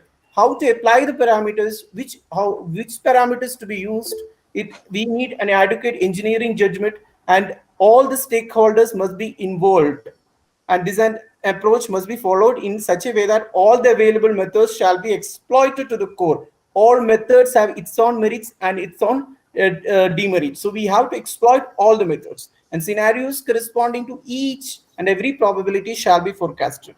And parameters are to be assigned by considering the safety of the metro station. This is not a greenfield project. So many inhabitants are there. It's a very populated place. So we have to be very careful. We have to be alert, and our instruments are always, we have to record, we have to be always use the values recorded from the instruments. So risks are there. If you are omitting any scenario, if you are admitting any scenario, there is an, if you are omitting, there may be a risk. So that risk has to be identified, and the mitigation system has to be designed, derived accordingly. So this is a basic, these are the statements I have derived, I have found out from my experience in this particular project. So I like to know any questions from you so that I can improve my understanding. Yeah, thank you. Thank you. Yeah, questions, please, Professor Mahendra Singh. Yeah, Raja Raman, excellent presentation as usual. So, thank you, sir.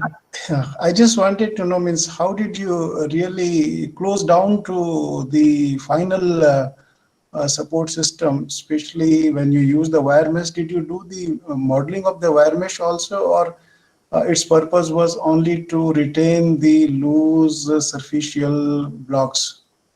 No, sir. Wire mesh was not modeled. It was just given for the safety of the workers. It was an additional measure. Yeah, yes, additional measure. And the bolts were modeled, means their Yeah, length. yes, bolts were modeled, sir. That I have shown in the slide, actually. Yeah. Okay, and also the drainage system, means the drainage.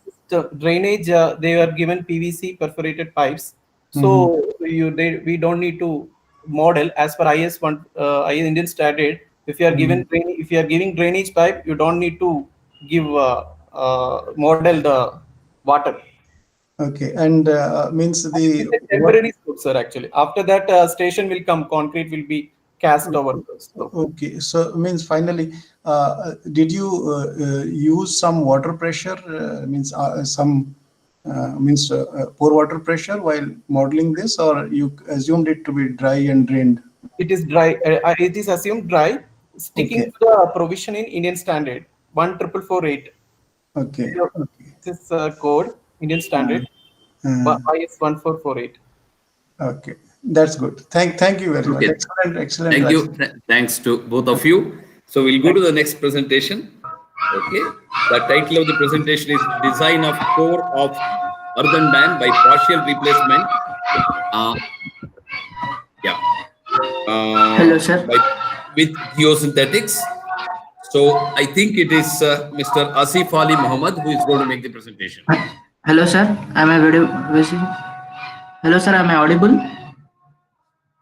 Hello. Yes. Go on, please. Please go Good on. evening, all. I am Muhammad Asif Ali, PG student of VNR College, Hyderabad. My topic is Design of Core of Earth Dam by Replacement with Geosynthetics. My co-authors are Dr. Sasanka Mauli and Shivabhushan, sir.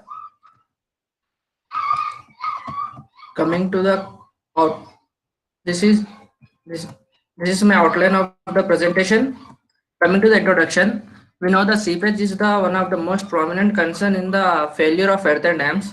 To avoid these failures, we will provide impermeable clay core layer in the earthen dam. In some situations, we have to provide a large volume of core to control the seepage, and moreover, the stability of the slopes also will be affected due to the seepage. So we are providing geosynthetic clay liners in the core of the earthen dam by reducing the thickness of the core and controlling the seepage flow also. The main motto of introducing GCL into the earthen dam is to control the seepage and to reduce the thickness of the core and to get the economical construction and to get the stability of the slopes of the embankment. So the GCL will act as a water barrier, which is made up of bentonite clay sandwiched with geotextile or geomembrane. So I have taken the geometrical dimension from the Chahar 2004. This is the earthen dam with 33 meters of height, and we can see the 30 water level up to the 30 meter. These are the upstream and downstream slopes of the embankment, and this is the clay core slope of the clay core. and outer shells has taken with constructed with sandy clay and the inner core with clay.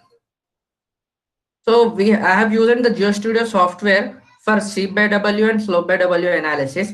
I have taken these material as an input for the seep by W in both the steady seepage and transient seepage conditions. So here I have introduced the GCL in a stepwise manner by reducing the thickness of the core. The 13% region of the area of the core has reduced with introducing the GCL of 10 mm thickness. So after every steady and transient seepage analysis with GCL and without GCL condition, I have done the stability analysis for the slope to see the factor of safety. So these are the inputs for the slope by W, unit weight and angle of shearing strength and cohesion. So coming to the results, in steady seepage condition, this is for the without GCL embankment, this is for the with GCL embankment. We can see the phreatic line over here, topmost seepage line, and this is the discharge flow in the core, which is 1.52 into 10 to the power of -3 meter cube per day. These are the pore pressure values. After introducing GCL in it, we can see that the seepage line has reduced and we can see that decrease in the discharge flow in the core. So for that steady seepage, I have done the slope by W analysis. These are the critical slip surface area at the downstream slope of the embankment. We can see the factor of safety 1.882, and after introducing GCL, I got the factor of safety 1.876, which is safe. So again, we have done for the transition seepage transition condition, the rapid drawdown of the water level in the embankment. The water level in the embankment is reduced to 0 level in 5 days. In that condition, the phreatic line and discharge flow we can see, and the most the thing which we have to see, the dissipation of pore water pressure due to the rapid drawdown at the upstream side of the embankment. So after adding the GCL in the embankment, we can see the dissipation of the pore water pressure is decreased. As we are doing the transient seepage condition, I did stability analysis at the upstream side of the embankment. So the core we can see the factor of safety has reduced to 1.374.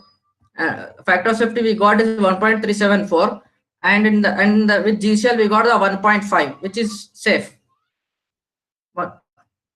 So these are the results which I got from the analysis. We can see with GCL and without GCL in steady seepage condition, the discharge has reduced 1.5 to 1.8, which is 22% of discharge flow reduction in the discharge flow in core, and the factor of safety is almost equal. And we can see the same discharge with GCL also in transient condition with GCL and without GCL, as we see in the steady seepage condition, and we got the factor of safety of 1.5 with GCL, whereas without GCL it is low. So I can conclude that with the inclusion of GCL, we can reduce the discharge flow in the embankment, and we are getting the almost good factor of safety at the upstream side, and whereas in the transient seepage condition, we are getting good stability with GCL. And hence GCLs can be used at place where the clay availability is scarce, because clay is necessary for the core to get impermeability. Because clay is very impermeable, we will construct the core for the impermeable property. So if the availability of clay is less in the area, we can introduce GCL. Again, we can reduce the construction cost also. These are my references. Thank you. Sir. Yeah, questions please.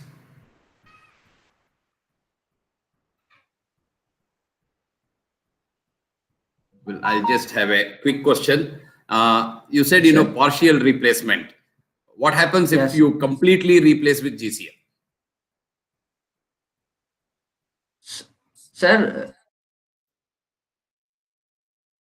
Yeah, did you understand my question? But GCL is very, very thick. We can, but if the if GCL is provided, the pore water pressure will be due to that. We can see the increase of pore water pressure in the upstream side, sir. Okay. Because the seepage will not go from the core, no, sir. There will be an increase of pore water pressure in the upstream side of the embankment. Thank you. Thank you very much. So we'll go to the next presentation. So may I call upon Vinod, Prasad, Sudhir Mathur, and Kishore Kumar to speak on investigation and design of remedial measures for landslide in Untar Weng, Mizoram, a case study.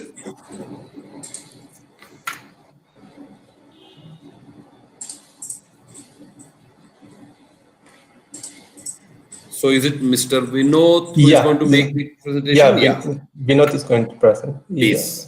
You are able to see my screen? No, not yet. Not yet. Okay.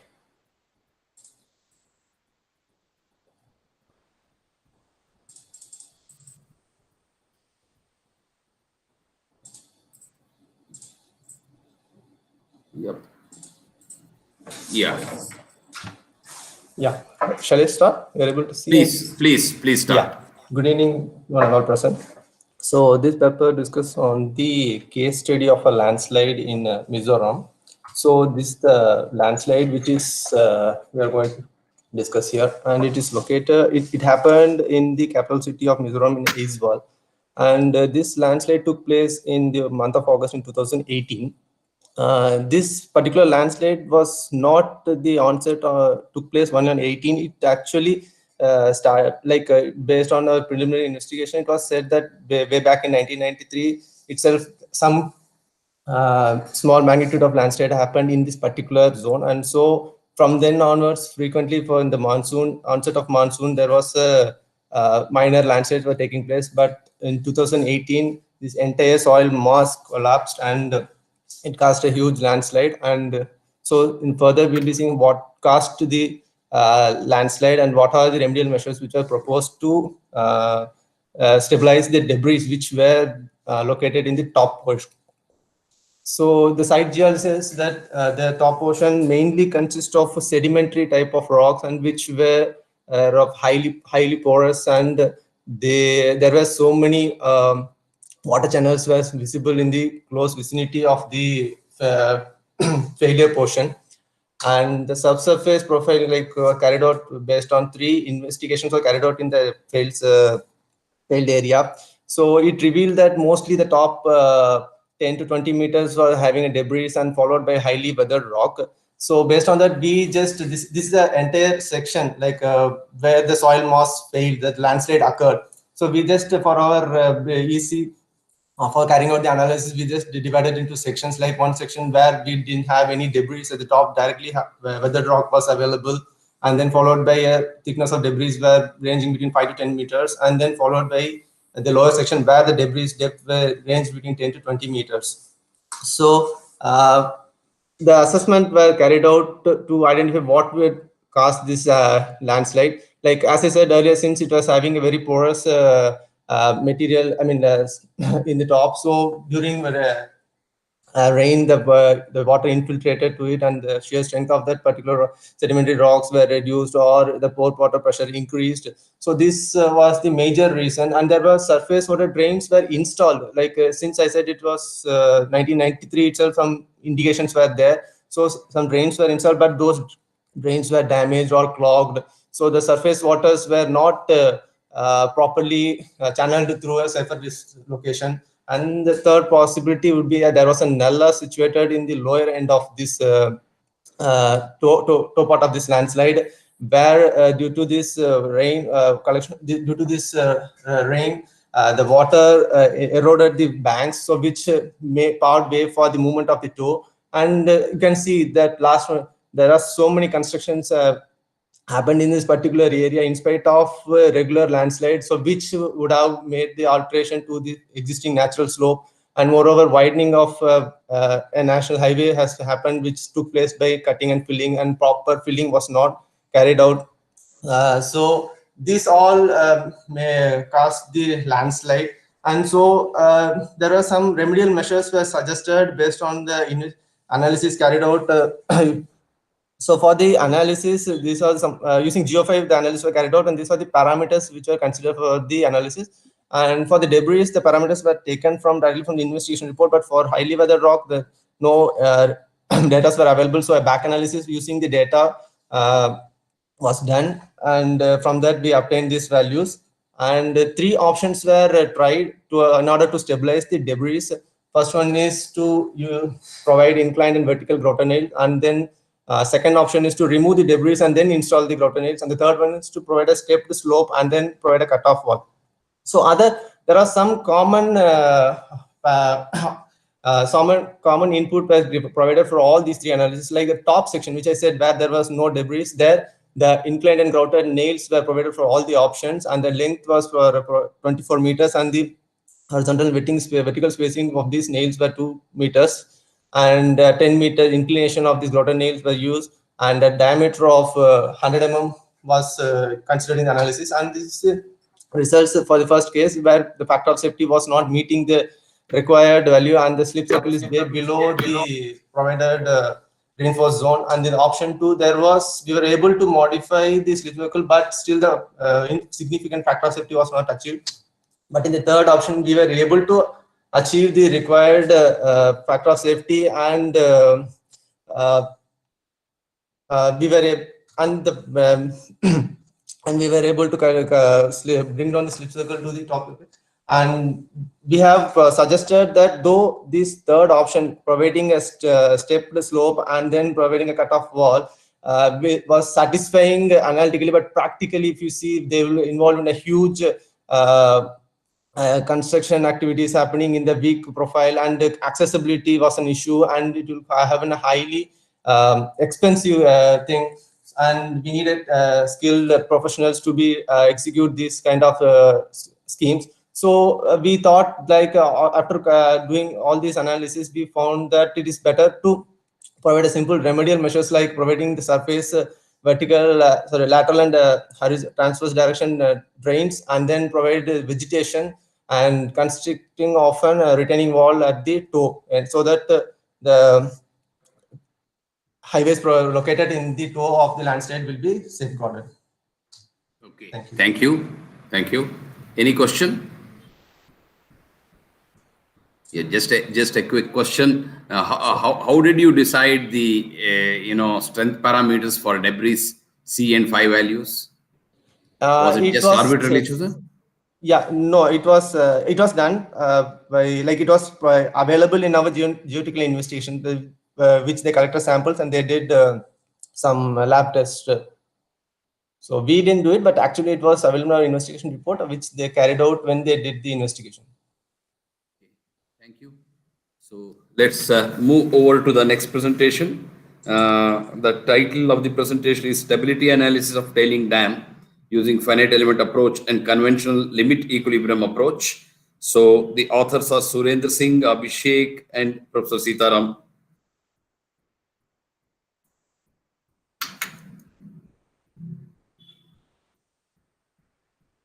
Yeah. Sir, am I audible? Right, you are audible. Yes, sir. Good evening, everyone. So my name is Surendra Singh, and I will be presenting on the topic Stability Analysis of Tailing Dams using Finite Element Approach and Conventional Limit Equilibrium Approach. So this will be the outline of my presentation. Now, what are tailings? So tailings are basically the leftover waste which are generated by the mining industries during the various processes, in which at the end we will get certain minerals and matter in the form of sellable product, and a lot of waste will be produced in the form of tailings, slags, ashes, and water. So these tailings are basically a crust rocks having a size predominantly in the range of sandy fraction to silty fractions. And if you look for the total production of mineral, India amount itself in the top 5 mineral producer countries of the world. And depending upon the production of minerals, a large amount of tailings is being produced in the world by different mining industries. And if you look for the total volume of tailing that is being produced, it is predicted to increase from 50,000 to 70,000 million cubic meters of tailings in next 5 years. Similar trend is found in case of India also, where the volume of tailing that is being generated will increase from 110 cubic million meters to the 150 million cubic meters of tailing in next 5 years. So these tailing generally are very hazardous to the environment as well as to the human health, because they contain a lot of toxic materials. So we need to dispose them properly. For disposal, we have different methods like riverine disposal, submarine disposal, backfilling, and dry stacking.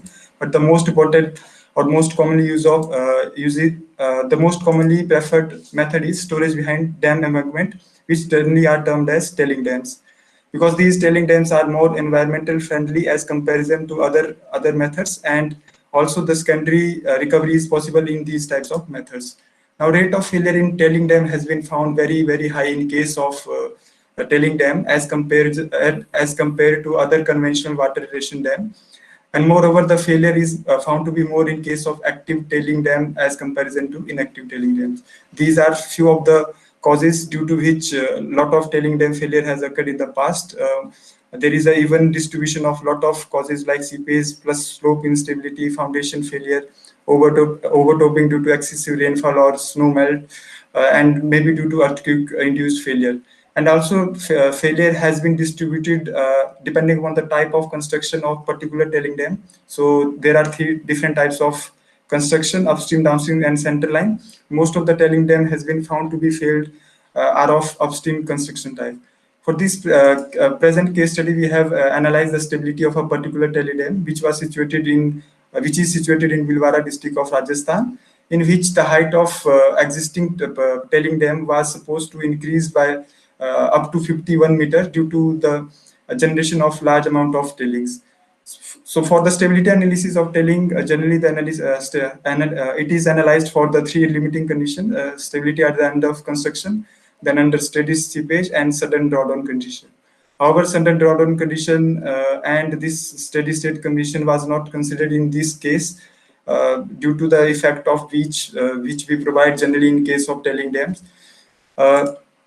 So in the construction of dam embankment, here we have used 2 different types of construction method. First is downstream method and second is upstream method. So in downstream method, the height of tailing dam is raised in phases. So in phase 1, we will increase certain height of dam, and the height is increased toward the downstream portion. So here we can see that the crust of existing dam is shifting towards the downstream portion. However, in case of upstream method, the height of tailing dam is increased toward the upstream portion. Thereby, the foundation of subsequent stages of embankment will be resting on the tailing material itself. So we have analyzed the stability at the end of different phases by using limit equilibrium approach, in which we have used slide 2D software, and 4 methods has been used for the calculation of factor of safety. So for the different phases, these are the factor of safety which has been found, and there is a decreasing trend in the factor of safety as we keep on increasing the height of particular tailing dam. Similar trend has been observed in case of upstream method also, where the factor of safety has been decreased with increase in the height of tailing dam at different phases. Now, similar analysis is carried out in finite element method by using RS2 software, which use shear strength reduction technique in order to provide the strength reduction factor, which is analogous to the factor of safety used in case of limit equilibrium approach. And similar trend were observed in case of limit equilibrium method also, that there is decrease in the strength reduction factor as we keep on increasing the height of tailing dam. Moreover, the failure surface was found to be circular in finite element approach, which was assumed to be circular in case of limit equilibrium approach. So if we compare the result of both these analyses, we can see that there is decrease in the factor of safety as well as strength reduction factor as the stages of construction is increased.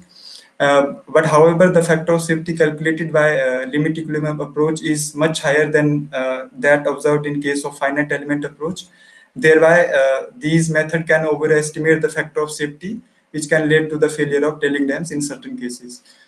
Now, this present study has been compared with the existing study, which was carried by one of the co-author, in which they have used certain berm width that is of 5 meter for the construction of each phase.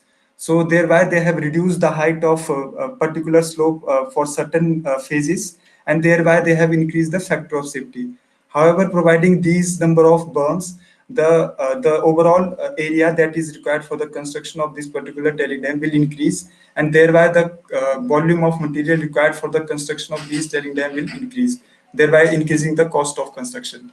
And in our case, we haven't provided any berm width, so we can see that there is a decrease of 0.08 value of factor of safety that has been decreased. For example, in this case, if we talk that 1.32 factor of safety was observed, and in our case it was 1.24. So there was not a considerable decrease in the factor of safety even after providing the berm width. So finally, we can conclude that the factor of safety and strength reduction factor observed for present case was observed to be decreasing as we keep on increasing the height of embankment, because the same slope angle was provided for the different height, and as we keep on increasing the height, the factor of safety will decrease. Moreover, the failure surface was found to be circular in both cases, and the critical slope in every case, that is in a downstream slope as well in upstream method, was found to be downstream slope. Moreover, the volume of material required for the construction can be reduced even even without providing any berm width, without affecting any affecting much stability. So these are the few of references that is used for the Thank study. you. Thank you, Surendra Singh. Any question from audience? Yeah. So are the input parameters same in limit state as well as finite element analysis, or did you have to make some changes? No, sir. Input parameters were same in terms of material properties, because in both we have used Mohr-Coulomb material model. So both those values were same in finite element as well as in limit equilibrium approach. Thank you. Thank you. So we'll go to the next presentation by Sumalata. The title is Stability Analysis of Slopes at a Landslide Prone Area, a case study in Madikeri, India.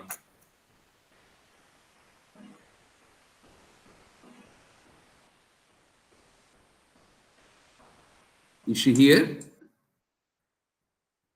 Yes, sir. Yeah, please.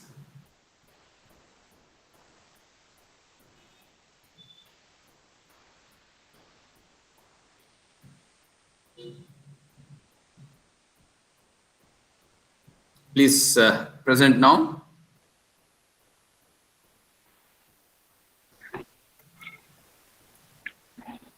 Small request, sir.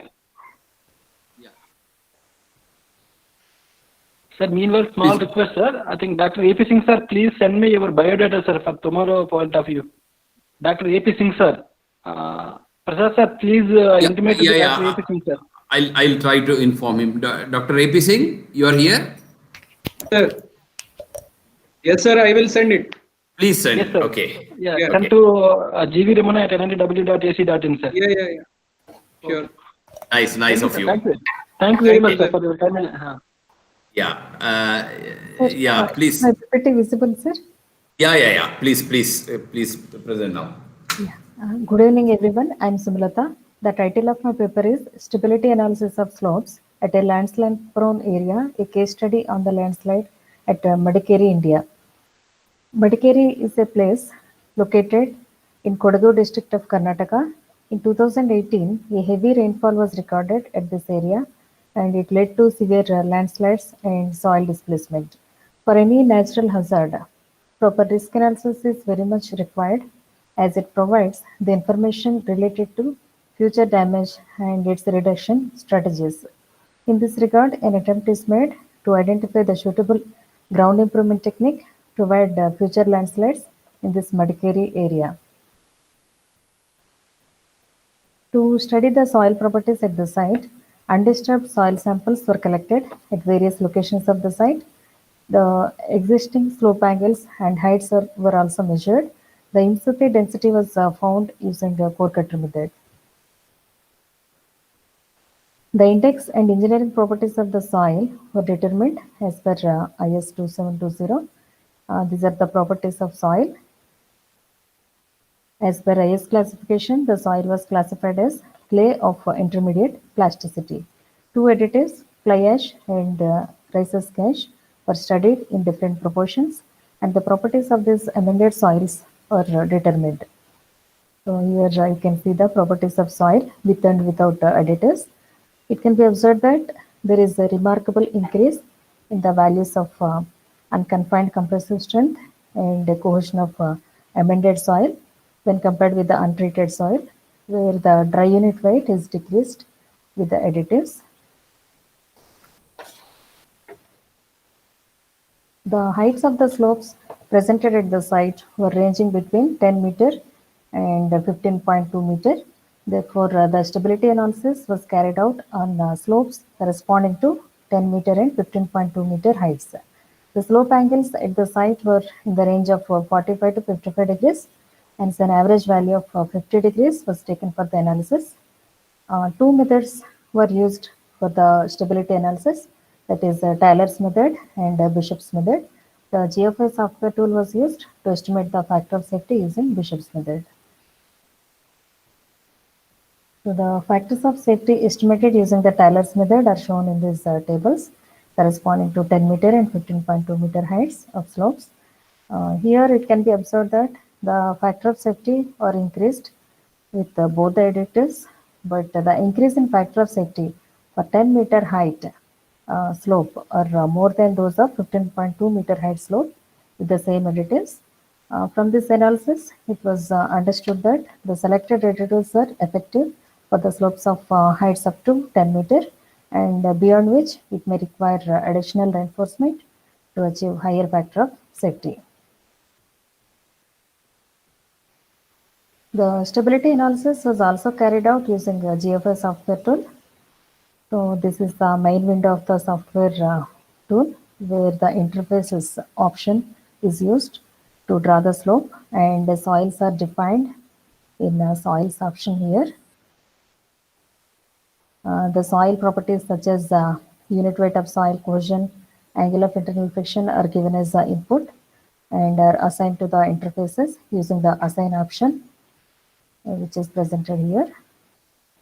So for the analysis, a slip surface is prepared with 3 points, and to find the critical slip surface, optimization option is available in the software. And these are the results. So the analysis were carried out with the in situ properties as well as the improved properties. So this is soil alone, and this is corresponding to 5% fly ash, and this is corresponding to 10% fly ash. And this is corresponding to 5% RHA and this is 10% RHA.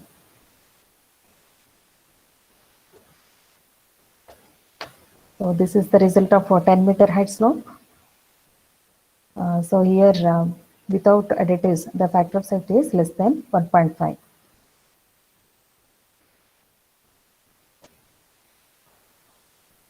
And these are the results of 15.2 meter height slope. So here the factor of safety is less than 1.5, even though the additives are presented. So when compared with the 5% and 10% fly ash, there is only a minimal increase in factor of safety with 10% fly ash when compared with 5% fly ash. Similar trend was followed for RHA also with 5% and 10% addition. Conclusions. The additives fly ash and rhesus cache were added in different proportions, and the changes in the soil properties were observed.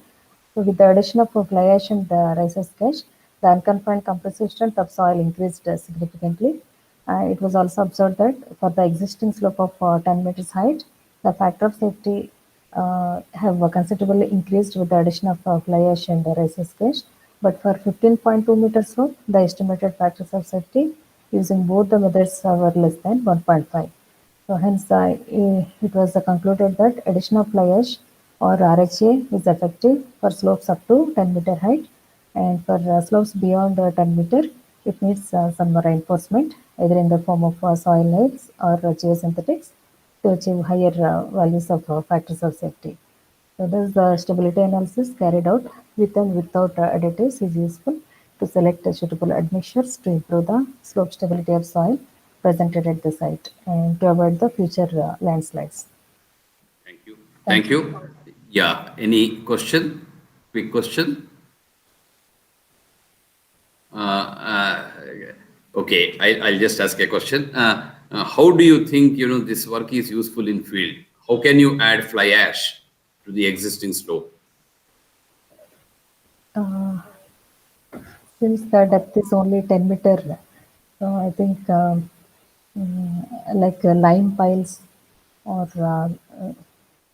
fly ash also we can excavate and we can inject some grouting techniques. Okay, okay, thank you. So this because of lack of time, we quickly move over to the last presentation. The authors are Surekha, Kavin Kumar, and Rakesh. The title of the presentation is Study of Dry Granular Flow Behavior with and without erodible layer. Please present now.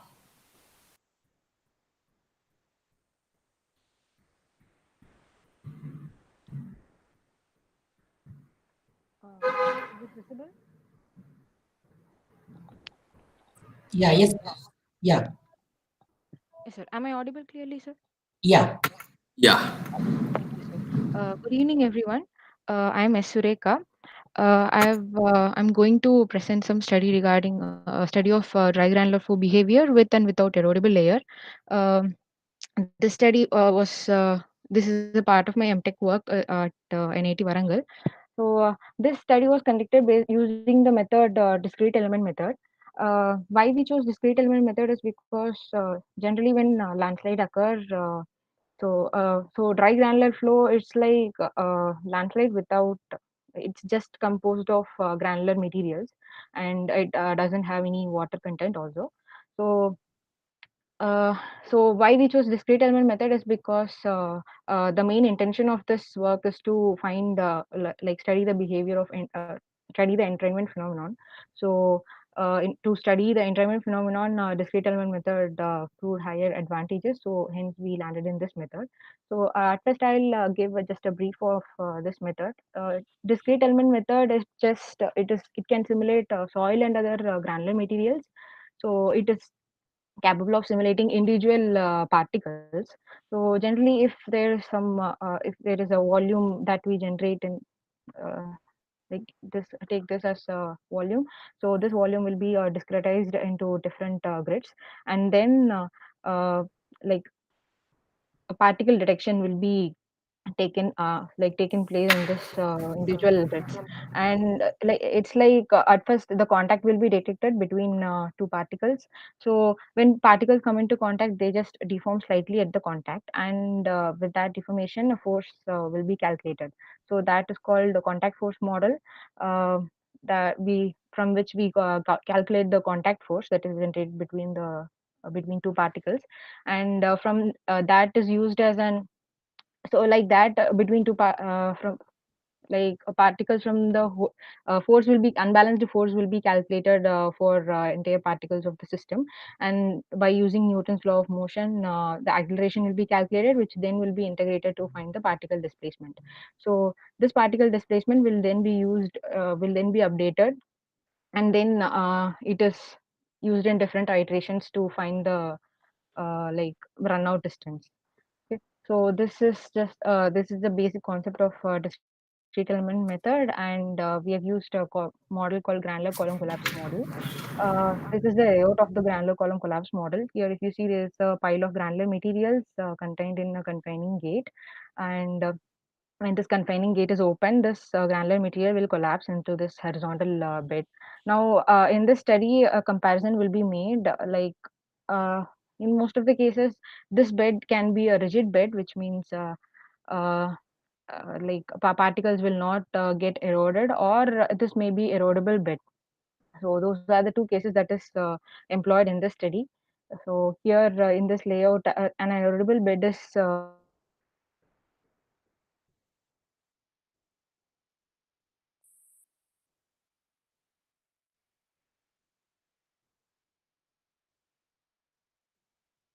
Yeah, some problem with the audio.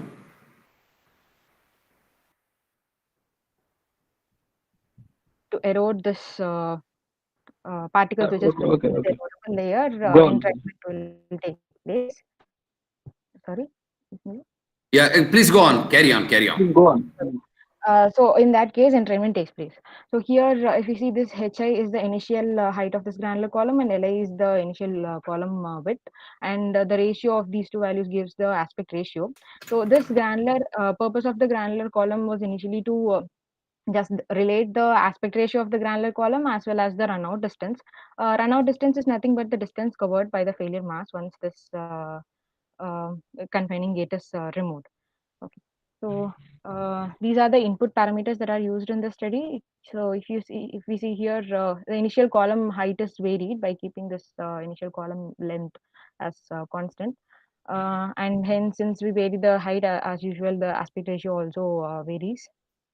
And coming to resultant discussions, here I've discussed two things. One is bulk coordination number and the other is the energy evolution. So coming to bulk coordination number in the sense it is the number which gives the number of particles that a particle is in contact with.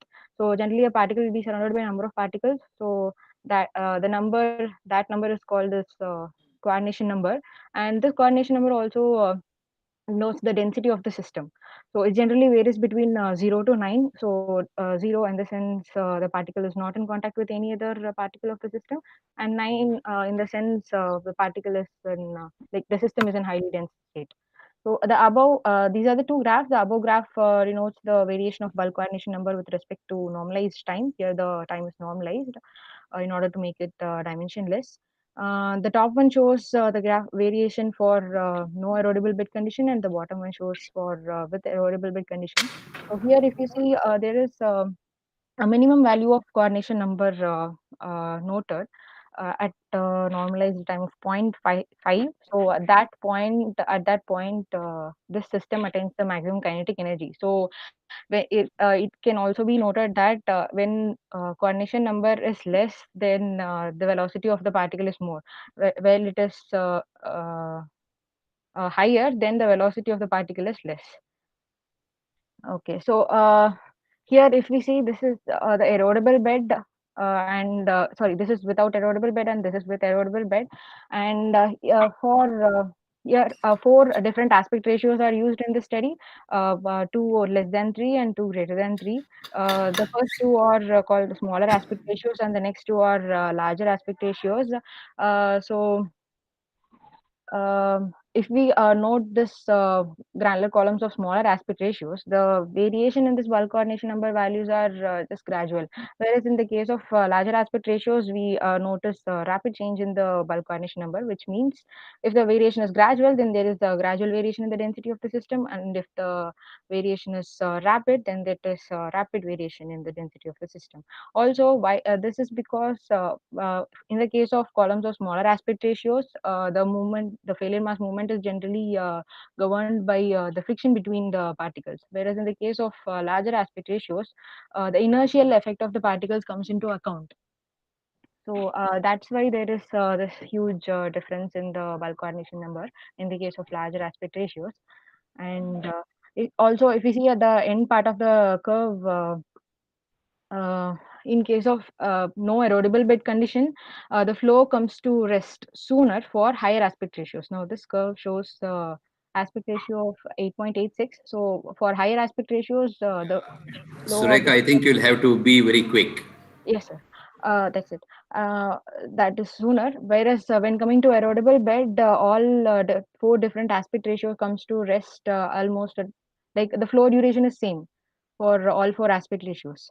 And in the case of this is the dissipation energy variation graph with respect to the different aspect ratios used. So here, if we see, um, the dissipation energy is more in case of no erodible bed condition, whereas it is less in case of erodible bed condition. So from this, it is noted that from the total energy, major part of energy is converted to like major part of the potential energy got converted to kinetic energy in the case of erodible bed condition, and it also gave rise to increased runout distance. So that's it. And concluding, when the presence of erodible bed, it enhances the flow duration of the failure mass, for the columns of larger aspect ratios, and when coming to the energy, relative increase in kinetic energy is observed in the erodible bed condition compared to the non-erodible condition. Okay, thank you. Any question from audience? I know the strength has already reduced. Okay, just a fundamental question. DEM,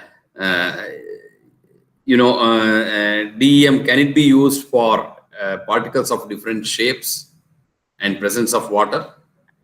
Sir, it actually for the presence of water, it can be coupled with CFD, computational fluid dynamics, and also for particles of different shapes, like there is a parameter called rolling friction coefficient. This is here in this study I've used spherical particles. So in order to use angular particles, we can employ a parameter called rolling friction coefficient, so that that will simulate particles of different shapes.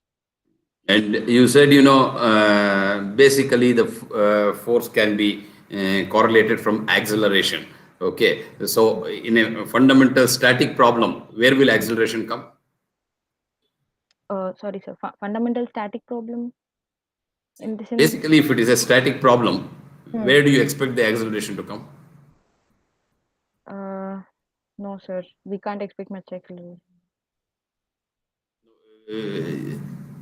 You mentioned that the equations are This discrete element method is highly employed in large displacement problems, sir. Okay. Okay then. Thank you. I think we have already run late by more than 1 hour. So I sincerely thank the organizers and then leave the floor to Professor Jakka to finally summarize and thank everybody. Thank you, sir. Thank you very much. Yeah. Thank you, Mr. Chairman. In this session, we have very lively presentations, and first presentation was given by none other than Professor Chandan Ghosh, our theme today's theme lecture speaker, and he has tried to address the most important problem. Geosynthetics are most commonly used as drains in the design of retaining wall nowadays.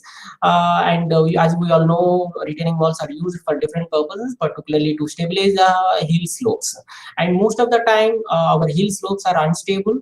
Our designed retaining walls often fails, mainly because of clogging of drains that results in the development of poor water pressure, and subsequently it leads to the failure. So he has shown through a very simple experiments how ultrasonics can be used efficiently to remove the clogging. So he used different types of geosynthetics in consolidation chamber to see how the clogging is takes place in the field, and the same thing is taken out, and then through ultrasonic method, the removal of the clogging is studied. It is found that 80% of the efficiency can be obtained through this technique, and also it increases the permeability and transmissibility of the drains after washing out through ultrasonics significantly, like up to the 75% of the original drains. So I really appreciate our distinguished speaker, Professor Chandan Ghosh. He always comes up with a very simple experiments to deal the most challenging problems. I had seen his presentations earlier when I have conducted also one national seminar. His student brought a simple experiment to the presentation hall, and they demonstrated. It is really wonderful. We really miss that such kind of lively interactions. However, he made very interesting. Thank you, sir, for your lively presentation. And there are a number of interesting papers presented by various others. some of them presented and come up with a very simple but innovative methods, such as testing the soil stiffness, particularly the strength at very low confining pressures. Say they developed like altogether a new method to deal this problem, which is very useful. And many papers are presented on the landslides, addressing different aspects, and some are on the identification of the landslides, and some are on the mitigation, and some new techniques such as ANN, multiple regression model, machine learning, and such as also application of GS techniques are used, and some papers on rock slope stability, and also some papers are on tailings and also earthen dams. Due to paucity of time, I'm not going into much details, and I thank the organizers, particularly Professor Sachinarayan Reddy, for giving me this opportunity to interact with all of you.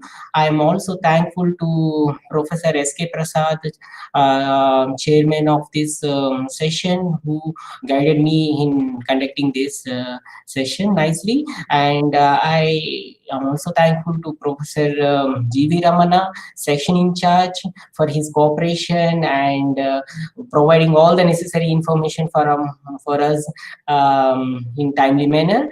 And I appreciate our audience were very patient and to listen all the presentations by various speakers. Thank you one and all. I'm handovering the session to organizers. Thank you very much, sir. Thank you, really. Nice cooperation, and also, and on behalf of the IGC 2020 committee, and first of all, I take this opportunity to express my sincere thanks to the Professor CNV Sachinarayan Reddy Sir, organizer chairman, IGC 2020, and also especially Nagalakshmi also, because what actually Professor Ravishankar Sir told, that is submission of all those information at the right time because of her support.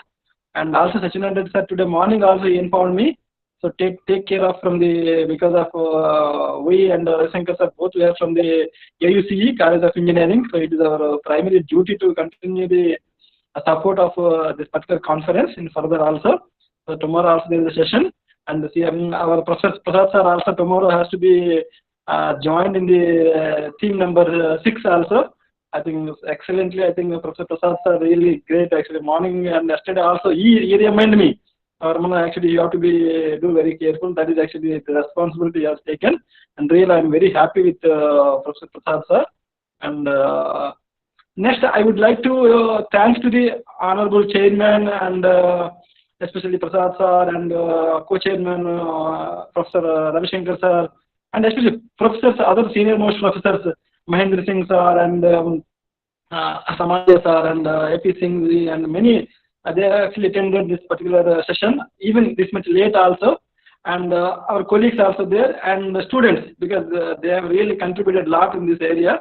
So patiently they have submitted. So sincere thanks to all those members also. I also express my sincere thanks to especially Professor Sandal Ghosh sir, actually excellent presentation of this particular team lecture. Really, I learned many things from that lecture. So since I am actually entry in this particular academic area, but really it helps a lot for me. And also once again, I deep thanks to especially Professor Sachinarayan Reddy sir for given this opportunity. And thank you very much to each and everyone, sir.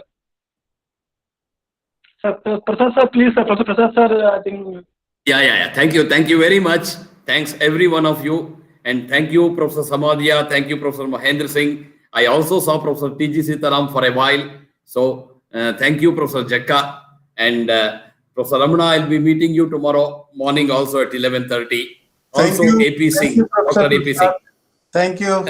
Very nicely conducted session, very lively session. Thank you, Professor Ramana, and thank you, Ravi. Thank you, Jekka. Thank you, sir. Okay. Samadhya sir, congratulations, sir. Okay, thank you. Thank you so much. Hi, Professor Sitaram. See you. Oh, Professor Sitaram is also there. Excellent. Take care. See you. Congratulations, Samadhya. Thank you, sir. Thank you. Bye. Okay, see you. And it was nice to listen to you, Professor Sitaram, yesterday. It was very good, as Very usual. nice. Very nice Yeah. Covered all the facts, sir. As usual, as usual. Thank you. Yeah, exactly, as usual. Student who presented today is also my student here. Yeah. I could make out. Yes. One of my student also presented today, Raja Raman. Yes. Okay. He was my All student. right, very nice. Very Glad to nice. say hello. Prasad is noticing whether I am walking or not. Yes, sir, you are great, sir. So good, sir. Very good to see all of you.